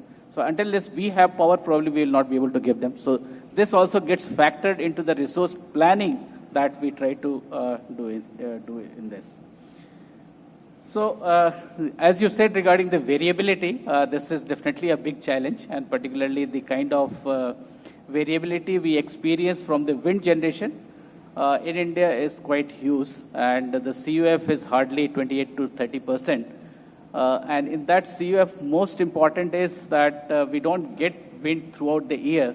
We get hardly for 4 to 5 months. Rest of the months, we hardly get around 10% of the total maximum generation that we achieve from the wind side. And even during the day, there is a huge variations coming out from the wind side. So what we have done is we have made our all thermal generations to flex, and that flexibility that has been provided to these thermal-based generation is coming from 85% to 55% as of now. And slowly we'll go even as low as 40%. That means we'll have a margin of around 30 to 45% of the margins that will keep on flexing, and that will try to accommodate maximum renewables during the day hours. Second thing that we have done is we have tried to shift our load from the evening hours to the day hours, so that the load, we are able to meet the demand, maximum demand during the day hours. And this has been done because of the load shifting principles that has been adopted in the country. And now we don't have the peaks coming in the evening hours, and it is coming during the day hours, somewhere between 2 p.m. to 3 p.m. That's a time frame in which the Indian peaks are occurring. And this has happened mainly because we have tried to shift the load, some of the loads, during the day hours, and we are again in the process of it, so that we utilize maximum solar. I'll say the cheaper solar that is being now promoted as, and that gives us more stability as we go along as well. So we have all kinds of model with the regional integrations, whether it is with Bangladesh or it is with Nepal or Bhutan. We have synchronous connections. That means that even with Bhutan, we have the same frequency of running the grid. This has improved the stability of the regional grids as well.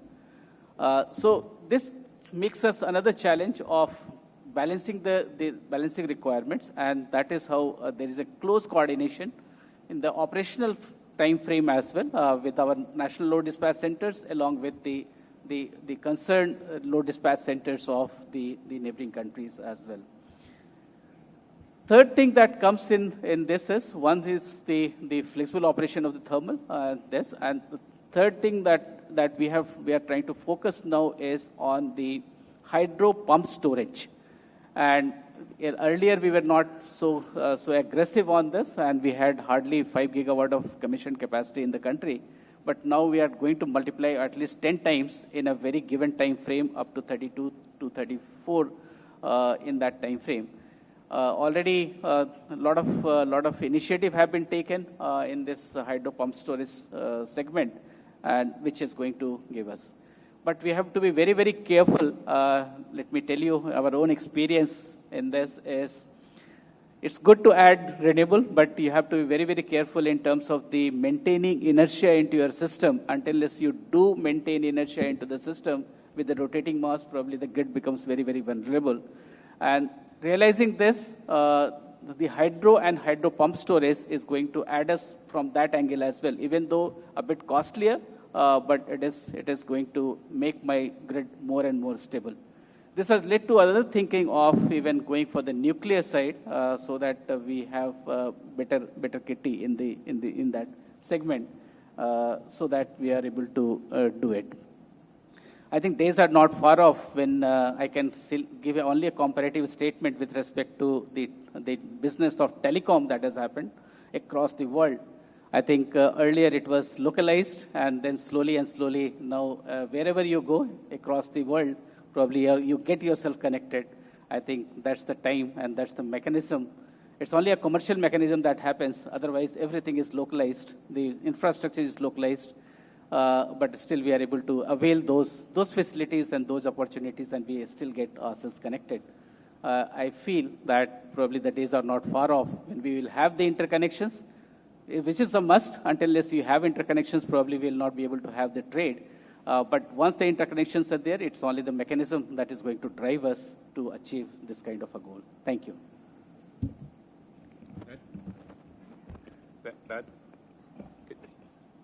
Yeah, I think you said a lot of things there which are quite fascinating to now take forward the discussion. Let me summarize. First of all, dynamic transmission planning. And that was something I was briefly discussing with Secretary Himpala, that I think once you design a large renewable energy program, and that's something probably I'm going to touch base with Mr. Dorji of Bhutan also, who have a 5 gigawatt renewable energy.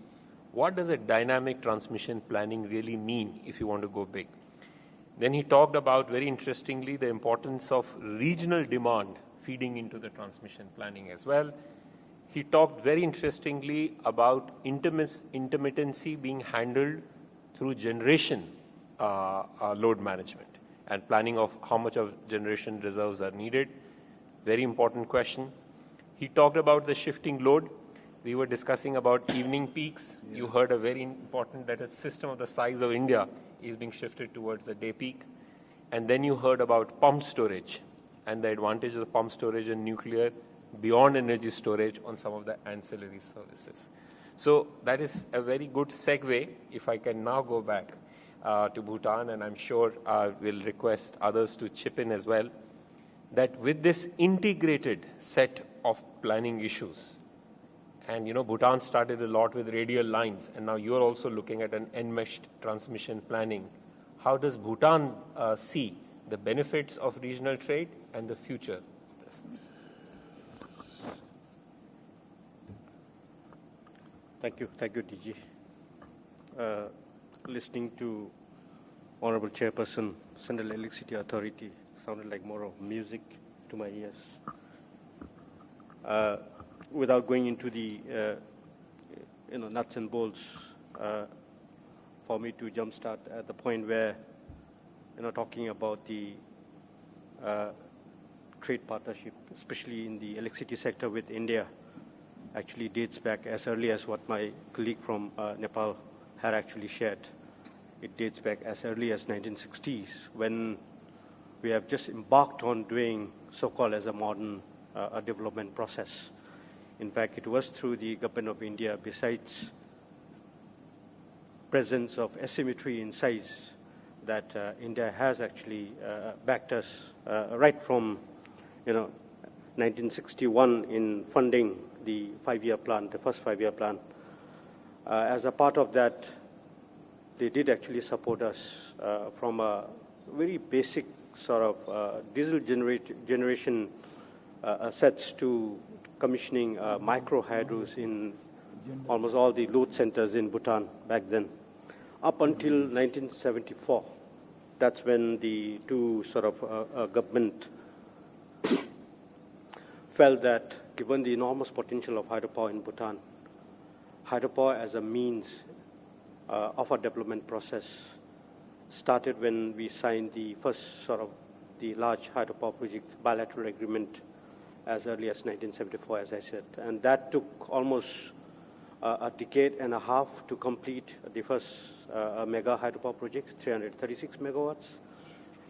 The reason why I say this is because this has a significance in terms of the entire, the socio-economic landscape of the Bhutan.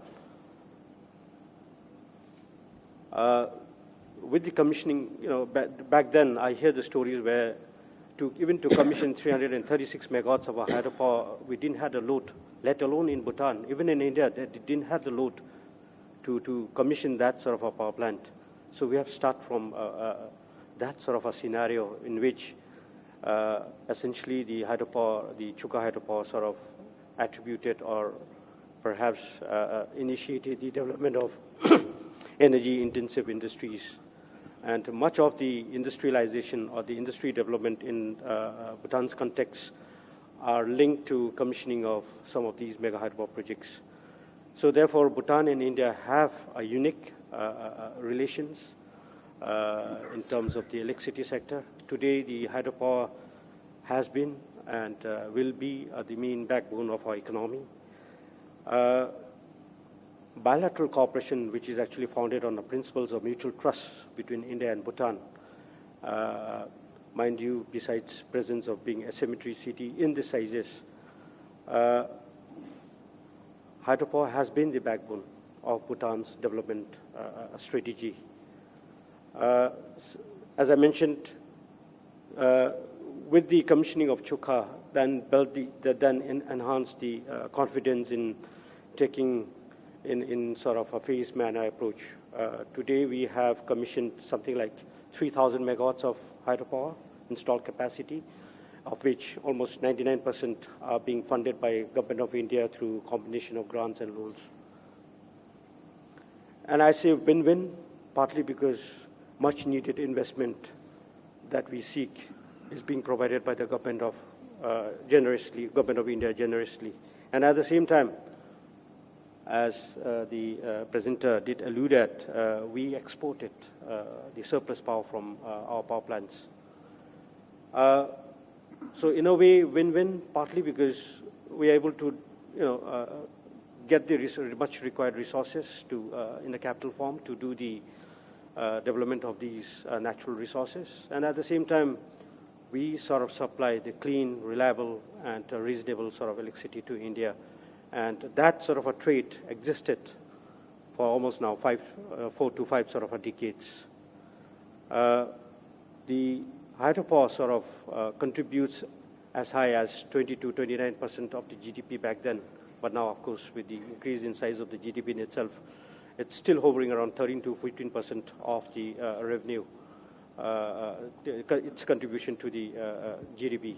And at the same time, much required sort of revenue that we earn from export of electricity to India is plowed back into the other social sectors in terms of providing the free health, the free education. So pretty much in that sort of, if you call it a model in itself, is something that is, we believe that it's a kind of the model that could be replicated elsewhere. And we are being the unique sort of a relation that India and Bhutan enjoys in terms of our hydropower sector alone is so significant that this has actually changed the entire energy sort of a landscape in Bhutan. What the India sort of commits is that not only in terms of providing the initial capital investments, but at the same time, the sales of the electricity, the rate at which it's supposed to be exported gets decided only towards the end of completion of some of these power projects. So in that sense, the liabilities, the debt that we have contracted in terms of the investments. We are so proud that at the moment, except for the new ones, new power projects, almost all the 2,000, in excess of 2,000 megawatts projects liabilities have been liquidated, and not a single instance of defaults. So that's a kind of model, that's a kind of partnership that we have been enjoying so far.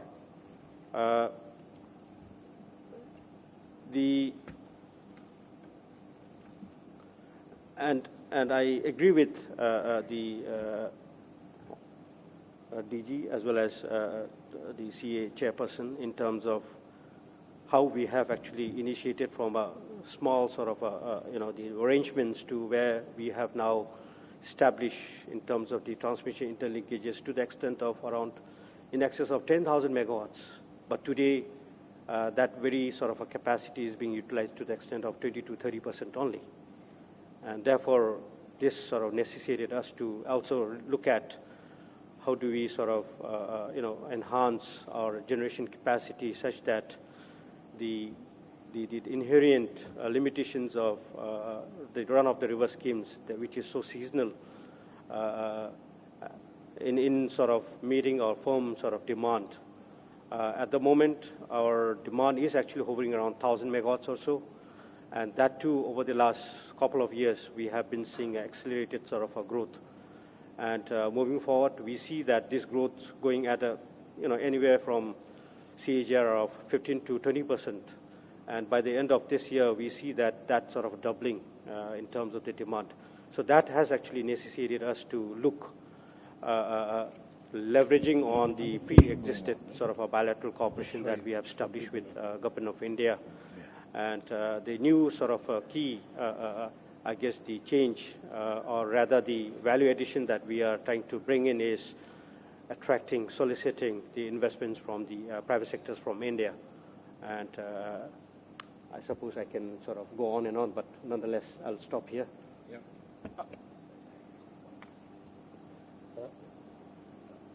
Go ahead.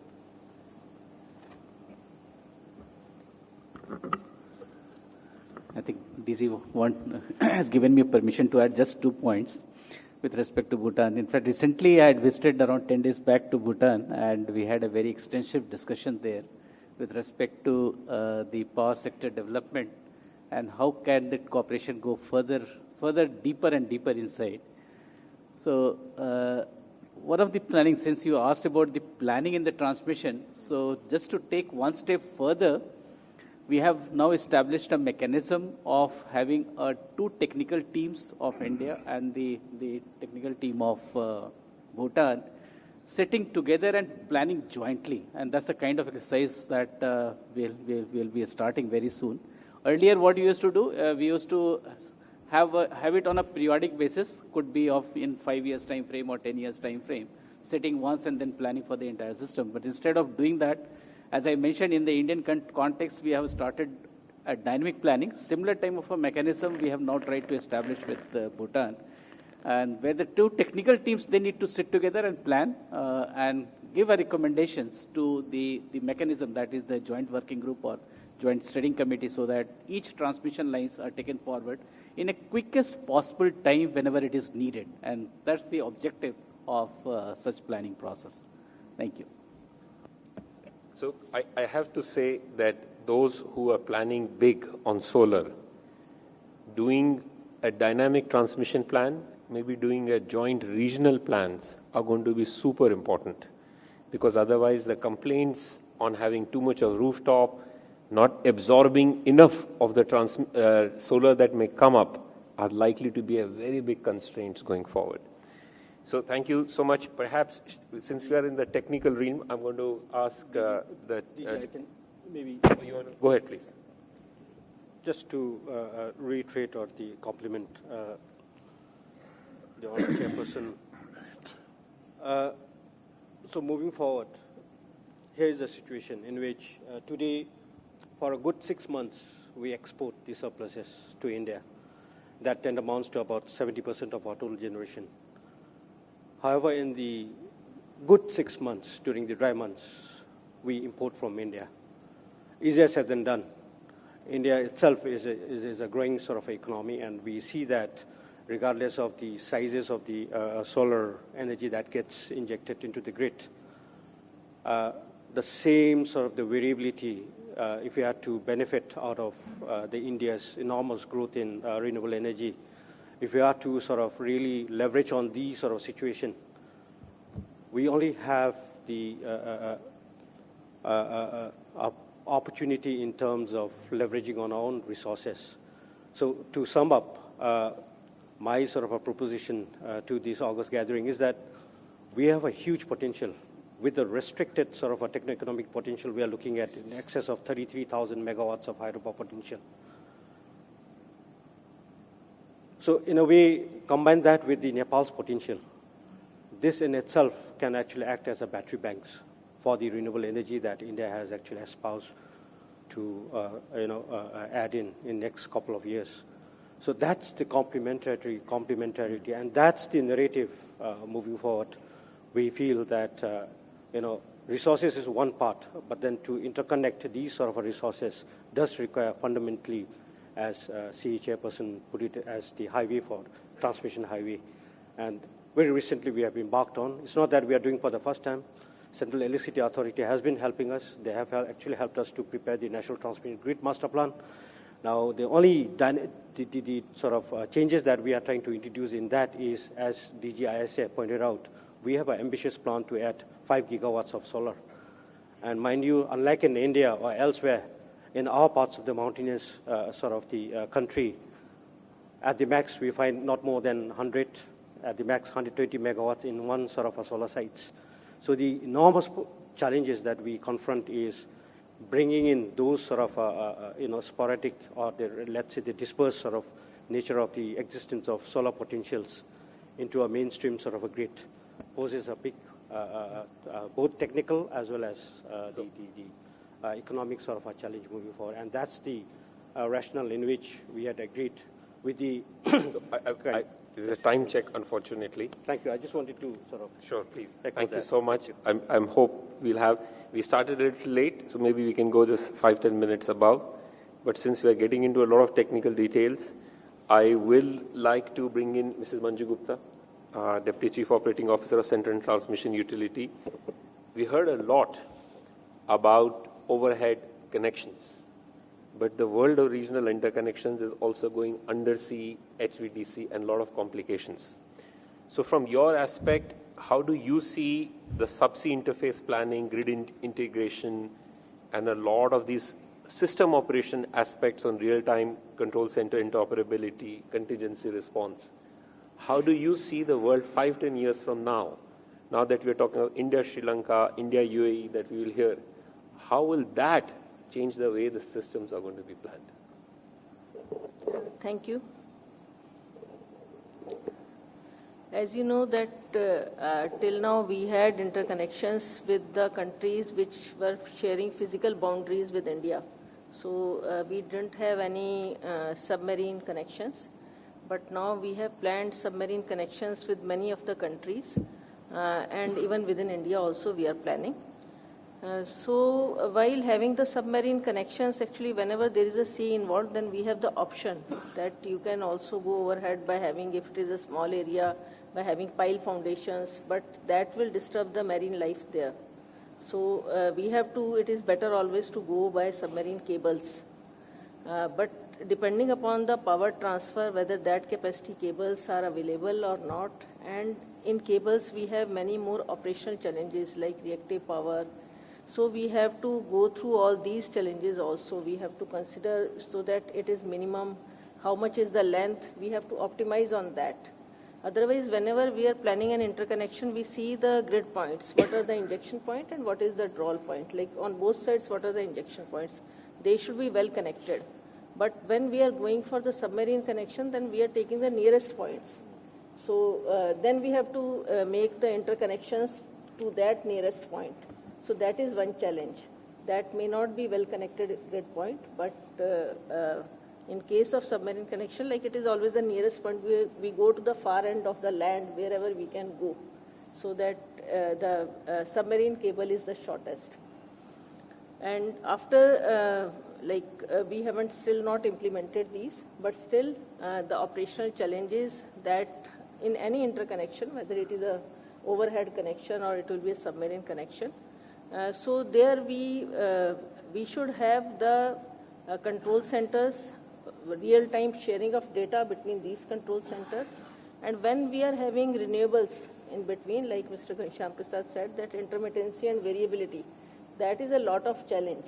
So when we have renewables on both sides, like I was seeing in case of Sri Lanka, they have lots of rooftop. So during daytime, their demand suddenly drops off. So that is a very big challenge in scheduling the power, how much they need during that time. So we should have REMs, energy management centers, and forecasting techniques, very good forecasting techniques, so that we can forecast how much is the renewable at what time, and we can schedule power beforehand. It is very important from the operational point of view, that how we are scheduling the power, we should know how much power will be required from which end. The system should be strong enough on both the sides. Only then these kind of interconnections can operate with the lots of renewable power being planned in each of the country. In India also, now we are starting facing these challenges, that lots of renewable has come, and in operation we are going for the latest techniques for energy forecasting. So when two countries with lots of RE are being interconnected, we have to take care of these challenges also.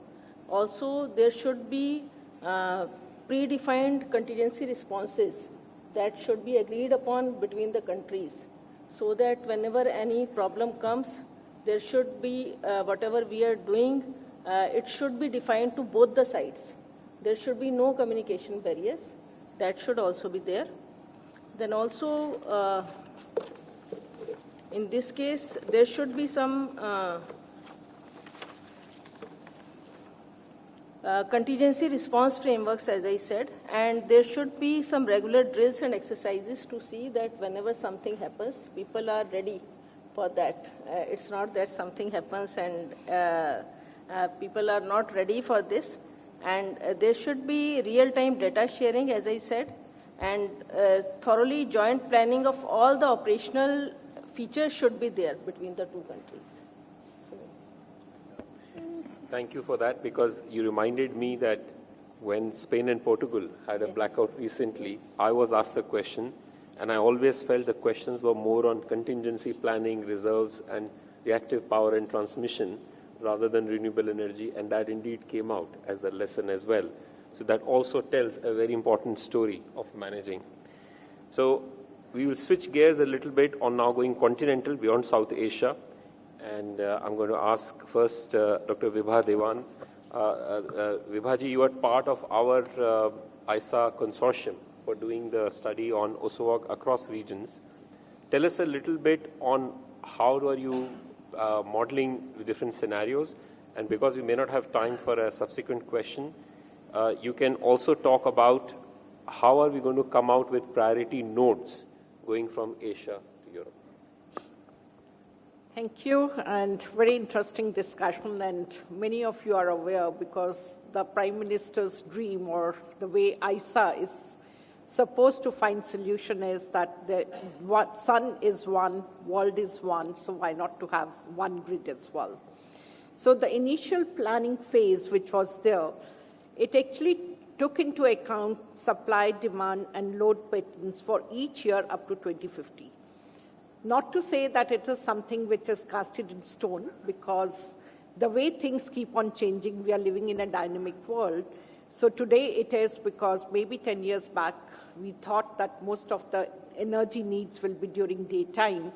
But with AI now, we know that there is going to be a lot of demand at night as well. So therefore, this energy modeling, it's dynamic. So we have to keep on doing it, and also looking at other technologies, because solar is not alone, the way nuclear is appearing now. So therefore, it is something on which we have to keep on working and looking at what other technologies may become disruptive, because maybe even hydrogen will play a key role and so on. We also have to look at the assessment of the existing regional power systems, both for generations and transmission. And planned generation and transmission projects with line routing are extremely important. Equally important is the demand-supply gap analysis for South Asia, Southeast Asia, up to ASEAN, Pan-Arab, Africa, and Europe. And because where you actually require, and you have to look into where it can actually be generated. And the transmission corridor, which is the power link between two adjacent regions, it's a realistic line, routing both for overhead line or undersea cables and the two connection nodes. Now, robustness of the power system that needs to be interconnected is dictated by the location of the terminal nodes, and which again is based on many things. Of course, first is where the capital is, where the large cities in the countries that needs to be interconnected. Important power points that needs to be connected to the national transmission network. And important existing transmission substations integrated in the national transmission network. Now, realistic line routing of the overhead transmission line is based on the proximity of the existing means of communication, whether it's motorways, road, railway track, and so on, so that it facilitates access to construction as well as maintenance in years to come. And transmission lines, of course, already discussed by Manjuji. We are talking of HVDC, high voltage direct current, or HVAC, and overhead line or undersea cable. It goes without saying undersea cable is going to be far more expensive, but then if there is no other way, one will have to go for it. But ultimately, what we are looking at, what is going to be the cost per gigawatt for various types of transmission systems. So that becomes one of the main dictating factor. A loss parameter, percentage-wise, depending on the transmission technology, and available that is from various manufacturers. And other considerations, according to me, are that each representative corridor is considered as a multitude of USL or OHL crossing the border at different places. And manufacturing capacity to build and implement various OHL or USL during the next 30 years. And again, in the end, I'd like to say that we are living in a dynamic world. We don't know the price of various technologies as well as the new technologies which are going to come up. The only thing perhaps which is going to remain static in next 50 years is energy transition.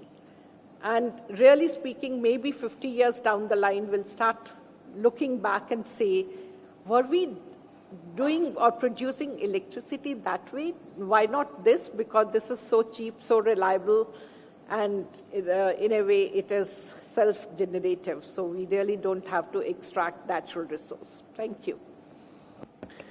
Thank you so much. I think this is a great discussion. Shuvendu, you're connected online? Can you hear? Yes, I'm connected. Yeah. So thank you, Shuvendu. I will just come to you.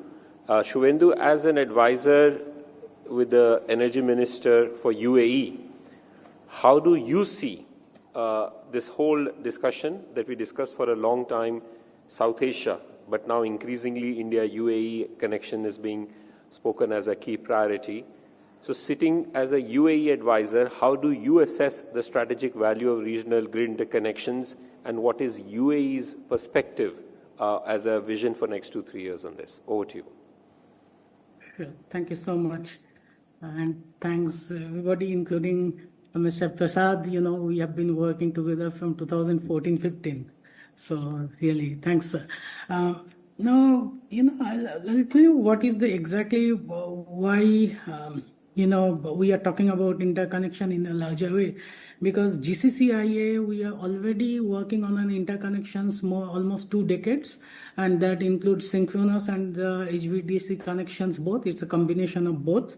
and connecting all 6 countries in the Middle East. So we have been already, experiencing that, and it has been a great help, really great help in terms of, stabilizing the grid in case of failures, and the big failures in one country.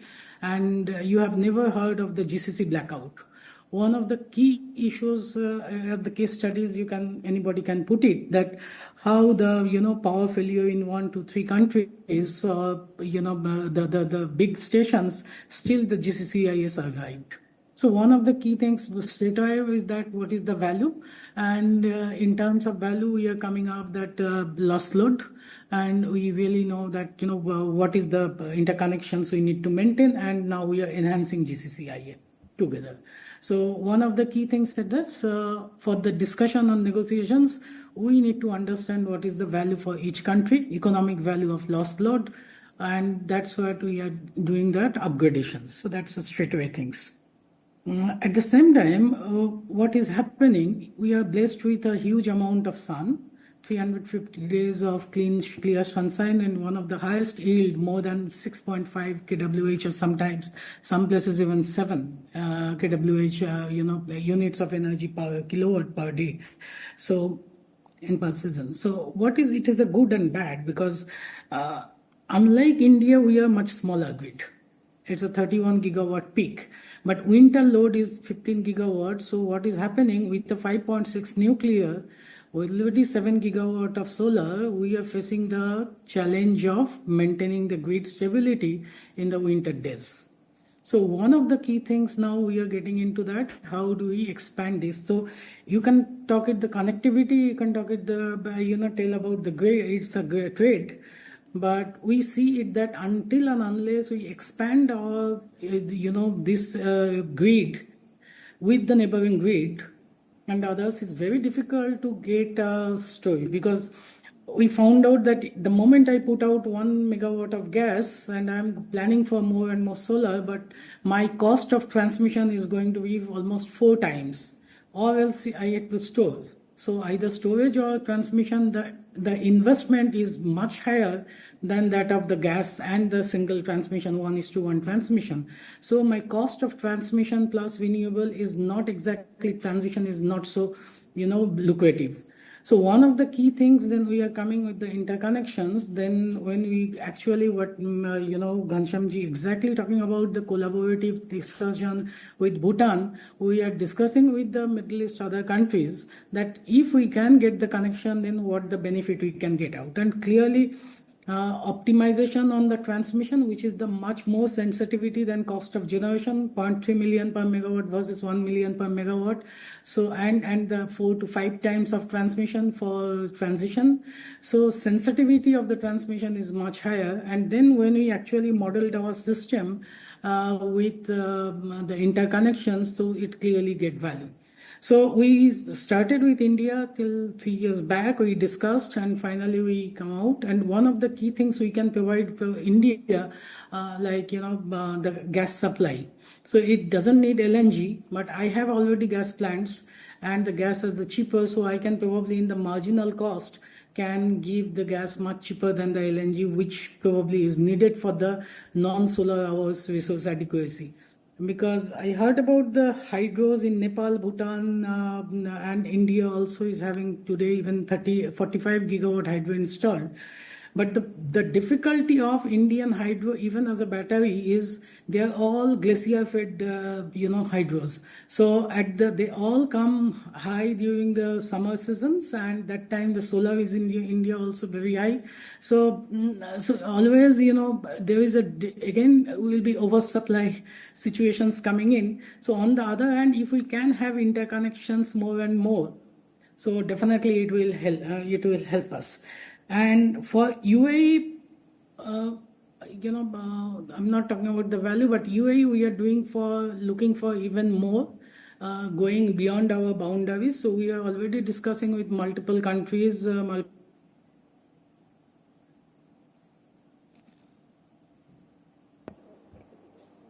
Shubhendu, we lost you. We'll try and come back. We are a little over time. I just want one question, Ghanshyamji, because you are here. This is getting bigger. What started off a couple of decades back trying to connect South Asian countries, we are now looking at Sri Lanka.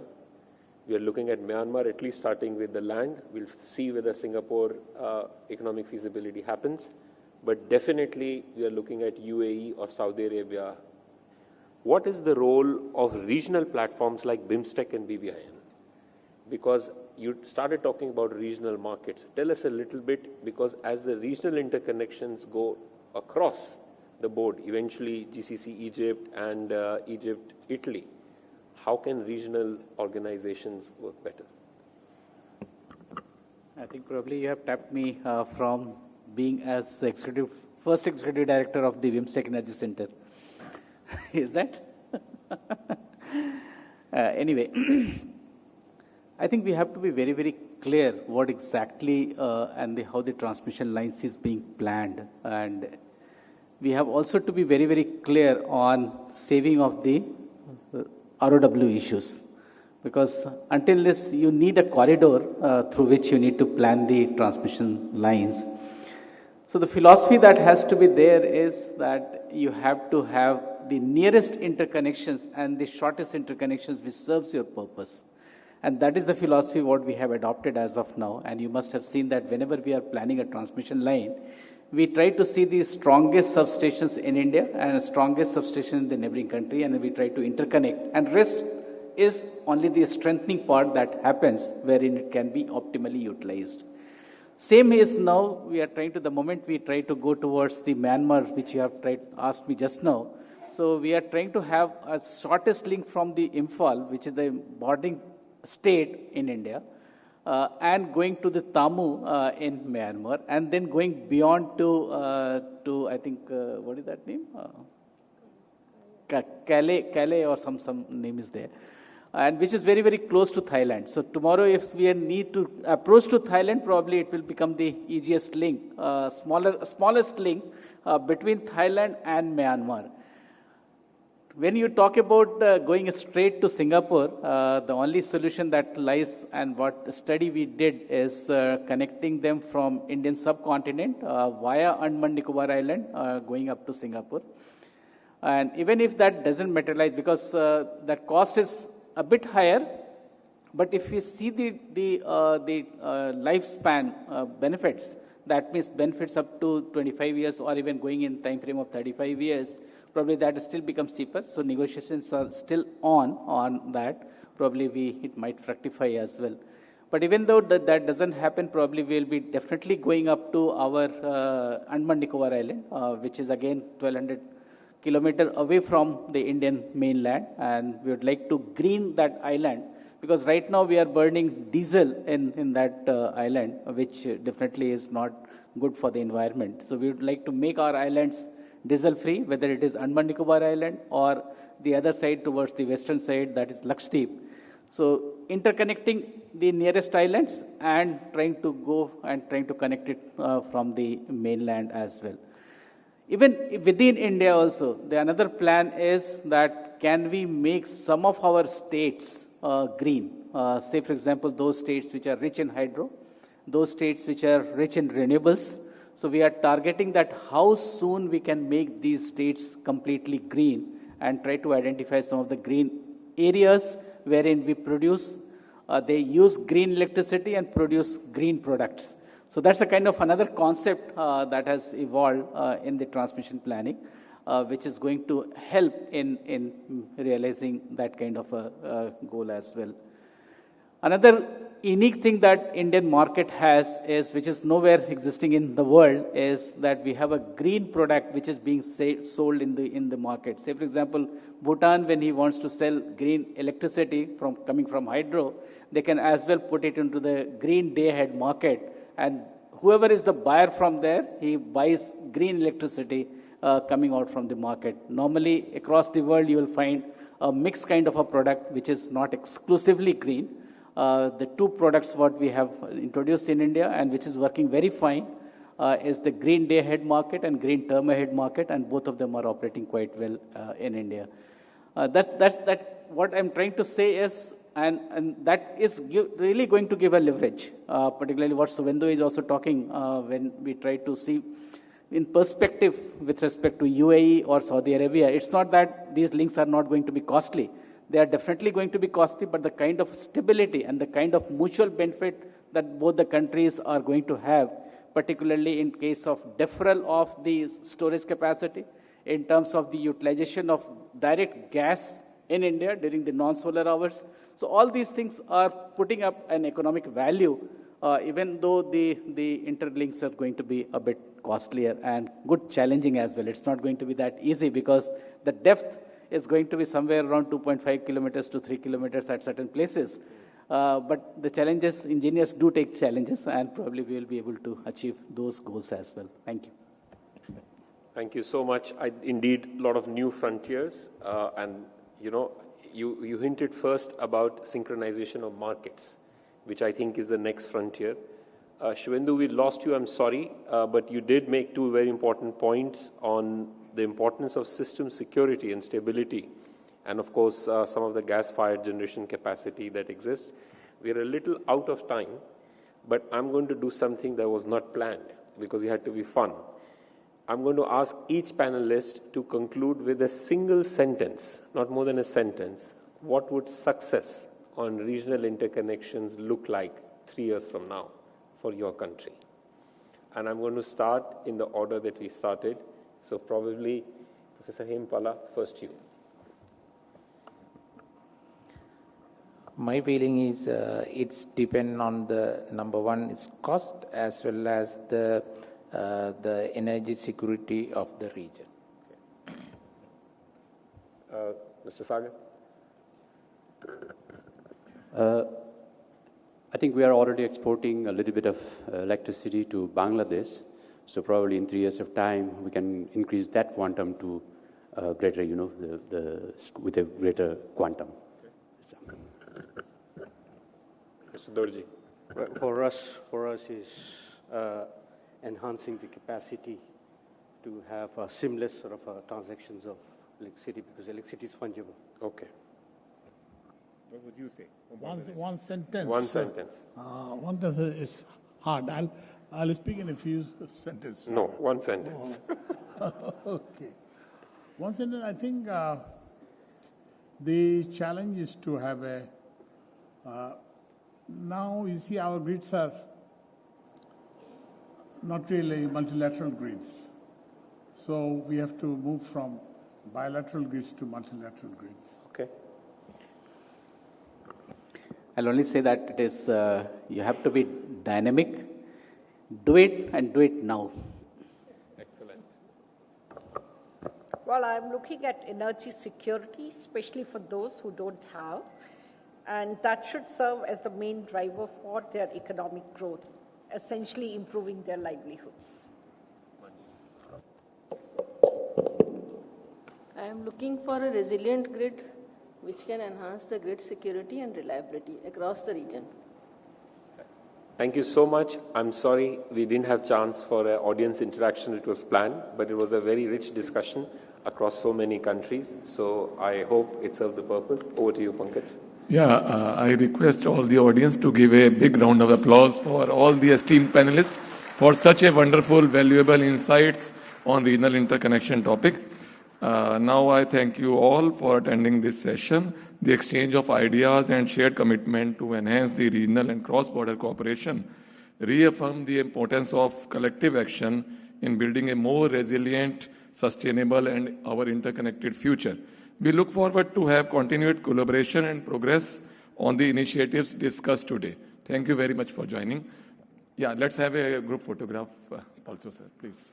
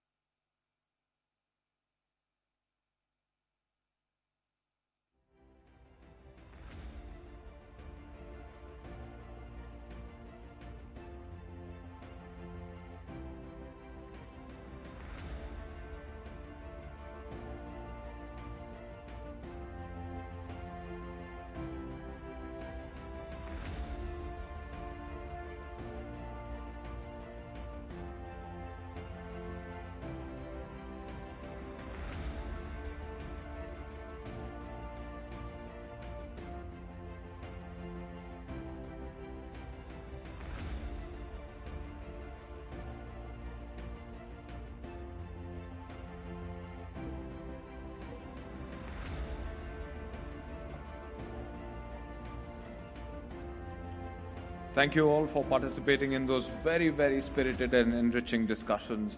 We look forward to welcoming you for the networking dinner. As informed earlier, you may kindly assemble at the ground floor lobby. We have transport arranged for you. We shall be dining at the Lotus Tower this evening. Looking forward to having you all join us for an exceptional dinner experience and enjoying the skyline of Colombo this evening. Tomorrow, we look forward to receiving you again to participate in operationalizing the ISA SIDS platform for helping countries navigate the solar technology landscape, beginning at 0830 hours in this very hall. Also, do join us for the session on Partnering for Progress, Integrated Institutional Strengthening in Action, and technology-driven pathways for scaling solar in the evolving energy mix. Thank you, everybody. Looking forward to having you join us for dinner and for the sessions tomorrow.